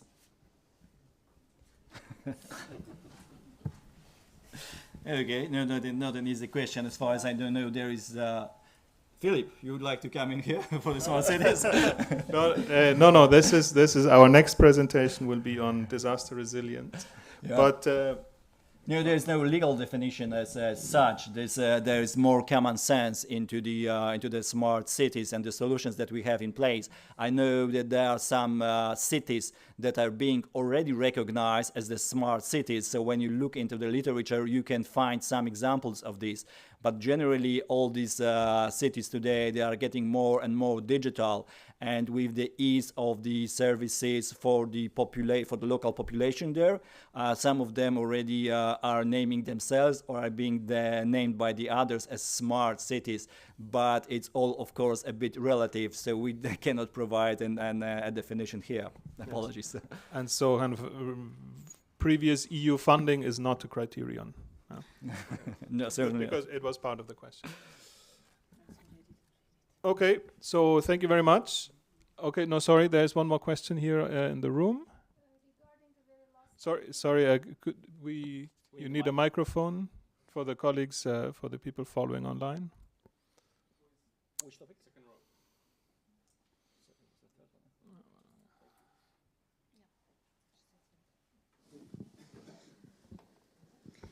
Regarding this very last topic you presented, so this data collection from multi-sources and sensors and processing them, this is a topic that we have been researching on for many years now. So what is it that we pay attention to here, or what is the nuance of this call? What is different compared to this traditional research on, collecting data from sensors and fusing them and making sense of that? What is the nuance in this call? Yeah, you don't have to answer that. Or the innovation, I would say. Well, the nuances, that's something that actually will be, well, there's no nuance as such, so there's no hidden layer in the topic. It's straightforward as it is written. So what we expect at the end of this project to have, and this is a research and innovation action here. So what we are expecting to have are some tools that can be used by the first responders or the municipalities. This is not like a purely research project that we will end up with some publications, because it's not the scope of the cluster 3. We are all focused on delivering the tools for the end users. So whichever avenue of the research you follow, that's up to the consortium that you are doing. So we are not looking into that. Evaluators who will be experts on the data acquisition analysis, yeah, they will look at that side of the story. But ultimately, the end users, they all will be just focused on having something that will be applicable. Not at the end of this project, of course, because this research and area, so it is, but in the future. So then you can continue with that through other funds or with other projects to have a tool at hand. Kind of higher TRL levels. Yep. You're welcome. Good. Thank you very much. Thank you very much. With that, we close on FCT and on infra.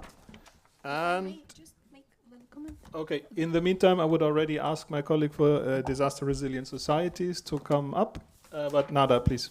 Yeah, apologies. I wanted just to say two things that apply actually to all of us, but just to remind.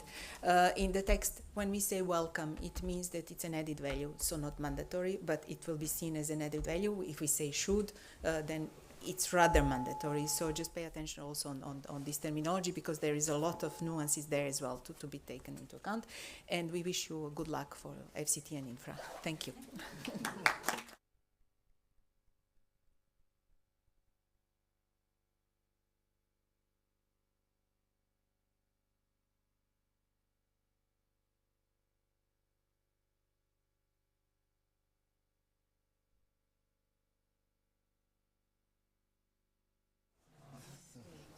So we'll.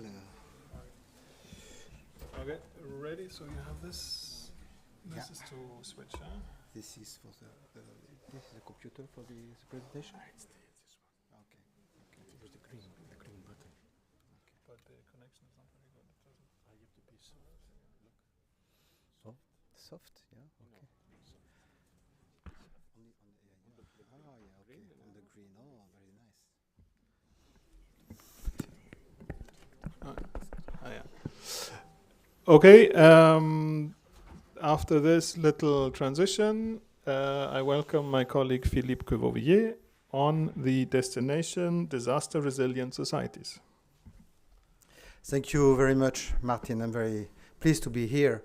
Difficult position because it's just before the coffee break, so it's always delicate because I know that I need to be very, very to the point.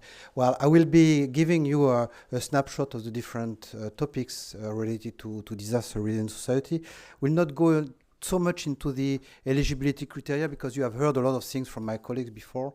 I will not repeat that, and I encourage you simply to read very carefully the work program, because it's very important that you do not miss actually what is behind. And if you have any kind of questions, that you pose the questions to Rea to be clear, because it's really a pity that you work very hard and that your proposal become ineligible because you did not dare to ask a question. So ask questions. We are here to help you. So let me see. So I'm used to start by whiteboard actually while it's blue, but just to recall a little bit the framework in which we are working. And I apologize if some of you have already seen this kind of structure, but I think it's very important to remember that when you are writing a proposal in this area or in other area, you are not landing on the moon, or in the desert. You are starting to write something which is based on the legacy of projects and in support of many different sectors, including policies. And I usually recall very strongly that we need to ensure that we will establish links from upstream to downstream. That is really all the chain. And when we are speaking to downstream, it's not only the practitioners. In many instances, it's also the local authorities, SMEs, and so on. So you need to really keep that in mind from the very beginning. The second thing is that we are in contact with a lot of different stakeholders, policymakers, practitioners, SMEs, as I said, civil society. It's not only focused on one given sector, and that we are dealing with a certain number of policies which are not necessarily working together, where we try to do our best at EU level, obviously, to ensure that there is a complementarity, no contradiction. But you will see, like in your countries, that these the policies are, in terms of implementation, not necessarily working very closely together. And here, in the disaster resilient society, you have a very wide range of disasters which are in a way cross-policy, you know, the cross-border. You need to have this in mind, because sometimes you will get actually you will be in contact with different policies. The overall umbrella at UN level is a Sendai framework for action, so it's not a binding regulation. I will insist on the binding and non-binding character. It's a non-binding convention which is actually implemented in the EU through the Union Civil Protection Mechanism. The Union Civil Protection Mechanism has other tasks to do in the EU, in particular the coordination of member states through rescEU. I encourage you to look at least at this, because we are very closely working with DG ECHO in support of this of the civil protection policies. This Union Civil Protection Mechanism is looking at different type of hazards. We have obviously climate extreme hazards. We have floods, drought, and geo-hazards as well, which are, and I will insist on that. Health threats. We have also man-induced risk, either non-intentional, it can be accidental, industrial accidents, for example, or intentional, of criminal and terrorist nature. And here we are very closely related to what FCT is doing. So when we are looking at natural hazards in the climate aspects, there are a certain number of directives which are in place. And if I say that, it's because water framework directive dealing with, for example, drought, flood directive dealing with flood risk, marine strategy, for example, marine submersion, storms, and so on, are binding by law. That is, there are EU directives adopted by Council and Parliament, as you know, and transposed into national law. When we are dealing with EU directives, the research that is being funded is flowing more easily into the implementation route. Why? Is that because the member states have the obligation to implement the law. And when there are some feedback from research helping them to implement, they will be more keen to use these results. So here you need to understand that when you are basing your communication as well and contact in the member states, that when we are dealing with EU directive, it will in principle, I don't say always, but it will in principle flow better into their implementation. Where we are dealing with issues related to health, and I will come to intentional threats, health, cyber and security, civil protection, is not binding by law at EU level. We are here speaking about Regalian legislation under the sovereignty of the state, and well, you have seen yesterday, or it was not yesterday, it was on Sunday, that many people do not understand in Europe that we are not a federation of states, but we are a union of sovereign states, which is a very big difference. When they would have understood this in my country, they will maybe not do the mess that they've done on Sunday. But this is an apartheid. So well, here when we are dealing with regular legislation, it's a little bit more difficult because we are still funding research related to health policies, for example, cyber and action plan, protection of public spaces. But here, the member states will choose or not to implement this. So it's where it's important to discuss in a network way how to ensure that these results will flow at best in recommendations in the member states. And then maybe we can dream, because sometimes I hear people, but well, what the Commission is doing in this respect to have this implemented, I say, well, become a federation. And then it will be the same thing as for the EU directive. But this is okay. So for the for example, Directive 703 is a directive, so it will be regarding, I will speak about NATEC, for example. It will be considered by the member state more easily. Cyber action plan is not binding, it's a recommendation. We will have a lot of discussion with the member states, but not necessarily, as I say, immediately implemented. So here, CBRNE, you will have projects which will be very closely related to FCT. It needs to be remembered. While I will just also remind that we have a certain number of projects which are running, which are an inheritage of Horizon 2020 already. I strongly encourage you to look at them. in the different sub-thematic areas, because there are a lot of information which are already available, and in many instances, the projects which are running into the different sub-thematic areas are building up clusters and work in synergies. So don't arrive in isolation, giving the impression that you don't know at all what has happened in the past, because it will be a killing result for you. So just encourage you to look at what has been done in the past.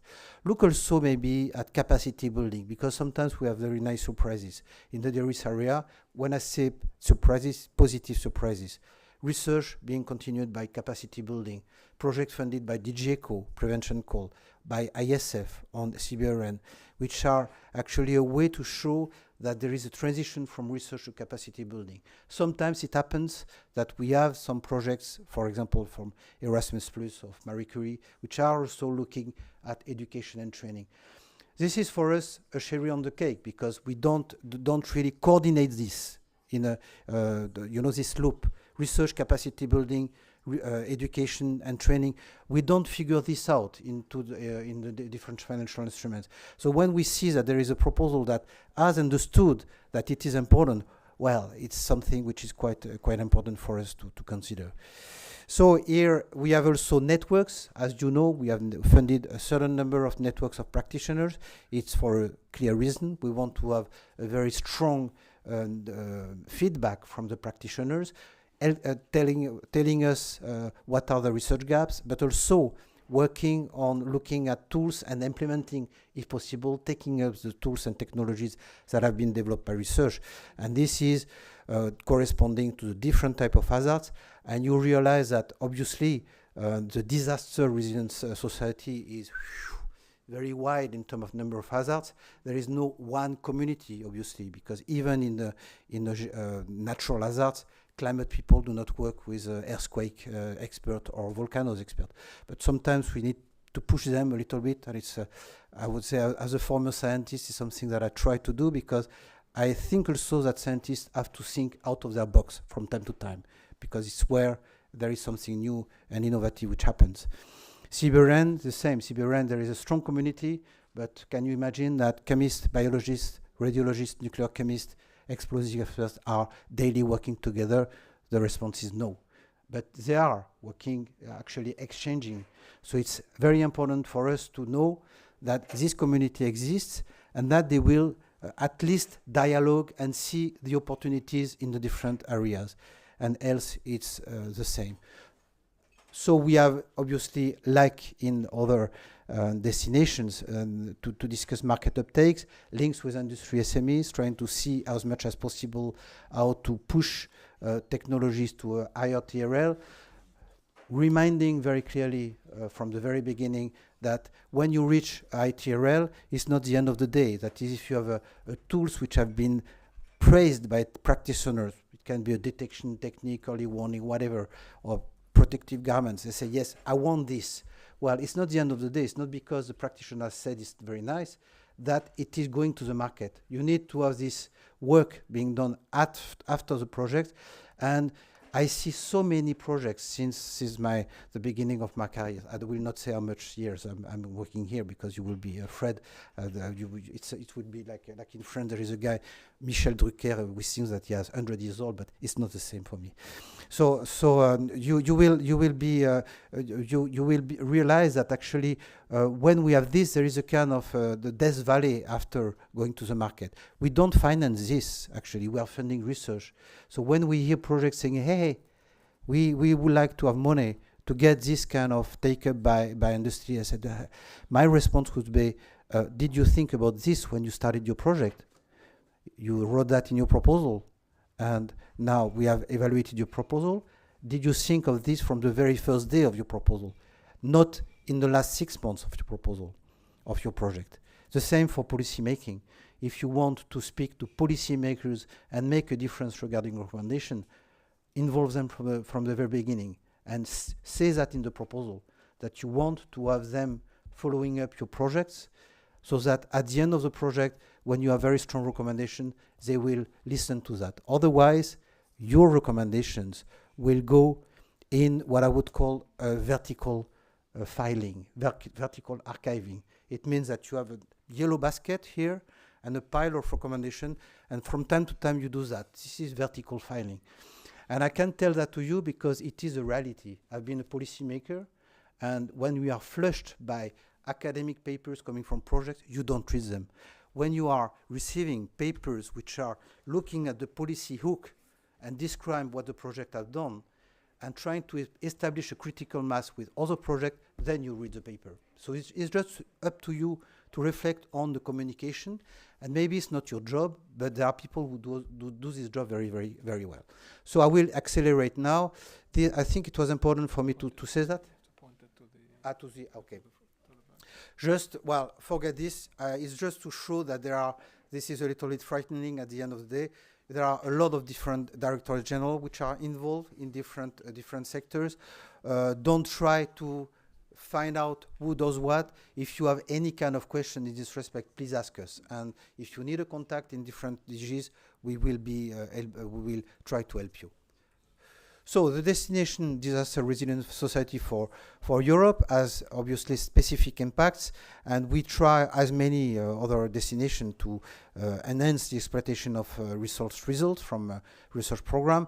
Integrated technologies. We have a focus on Earth observation, because you will see that in 2 topics we have an agreement with ESA for regarding Earth observation, advanced modeling, artificial intelligence. This is not a surprise. We try to have an enhanced understanding of high impact hazards and cascade events to have a better prevention, preparedness, response and recovery. This understanding and improved knowledge will hopefully be reflected into situational awareness of risk by citizens, situational awareness, but also risk awareness by citizens, which we hope will help them to be empowered to act. Actually, we are in a society where people wait for the public authorities to act when there is a disaster. We have to come back to our animal feeling, you know. We are responsible for our own life. If there is a big risk that we don't know at all because we have not been told that this risk exists, we will wait and hope that the public authorities will do something for us. But we are in a situation now with many different natural hazards where we should clearly know what could happen and be prepared ourselves and use our actually instinct to act in a coordinated way. And it's where this kind of empowering to act, involving in research initiatives, is not for the sake of having people coming to research. It's simply to try to develop a culture of risk. I've been to Japan recently. I've been amazed to see how they are prepared regarding earthquake, from the very, very young age, school to elderly age. And in all the cities where you have systematically earmarked where to go and what to do in case of earthquake, because it's a country that is facing earthquake not daily but very, very often. And these people are living with this, you know, and all the architecture is thought on that way. We are very far from this. I'm not speaking here about earthquake only. I'm speaking about the increasing number and severity of flash floods, for example, in Europe, of drought and so on. We are not prepared, and we are not prepared socially speaking. So we need to make something to raise the resilience of our society. We want to have more cross-sectorial, cross-discipline, cross-border coordination of the overall disaster risk management cycle and governance. And this is from scientific research to prevention, again, including knowledge transfer. And this, why governance? Why we want to enter into governance is because we have been facing situation which was for me absolutely catastrophic. You know, do you remember in July 2021, there were flash floods hitting Luxembourg, Germany, and Belgium. This is a result of convection phenomena in the Mediterranean that goes north. So we have this in the southeast of France, is coming north. And people, we knew that there were projects dealing with impact forecasting that foreseen this kind of very strong event 24 hours before. It was not listened by the public authorities. Why? They said, hey, in Belgium it rains.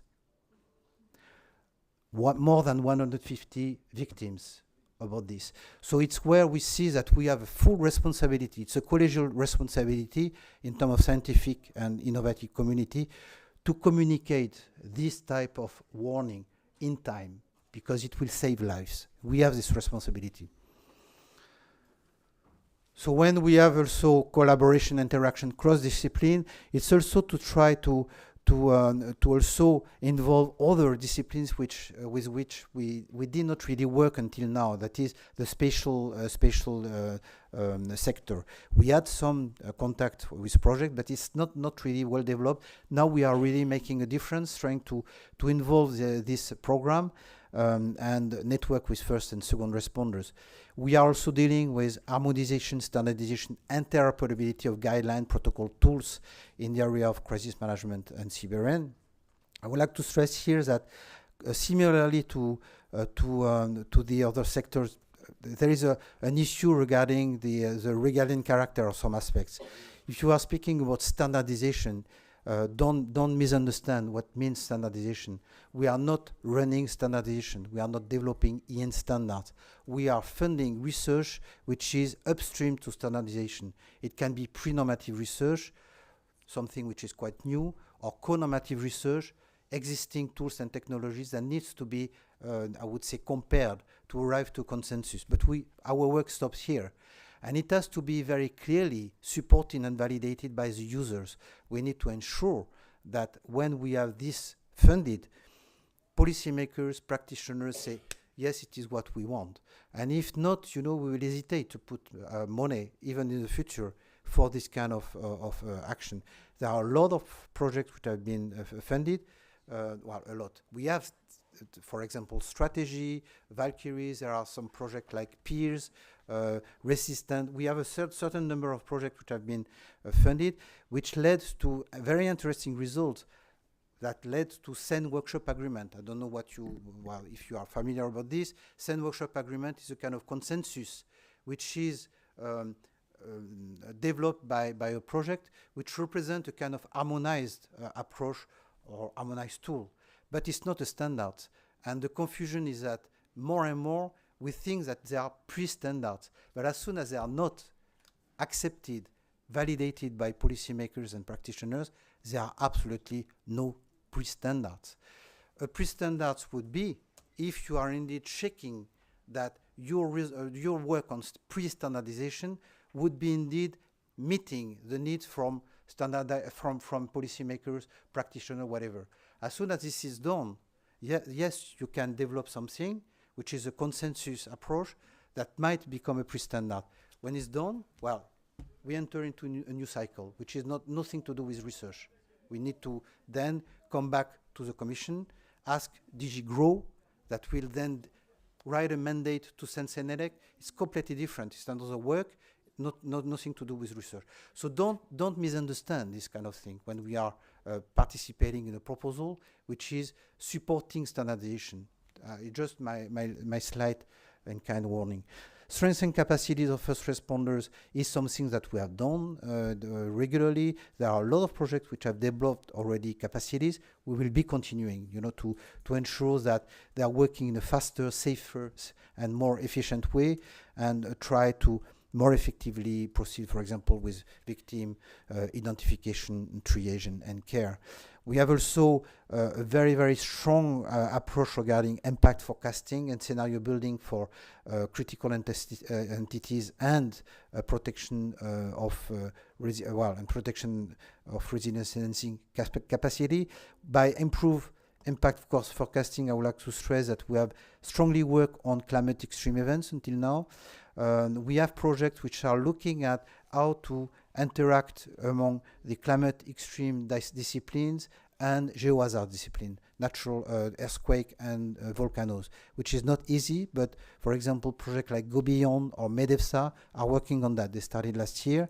If you are interested, because there is one topic dealing with this, you might look at what they are doing. Very difficult, I know, to merge these scientific disciplines, but I'm thinking to the first and second responders here.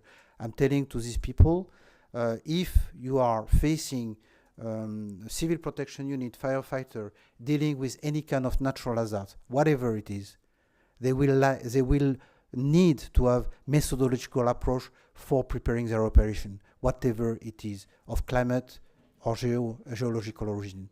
So even if the science is not the same, it's obviously impact forecasting for floods is completely different from precursors related to earthquake. We agree on that. The approach for the civil protection might be harmonized and is still not done. Yeah, I will speed up. So I will, but in fact, it's what I'm seeing here. You will see the project, the topic. I will go very, very fast because you will have heard what I need to say about each project here. So improve the capacity of institution to respond to natural hazards. This is clear, and improve the ability to rescue and manage the first phase of emergency. Here we have a lot of contact with medical emergencies related to geohazards and climate hazards. So, well, I will go fast with this, simply to say that there are links, as I said, with some EU instruments. I mentioned the capacity building by ECHO, but there are also links with the EDF.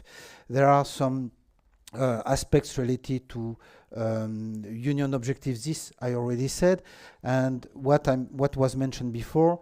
We value very strongly synergy building, clustering initiatives, and link with the very famous Community of European Research and Innovation for Security, which is very, very strong, a strong network. And I strongly invite you to apply to this, to become a member. It's only a click on that. So with this, I will go to the, he said, I will go to the topic very quickly because you see that what I've said will be actually reflected in the text here, and you will be able to ask me questions. I want simply like to say a few words on each topic. The first one is on prevention, detection, response, mitigation of chemical, biological, radiological stress to agricultural production, feed and food processing. The first thing I would like to say, because, well, I don't need to repeat what is written. You can read this. What I would like to stress are two things. The first thing is that don't mix up food security, feed security with what the agricultural sector say. Agriculture say feed security is a lack of resources. We are speaking here about intentional degradation. And it's the same for water. When you speak about water security, we are looking at water scarcity and not to the intentional poisoning of water. So there are two different ways of looking at security, food security, and water security. And I advocate this very strongly because the water security regarding criminal terrorist threats is completely overlooked. You say, well, why? It's because it's not regulated by the Union. So when you speak with this about with colleagues from the EU Drinking Water Directive, they will speak about water security for lack of resources, not security. But we have to say, when speaking about water resilience, food and feed resilience, it is also concerning intentional threats. So don't mix up this. And I think it's very important to look at. The second thing I would like to say is that this is coming from something that we had funded in FP7. It was an integrated project called Planned Food Sec, and there is a report which is available. And if you want to apply to this proposal, don't hesitate to ask because it's publicly available. Maybe you will have difficulty to locate it, but well, I will give it to my colleague. She knows that I have a kind of bank of many reports, and this will be quite helpful to you, so don't hesitate. I will not come into the eligibility criteria, and it's you know how to read them. Simply saying that we expect to have two projects for an indicative budget of 8 million, so it's 4 million projects more or less, which we are foreseeing. The open topic on improved disaster management and governance comes to the fact that we have discussed with local authorities, we have discussed with city risk managers and representative of citizen organization how to enhance coordination of the disaster risk management cycle and governance, and trying to foster actually a kind of culture of risk. I don't like that so much, but a better awareness. And this, well, it's open, so we are curious to see what will happen. I would like to stress that we have a certain number of projects dealing with societal resilience, funded since 2021. Look at them. We can give you a list without any problem. Look at what they have done. Some of them have published recently a policy brief, which I like very much, which is produced by 9 projects, which is from the societal resilience cluster. So 9 projects with strong recommendations and research line. Don't overlook this. It can be very useful for your proposal. And I would like also to stress that we had a series meeting in Toulouse last year, where there is also a report which is available, which is a mine of information, so from Toulouse. So don't hesitate to ask. We'll be very happy to guide you. And then, does not like me, this one. Yes, okay. So the third one is about harmonized standard protocol for the implementation of alert impact forecasting system in the case of high impact weather, climatic and geological disasters. It is exactly what I've just said before. Here we really like these different communities to work together to define what type of methodological approach could be developed that could make a difference at EU level in terms of harmonization of approaches. So here you see that there is a lot of standards which are standard discussions which are in place, but we speak about standard operating procedure which are not necessarily in standards. And you see that in the eligibility we put one standardization organization, but it does not mean that we imagine that it will go to standardization. It's simply that these people know how a standard is being developed and they will give advice to the scientific community. So don't consider that it's a partner that will lead immediately to standard development. They will help actually the partners to figure out, to frame a little bit their discussion. In the case of NATEC, crisis response recovery after a natural technological disaster, here we are looking at development on a more holistic vision of a crisis management related to cascading events, and trying to demonstrate operational protocols that are existing, developing standard operating procedure, improving our understanding. And here I would like to stress that there is no technology behind. It's really to discuss how to best develop methodological approaches that will be helpful for managing better future NATEC events. The last one is about cost-effective, sustainable technologies for radiological and nuclear large-scale protection of population and infrastructure after a nuclear blast or nuclear facility incident. And here you see that we are also looking at, it will be a little bit difficult this because we know it's a little bit touchy, what exists at national level. Well, good luck, because to get data on existing national practices is difficult, but we need to look at that, looking at tools and methods for risk assessment, and look at different type of protection measures that exist, better improving, better understanding, better approaches regarding decontamination and so on. This is something where there is a mix of methodological issues and technological development. Just to let you know that, because I know that we'll have this kind of question, obviously we have a reference to Ukraine, and this by nuclear blast will also include the risk of bombing of a nuclear plant. This is what I wanted to say, I think. I see that there is a little music which says me, thank you for your attention. Any questions?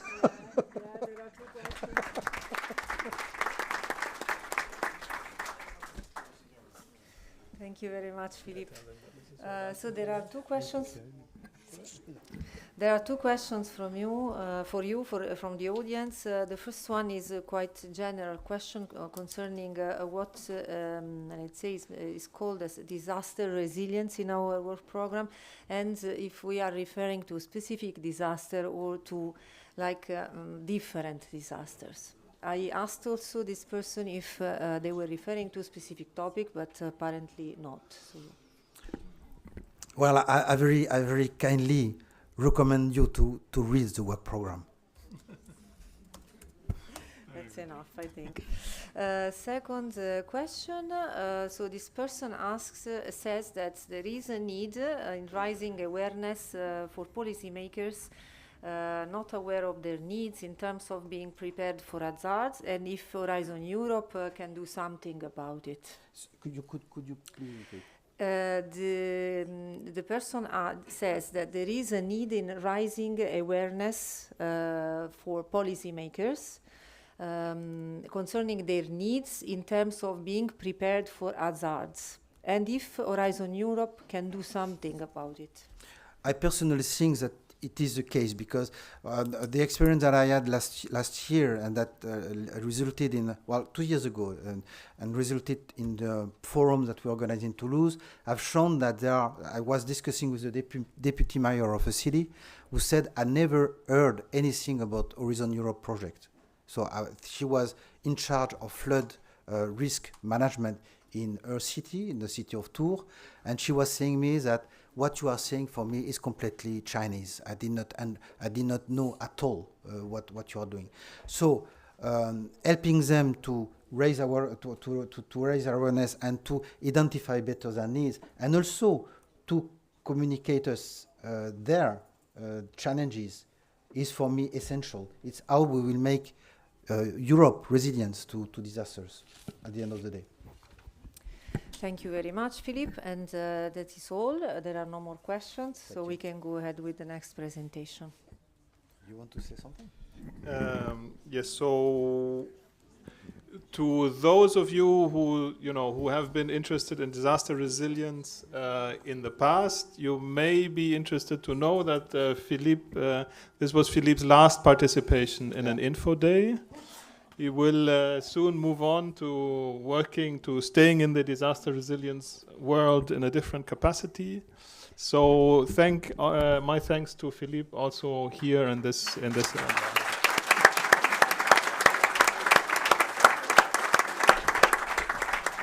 Thank you. I will now be Mr. Disaster at home. You know, my wife will appreciate. Okay, we break for coffee. We're back here at 16:05, 4:05.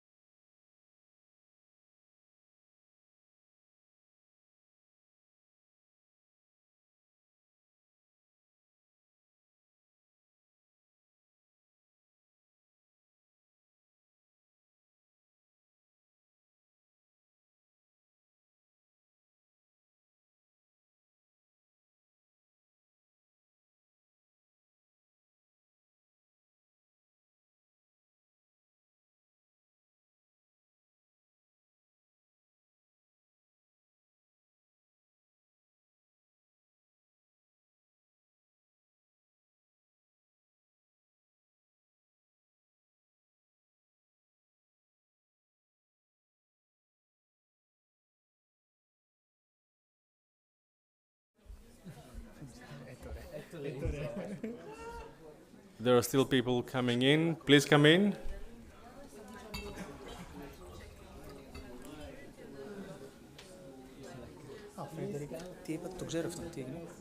Έχει χάσει την ταυτότητά του. Εδώ είναι. Θα το ξέρεις. Τότε δεν λέω τίποτα.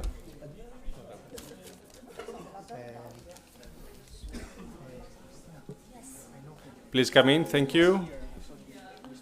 Hope you had a good break. Let's continue the second part of the afternoon of this event, which is equally as interesting as the previous part. It is equally as interesting, I'm sure.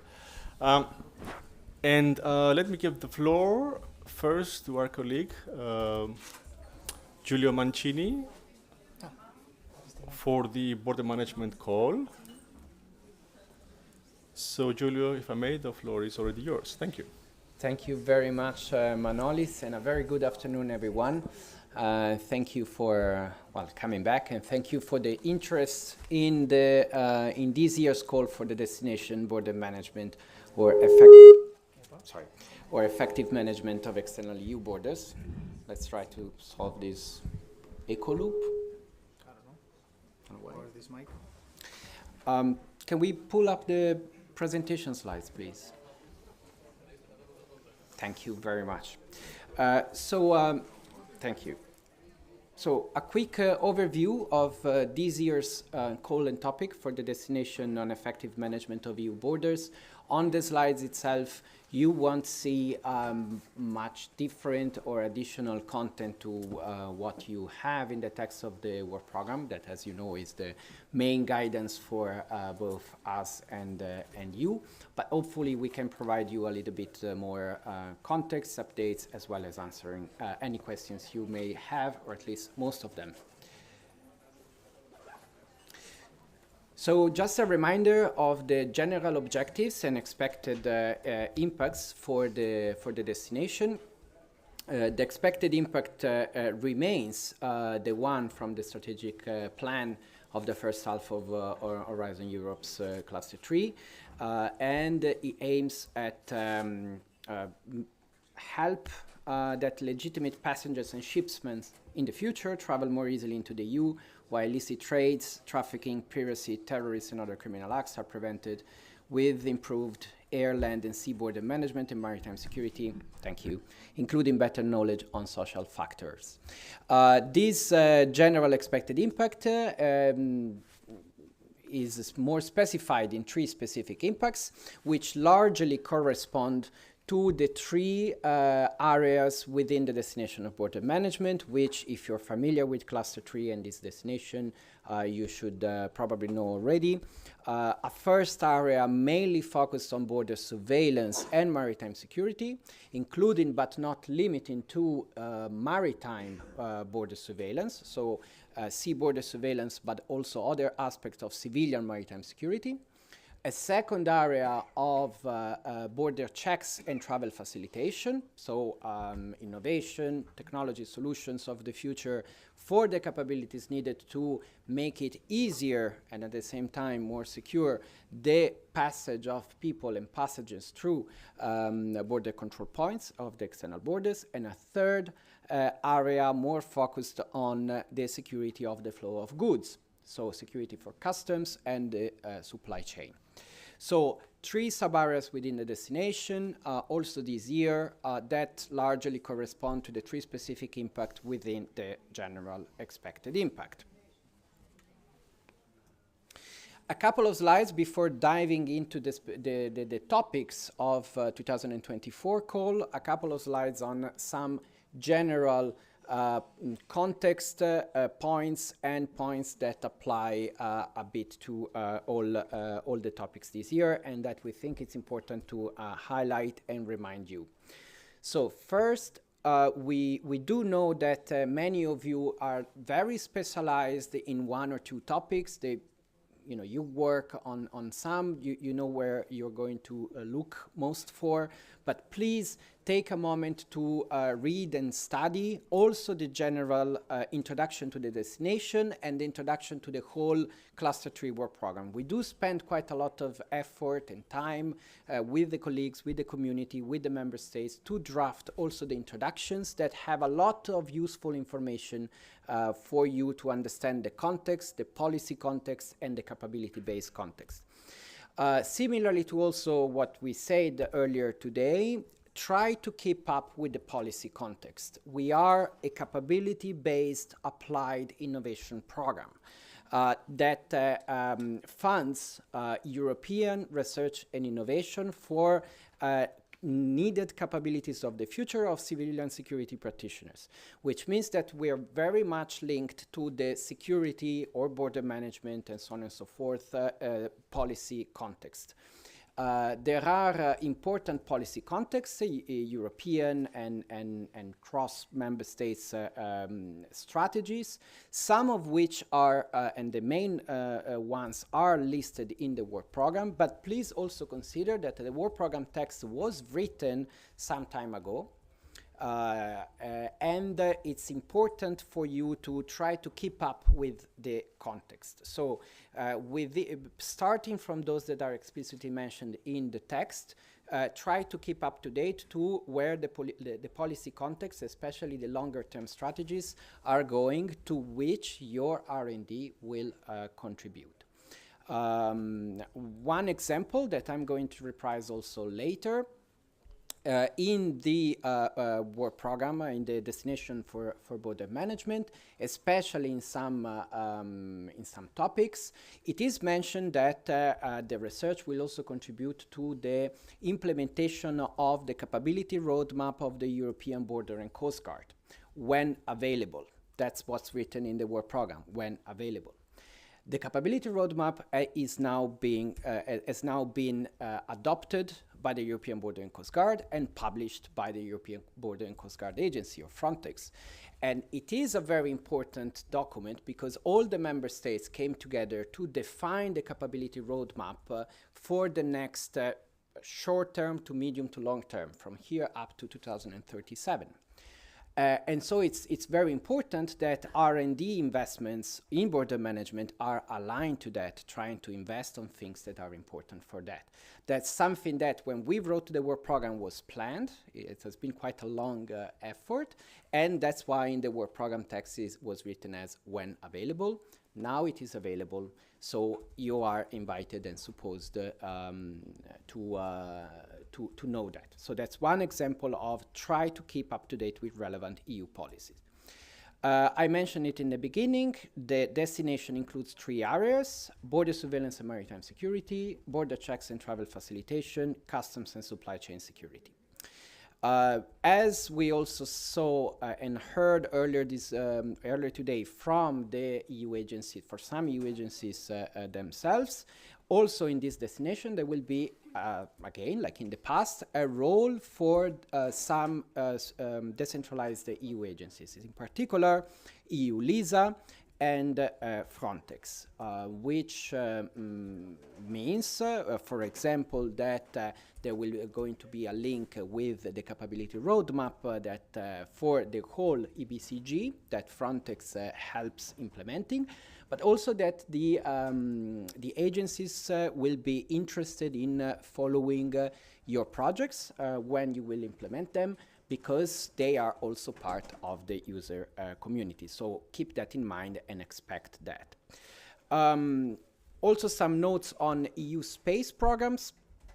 If the projects that you're thinking and designing will use services like navigation, positioning, or precise data, date and timing services, you will have to use Galileo as a space system.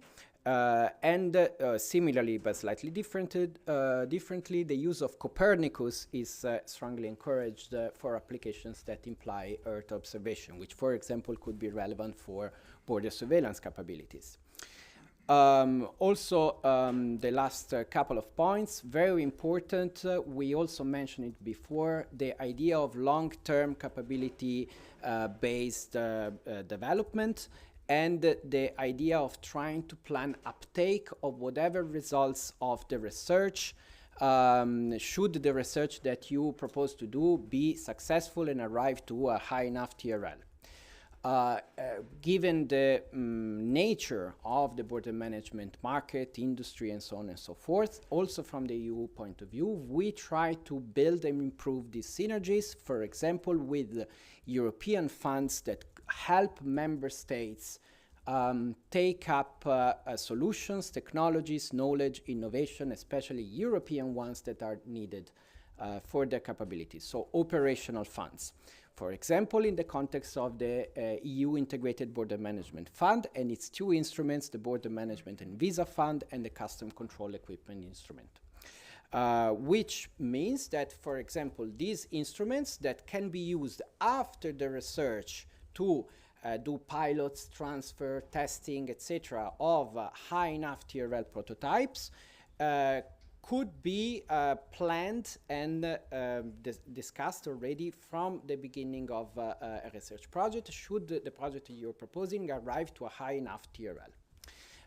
The important note here is that, as for other EU funds, only authorities can plan the use, the future use of this fund. So it's an important role for the practitioners, for example, that you have in your consortium.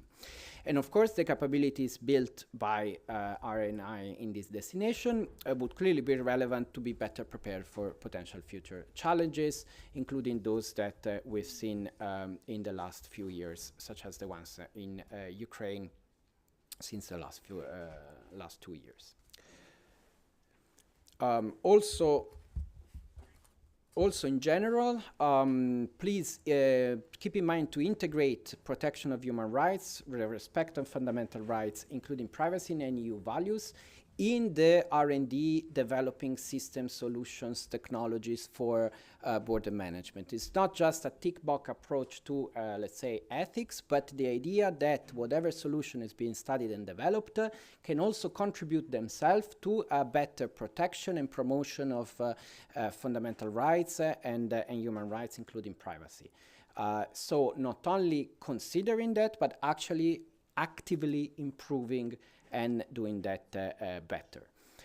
We will have a lot of aspects of compatibility, interoperability, etc. That's something that for us is very important. For the member states authorities, very important.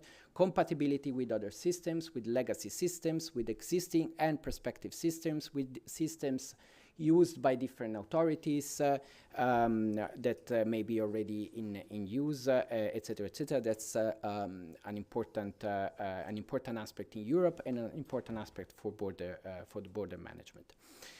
Cooperation with relevant EU shared or funded initiatives. An example is CERIS, the Community for European Research and Innovation for Security, but it's not, of course, the only one. Complement and try to be aware and demonstrate to be aware of what other things that may be interesting and relevant are being developing in other relevant aspects, including, for example, the European Defence Fund, in being aware of our focus on civilian applications and aspects of dual use, but showing that you are aware of what's going on and the landscape is going to be important. We touched upon security-sensitive results and gender dimension today that, of course, apply also to BM. And in general, in a proposal, try to demonstrate how you plan to build on relevant predecessor projects, again, showing to be aware of the relevant state of the art. Consider citizens and societal perspectives, the fact that civil society, users, individuals, and groups are going to be final users of some, in many cases, of some of the solutions. Include education and training and awareness raising that could be needed for allowing the use of systems that you can propose. We've seen something similar also earlier today in FCT. How you're going to measure the achieved TRL, how you're going to credibly saying, we're going to arrive to a TRL X, and this is how, why we say so, and how we're going to measure or test it. And linking to what we said just just a few minutes ago, how you're going to prepare the uptake of the research outcomes if the research project is successful, as you said, in moving from this point to this other point.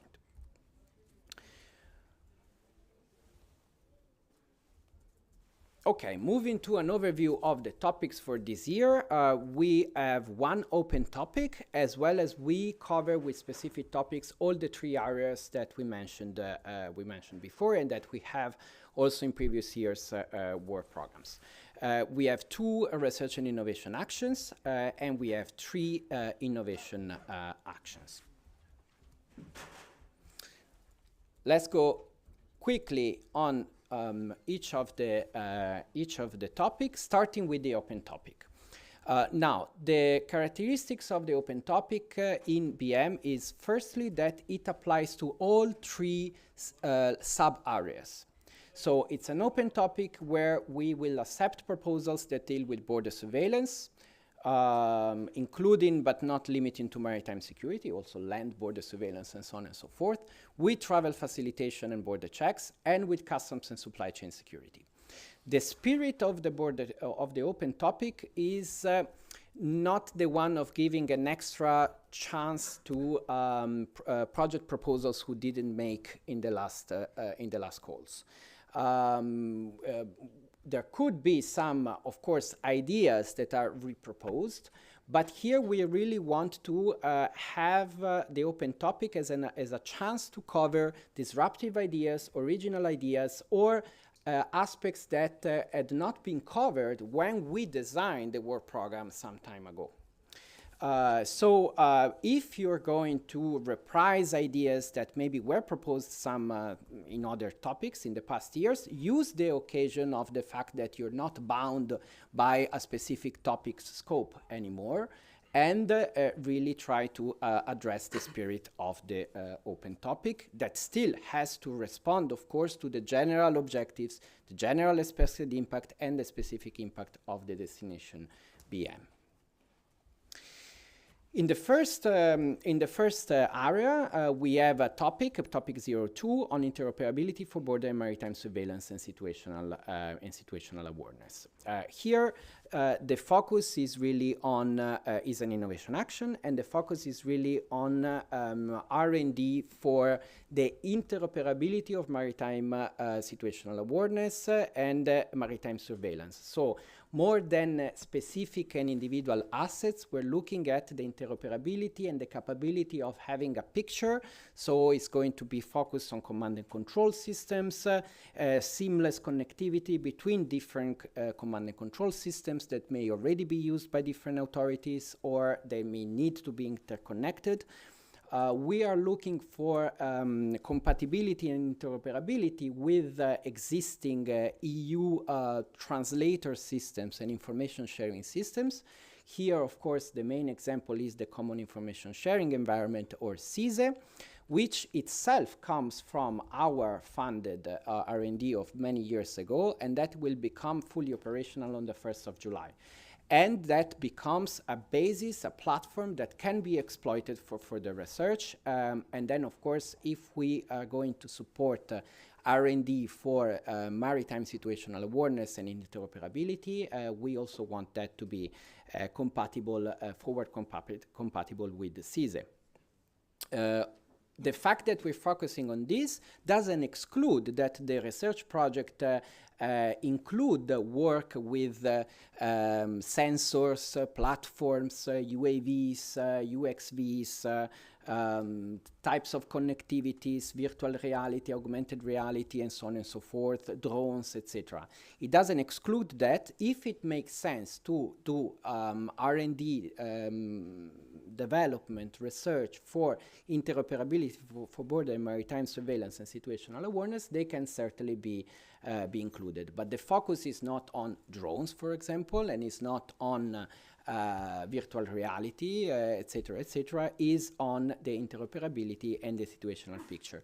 Also, be careful that is border and maritime surveillance, which means that proposals can cover maritime surveillance, but can also cover land border surveillance, for example, or both.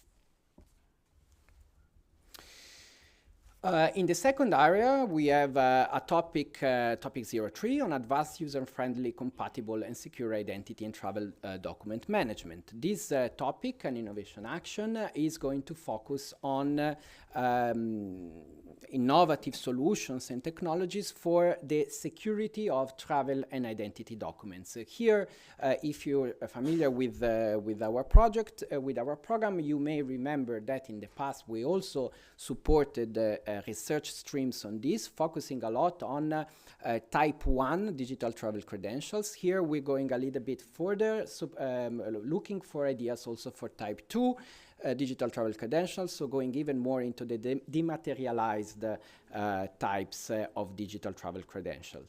There is a lot of aspects of privacy and data management here on systems and solutions that allow to share the minimum amount of data needed and minimize the sharing of data as much as possible. As well as other interesting aspects, which may include enabling fuzzy searches and other aspects from the capability needs, as well as different technological approaches. One interesting aspect here is that it's not only relevant for the border checks at the external borders, but it also becomes relevant for the security of the Schengen area internally itself, because secure external borders also acts as compensatory measures for the absence of internal borders within the Schengen area. So it has a double relevance.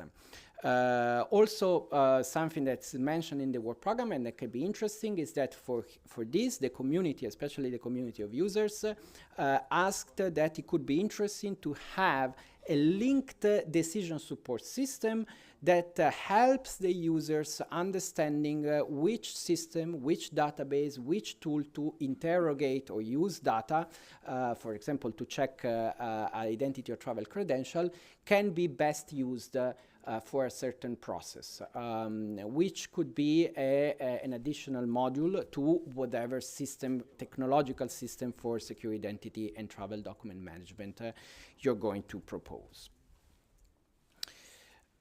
Also in the area on border checks and travel facilitation, we have topic 04 on integrated risk-based border control.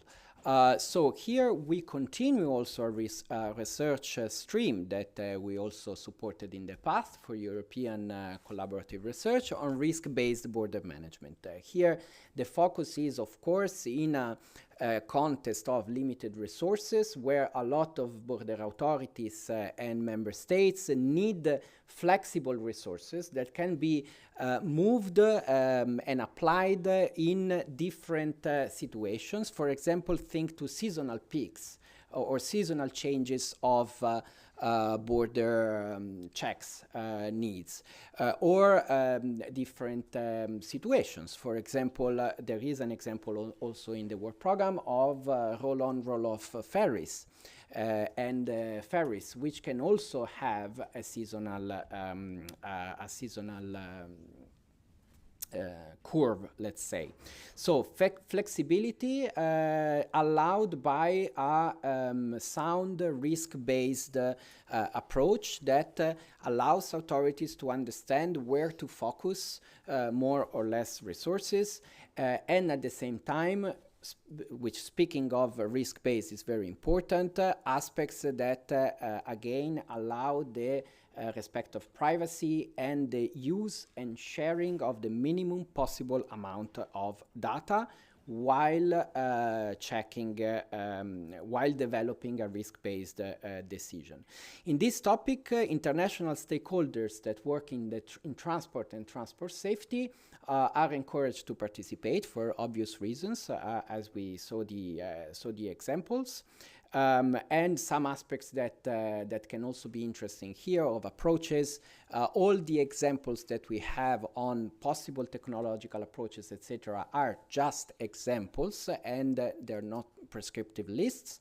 But there are some like data fusion approaches, various census approaches to collect and analyze possible inputs for a risk-based border control approach.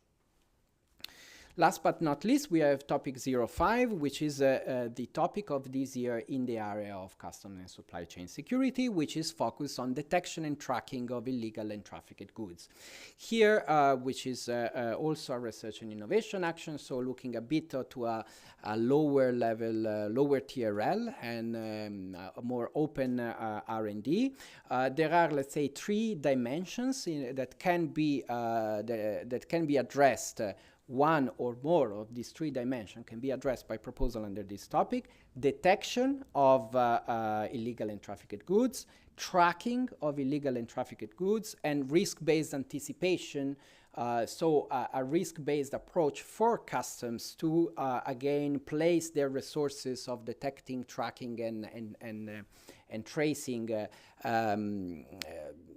targets that could be threats or pressures or illegal things in a context of scarce resources. Just a note on the second of the 3, tracking. Tracking focuses especially on ways to non-disruptively and nor invisibly track things that may be precious and that you may not be able to mark in a disruptive way. Typical example, art and cultural goods. That could be particularly interesting. Also here, examples, non-complete and non-prescriptive examples of technologies: scanning, detectors, sniffers, imaging, nanotechnology, distributed ledger technology, and so on and so forth. Here in this topic, as well as in the topic of the first area on surveillance, we noted something that came as a possible additional asset from the community, which is the lower environmental footprint and the more energy efficiency. We do not fund research on, let's say, environmental aspects and energy efficiency per se, but the community of users, the border authorities, the coast guards, the customs, are flagging that any future solution or technology that also helps not only the capabilities to detect, to track, to improve more efficiently, more securely, more privacy enhancing, etc., but it also is more energy efficient and with a lower carbon footprint, would be welcome. So that's the reason why this is mentioned in the topics that are most relevant for that. And with that, it's all from me, and I'm happy to take questions if you have any. Thank you. Thank you.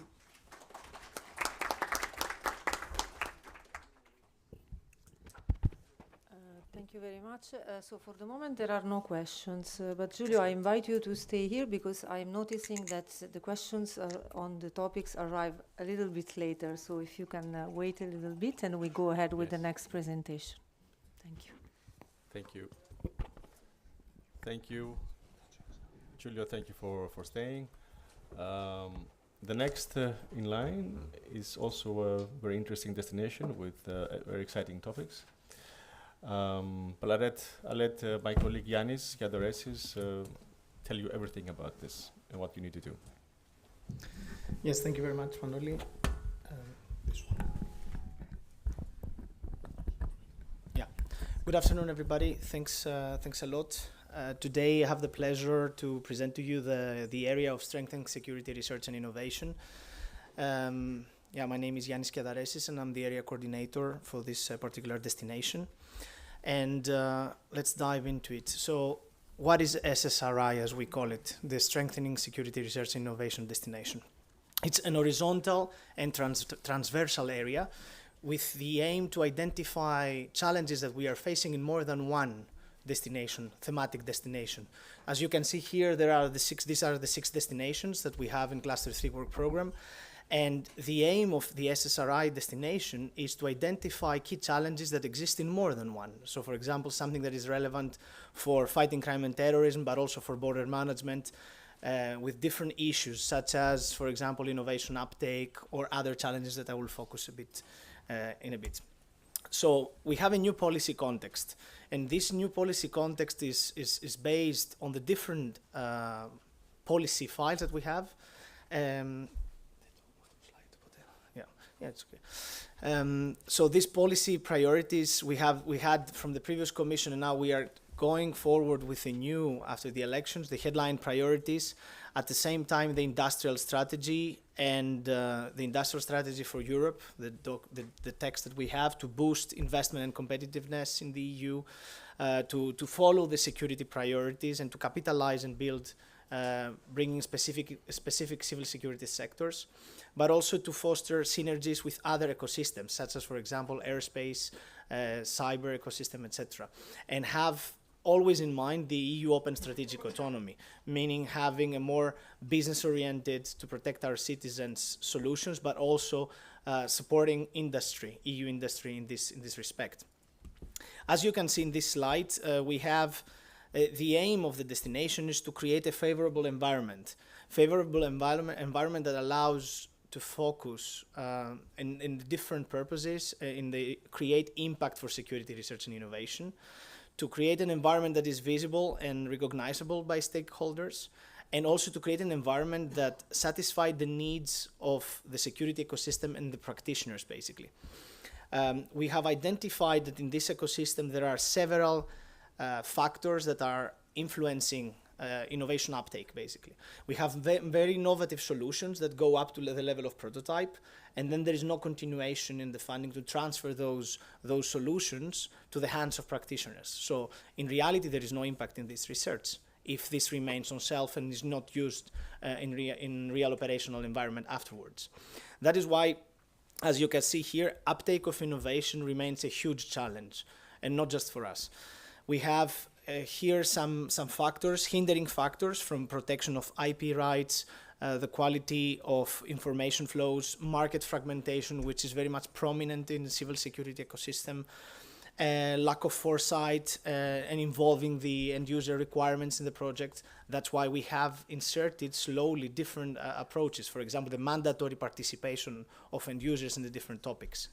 And of course, we are trying to modernize our approach and to have a more structured dialogue with market actors and to exploit the different solutions and the different instruments that exist.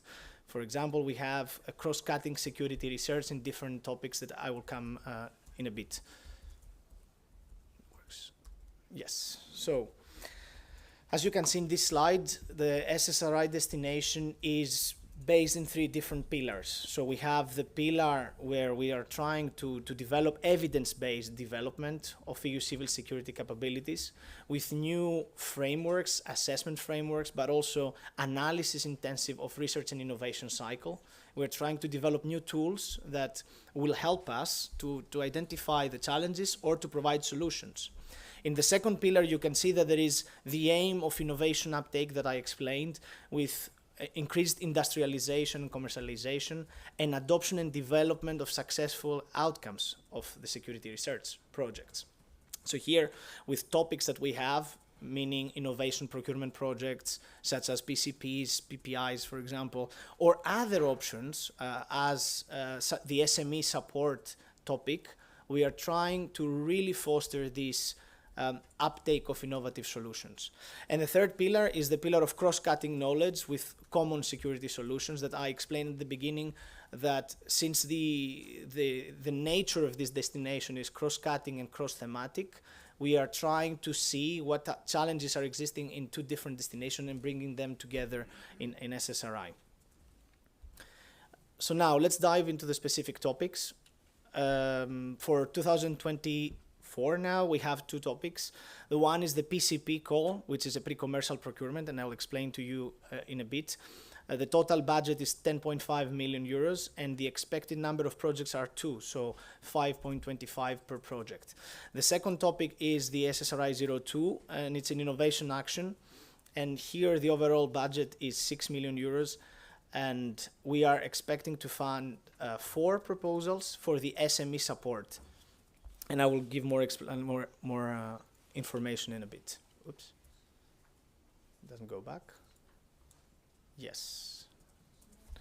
So now, the first one, the demand-led innovation through public procurement. That's a typical PCP call where we have different expected outcomes. It sounds very complicated, but it's not in reality. And the idea of a pre-commercial procurement project is to have together practitioners that have a common capability gap. So they identify together a need, and they launch a competitive process to find from the market a solution that corresponds to this need. Maybe this graph will help you follow. So the idea is to have, let's say, innovative procurement schemes as catalyst of innovation, and we follow the so-called two stages approach. So we have a preparatory action at the beginning where we have a CSA project in 1 year, and then the next year, the following year, is a PCP, which is the real project that starts the competitive process. So now, for example, the CSA that exists is sealed for crowd, and the idea is to continue building on the outcomes of this sealed for crowd project on protection of public spaces technologies to start the PCP.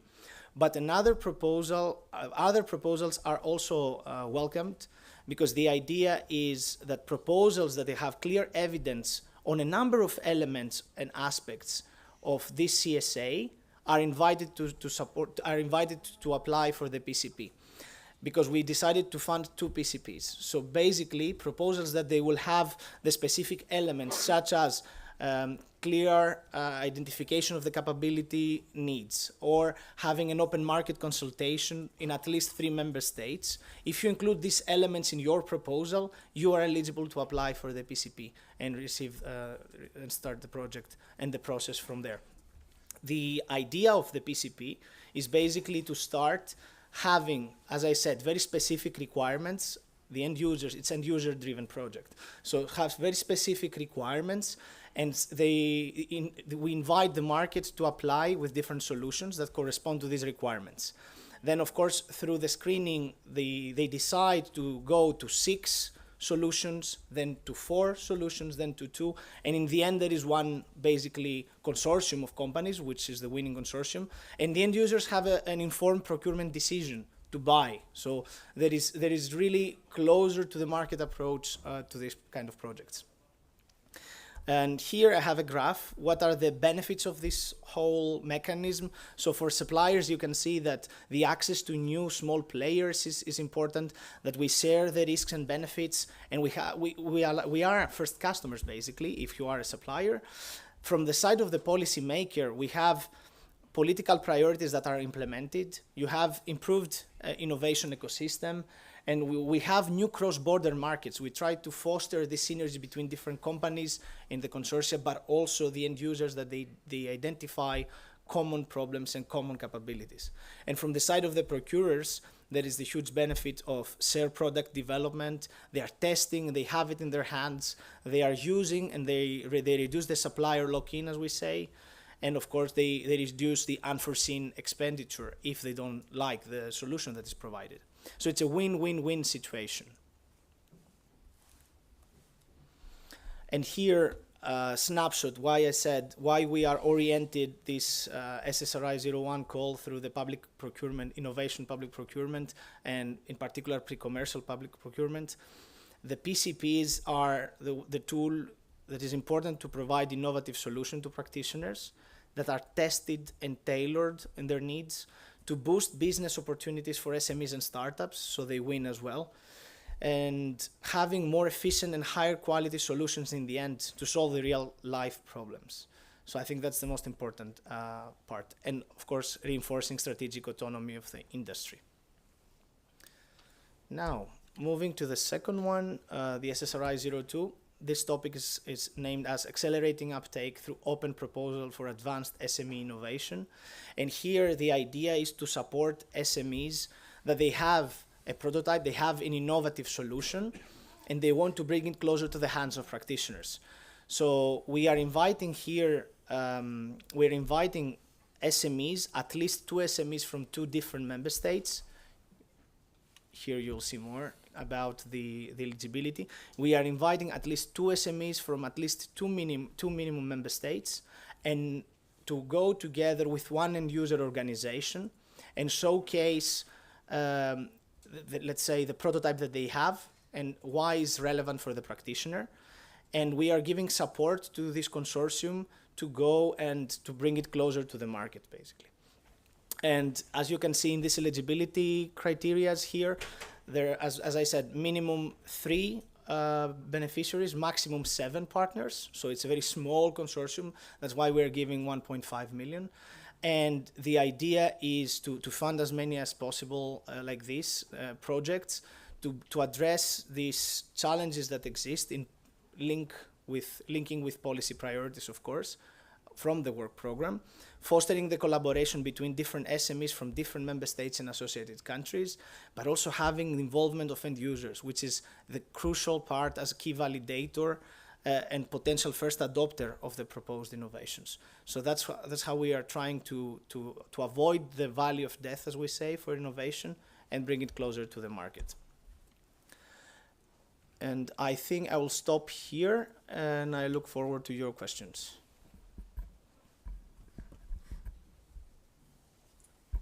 Yes, Yannis, thank you very much. Is my microphone working? Thank you, Yannis. Mine is working. Sorry Okay, for that. But it's just to ask you if there are any questions, 1 or 2 questions we can take for Yannis. Yeah, so in the meantime, as I said, we received 2 questions about border management, but first maybe we can answer the question that Yannis received. Only one, thank you. And yeah, so there is a kind of confusion about PCP topic, because this person asks what kind of actions should be submitted as a PCP. So maybe you should clarify. Yes, thanks for the question. I urge you to go to the annex of Horizon Europe program, where we have an annex specifically guiding you through the PCP and PPI process. The action is called pre-commercial procurement action. So it's a specific action. It's not RIA or IA. It's a PCP action. And there are specific rules and guidelines for these actions. So you could have a look in the iProcureNet project, which provides a guidance with presentation for potential applicants, or we have other guides that we can share afterwards, maybe with the material of the Info Day, on how to prepare a successful innovation procurement proposal. Yes, Yannis, we can certainly include links. Yes. We already promised this morning when we gave our presentation. And also, please refer always to the general annexes of the work program, because already there is one annex dedicated to PCP. And in addition, we will give you also the other links that Yannis was mentioning. Okay, so maybe now, if you don't mind, we answer first the 2 questions, and then we move to the next presentation. So for you, Giulio, in some border management customs, in some border management, I guess, calls, customs are required to be eligible, but recruiting customs is challenging due to their internal process of acceptance. Can you please comment that? Well, thank you for the question. And apart the fact that we are aware, it's not the easiest process. But maybe a couple of comments. The first one is that we do that for a very specific and good reason, which is having practitioners, customs in this case, in the consortium from the start, from when the consortium for research is designed, and then to the project itself, should the proposal be successful. So user need requirements up to testing and validation, etc., which is very important to make sure that in an area such as security, which is demand-driven a lot, we also just heard in discussion, is very important that the innovators don't work alone, but work with the practitioners. So that's the reason why we demand that. So we are aware that it can be a burden sometimes, but it's worth it. The second comment is that in this work program, 2023-2024, we relaxed a bit the additional minimum eligibility requirements for customs to customs authorities as a minimum for each proposal, coming from 3 in the past. So we did kind of hear this difficulty, and we thought it could be a good compromise. So hopefully that helps. Thank you very much. Last questions. There is no specific reference to a specific topic, but the question is, as solutions proposed are not only focused on maritime solutions, are you looking for versatile solutions, or should different proposals be submitted? Thank you. I would guess that refers to topic 01.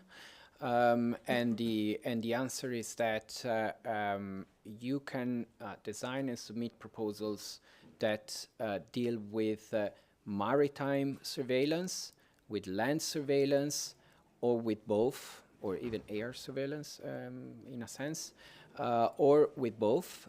So there is no prescription on you have to address both, or you only have to address one of the two.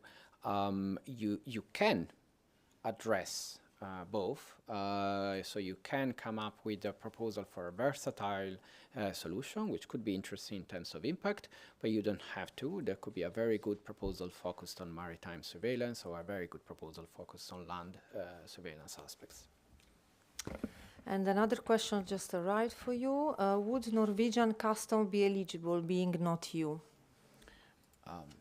Thank you. I think that's a question that could apply to maybe many Norwegian organizations. Norway is an associated country to Horizon Europe, so organizations based in Norway are eligible, so Norwegian customs are eligible. And they count toward the additional eligibility criteria. Thank you. Okay, no more questions, so we can proceed with the next presentation. Okay. 1 second that we give you the microphone.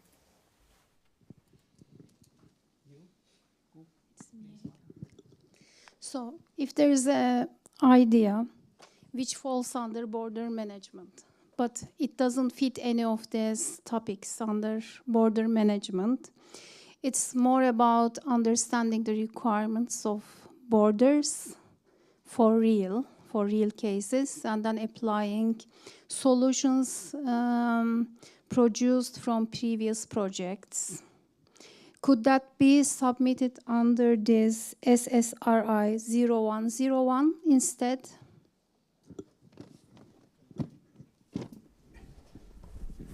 Actually, to give you the answer to this, I need more information. What do you mean by the end of solutions? Because the SSRI 01, since it's a PCP, is focusing on end users. So end users should have an understanding of a capability gap. So in the area of border management, is applicable, of course, but we should go a step back and first see what is the gap that they have, not have a solution in mind. As technical partners, we may have produced some proof of concepts or prototypes within the scope of another European Union project, right? This, I would say, is more for the SSRI 02, where the idea is exactly to take the practitioner in the area of border management, for example, and take the technical partners that they have in mind. They have produced a prototype at TRL 5, 6, or 7, and then take it and take the funding to get it to the market and further test it and validate it in real operational environment. So I think to answer your question, I would say this example that you give is for SSRI 02, and it's perfectly fine. Exactly, not exactly market, but still to do the further test, develop, which will really influence the security of Europe or Schengen area. Yeah. Okay. Thank you. Thank you. Okay. So good afternoon. My name is Ioannis Askoxilakis. I will present from DG Connect the last destination: increased cybersecurity and a more resilient online environment. Actually, this is a destination that is recurrent over the last years, so nothing has changed in the overarching goals, specific impacts and objectives. I could briefly repeat them. So first of all, we are looking for knowledge in cybersecurity that will break silos and avoid also fragmentation in general. And this, as an example I could give here, is the EU cybersecurity certification, which was a policy that is leading in this, let's say, unification of the cybersecurity market, but it's not the only one. To strengthen key pillars in cybersecurity and in research domains that are significant for Europe and for European strategic autonomy in cybersecurity. And of course, to consider the uptake of these of the proposed technologies solutions from the market, with particular focus on SMEs, making here more clear that we are not looking for high TRLs, but we are looking for the participation of the innovative industry of Europe with particular focus in SMEs. And I'm saying that because at the same time, you may be aware that we have developed the Digital Euro program, the cyber element, where we are looking for deployment solutions. So this is the place for more advanced technologies. So the destination is expected to support the European cybersecurity strategy, but also all the relevant policies around it. And while the cybersecurity strategy was something that came a few years ago, in the meantime, we had several, let's say, legislative proposals and regulations, as for example, the European Cybersecurity Competence Center, which, by the way, in the future will be supporting also in Horizon Europe, in the implementation part of Horizon Europe, as it does already with the Digital Euro program. But here the goal, just to make clear, is not to support the Competence Center itself, but the mission of the Competence Center, which is about capacity building at EU level. So I would say that it would be good for the community here to take a look in these recent regulations, because they could be important for, let's say, not the technology that they're developing, but the market ecosystem around it. A very specific example like that is an IS2, for example. So this is something to consider as well. So always the citizen is in the center of the attention, so we need to protect the citizen and their data, and this has to do also with privacy, but any relevant fundamental right. And this comes in tandem also with what was presented earlier from the previous topics. To strengthen, of course, European cybersecurity capabilities, innovative solutions covering all the domains of cybersecurity. And this particular year, we have focus on security software and hardware and crypto that I will present in more detail. So the destination has a particular attention to cybersecurity of most vulnerable organizations and individuals, so infrastructures of importance, as also described in NIS2, but also the citizen and the rights that I mentioned. Key elements, security by design and privacy by design, implemented in the technologies and the applications and the solutions that are being proposed by the consortia. I repeat here again the distinction between Digital Euro program, which is about deployment, about very high TRLs with not much research, while here we are expecting research efforts. And also the support of cyber capacities across various domains and legislation that includes the Cyber Resilience Act, the Cyber Solidarity Act, and IS2 that I mentioned before, the European Cybersecurity Competence Center. But also you should have a look in pertinent legislation, as for example, the AI Act. And I'm mentioning that because we see more and more applications involving AI technology. So the topics, the first topic is an innovation action, 37 million euros of available budget. We expect to fund 6 proposals. The call will open soon, and the submission deadline, which is going to be similar for both topics, is going to be on the 20th of November. So approaches and tools for security in software and hardware development and assessment. And post-quantum cryptography transition, here we are looking for research and innovation actions, 23.4 million euros, around 4 proposals are expected to be funded. In terms of security in software and hardware development and assessment, proposals are expected to address any of the following topics: improved hardware and software security engineering, resilient system design, improved access to testing of hardware and software in virtual, closed and secure environments, systematic and, where possible, automated study of vulnerabilities, software analysis, vulnerability discovery, and dynamic security assessment. Also, trustworthy certifiable hardware and software, and AI-based tools for security, including advanced anomaly detection, intrusion detection, etc. Have in mind that you don't need to address all topics.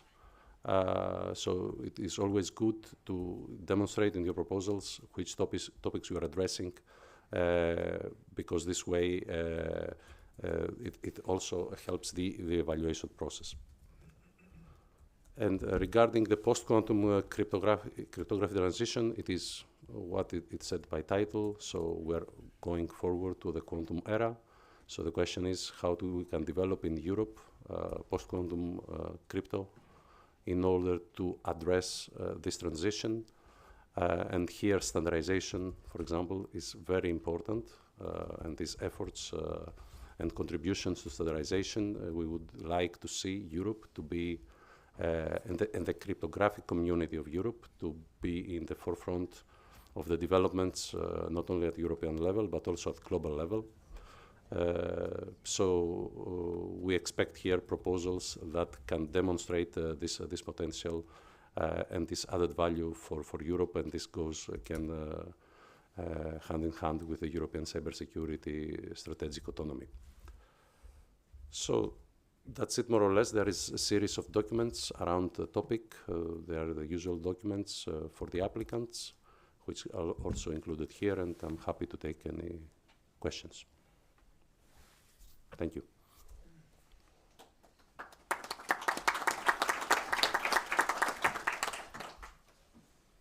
For the moment, there are no questions, but yeah, we see one in the audience. 1 second for the microphone.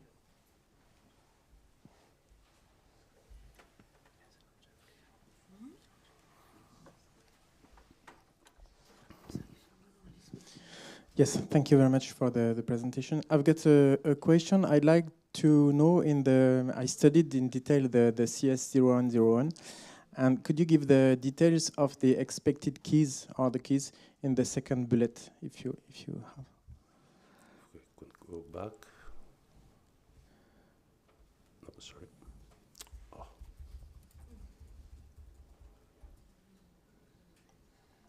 So improved access to testing. Exactly.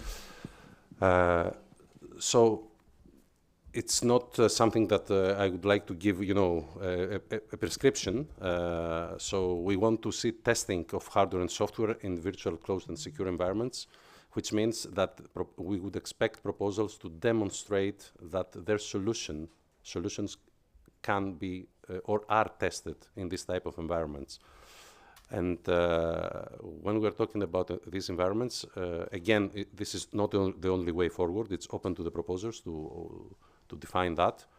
But they could consider, and this is a general actually aspect for the cybersecurity topics, the inclusion, for example, of national cybersecurity authorities or environments that these technologies is envisioned to be used when they obtain a high TRL. Okay, so does it mean that it could be a testbed platform, for example, or software, or in the tools? Do you imagine this? Not the development of testbed platforms, but possibly using of existing testbeds for the developed software and hardware solutions. Yep. Thank you very much.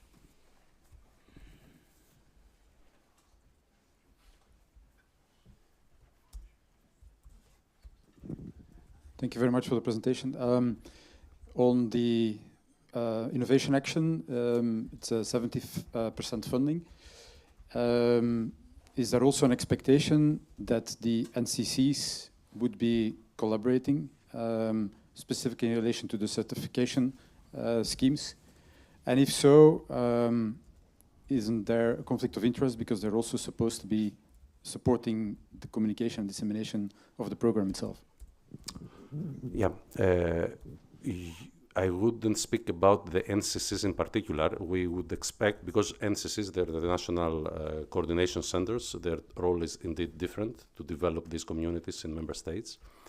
Usually, in several cases, these NCCs are the national cybersecurity authorities, and still, the participation in general of the national cybersecurity authorities in our cybersecurity topics is very welcome. These are actually, let's say, the public sector stakeholders. So in this context, there is no such conflict of interest. Now, if you're talking about cybersecurity certification, where you have a national cybersecurity authority that has also the role of the national certification authority, again, there, I wouldn't see a conflict in this context. So you are developing a technology, you want to demonstrate that, or to certify it at the same time. They could be partners, and you could do that. Thank you.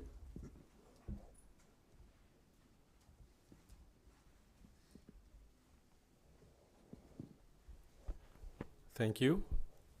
We don't see any other questions.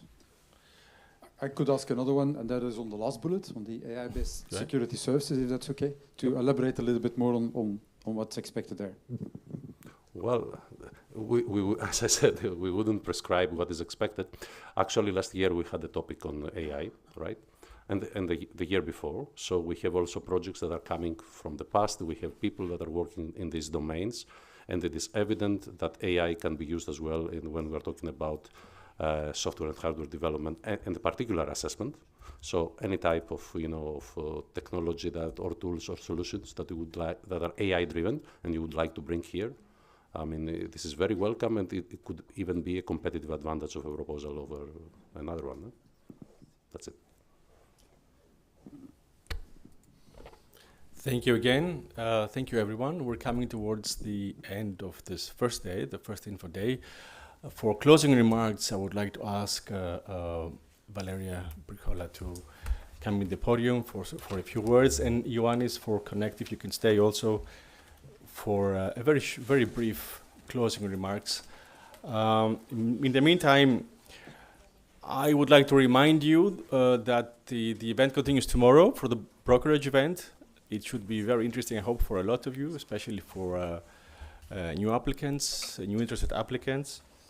I think this will be an exciting day. Please also remember that our calls open quite quickly within the month of the 27th of June. So grab all the opportunities you can and you have today and tomorrow. And hopefully we were able to answer quite a lot of your questions, and that you found this event interesting, and also that you could network. So Valeria, for you? Katia. No. Hello again. It has been quite an intense and long day, I think, full of information. I hope that you were able to have the answers that you expected before coming here. I think at least that you have the structure. So the structure means that all the presentations, the information that was conveyed to you today will remain. If I understood correctly, it will remain available both on YouTube, in the channel where it was web streamed today, but also on the website of Seren 5. Correct. So you will have the recording until the closure of the call, and I think even beyond. So this is a good thing. I can only underline again what Manolis has just told you. The info day is not ending here. We have a very important day tomorrow. It will be structured in 3 chapters. A first one, it will be a kind of training for stakeholders, and I would say run by Seren 5.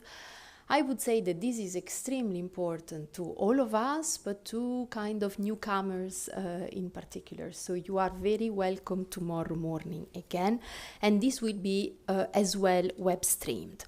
And then 2 other slots that will be on-site only, a pitch presentation session where you have the possibility to explain and describe the entity you represent, what you are looking for, what you can offer.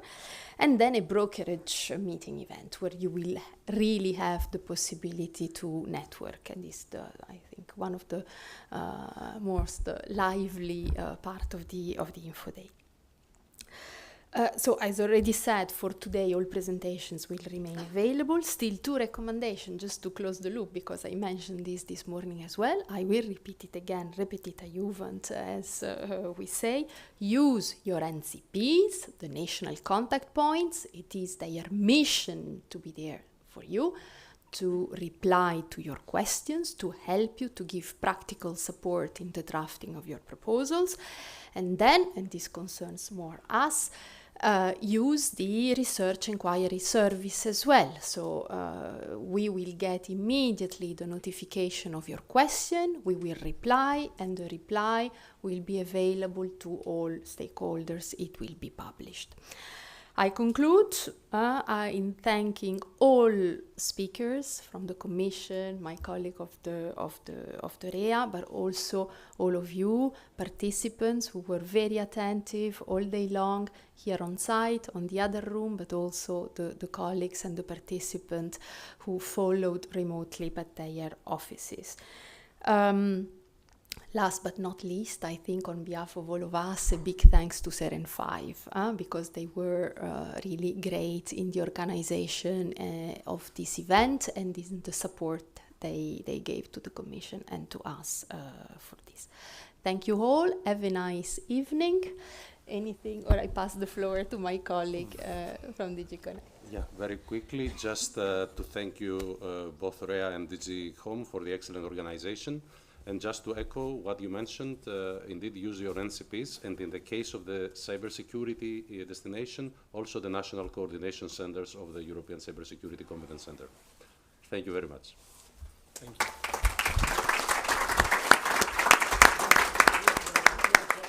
See you tomorrow. Thank you.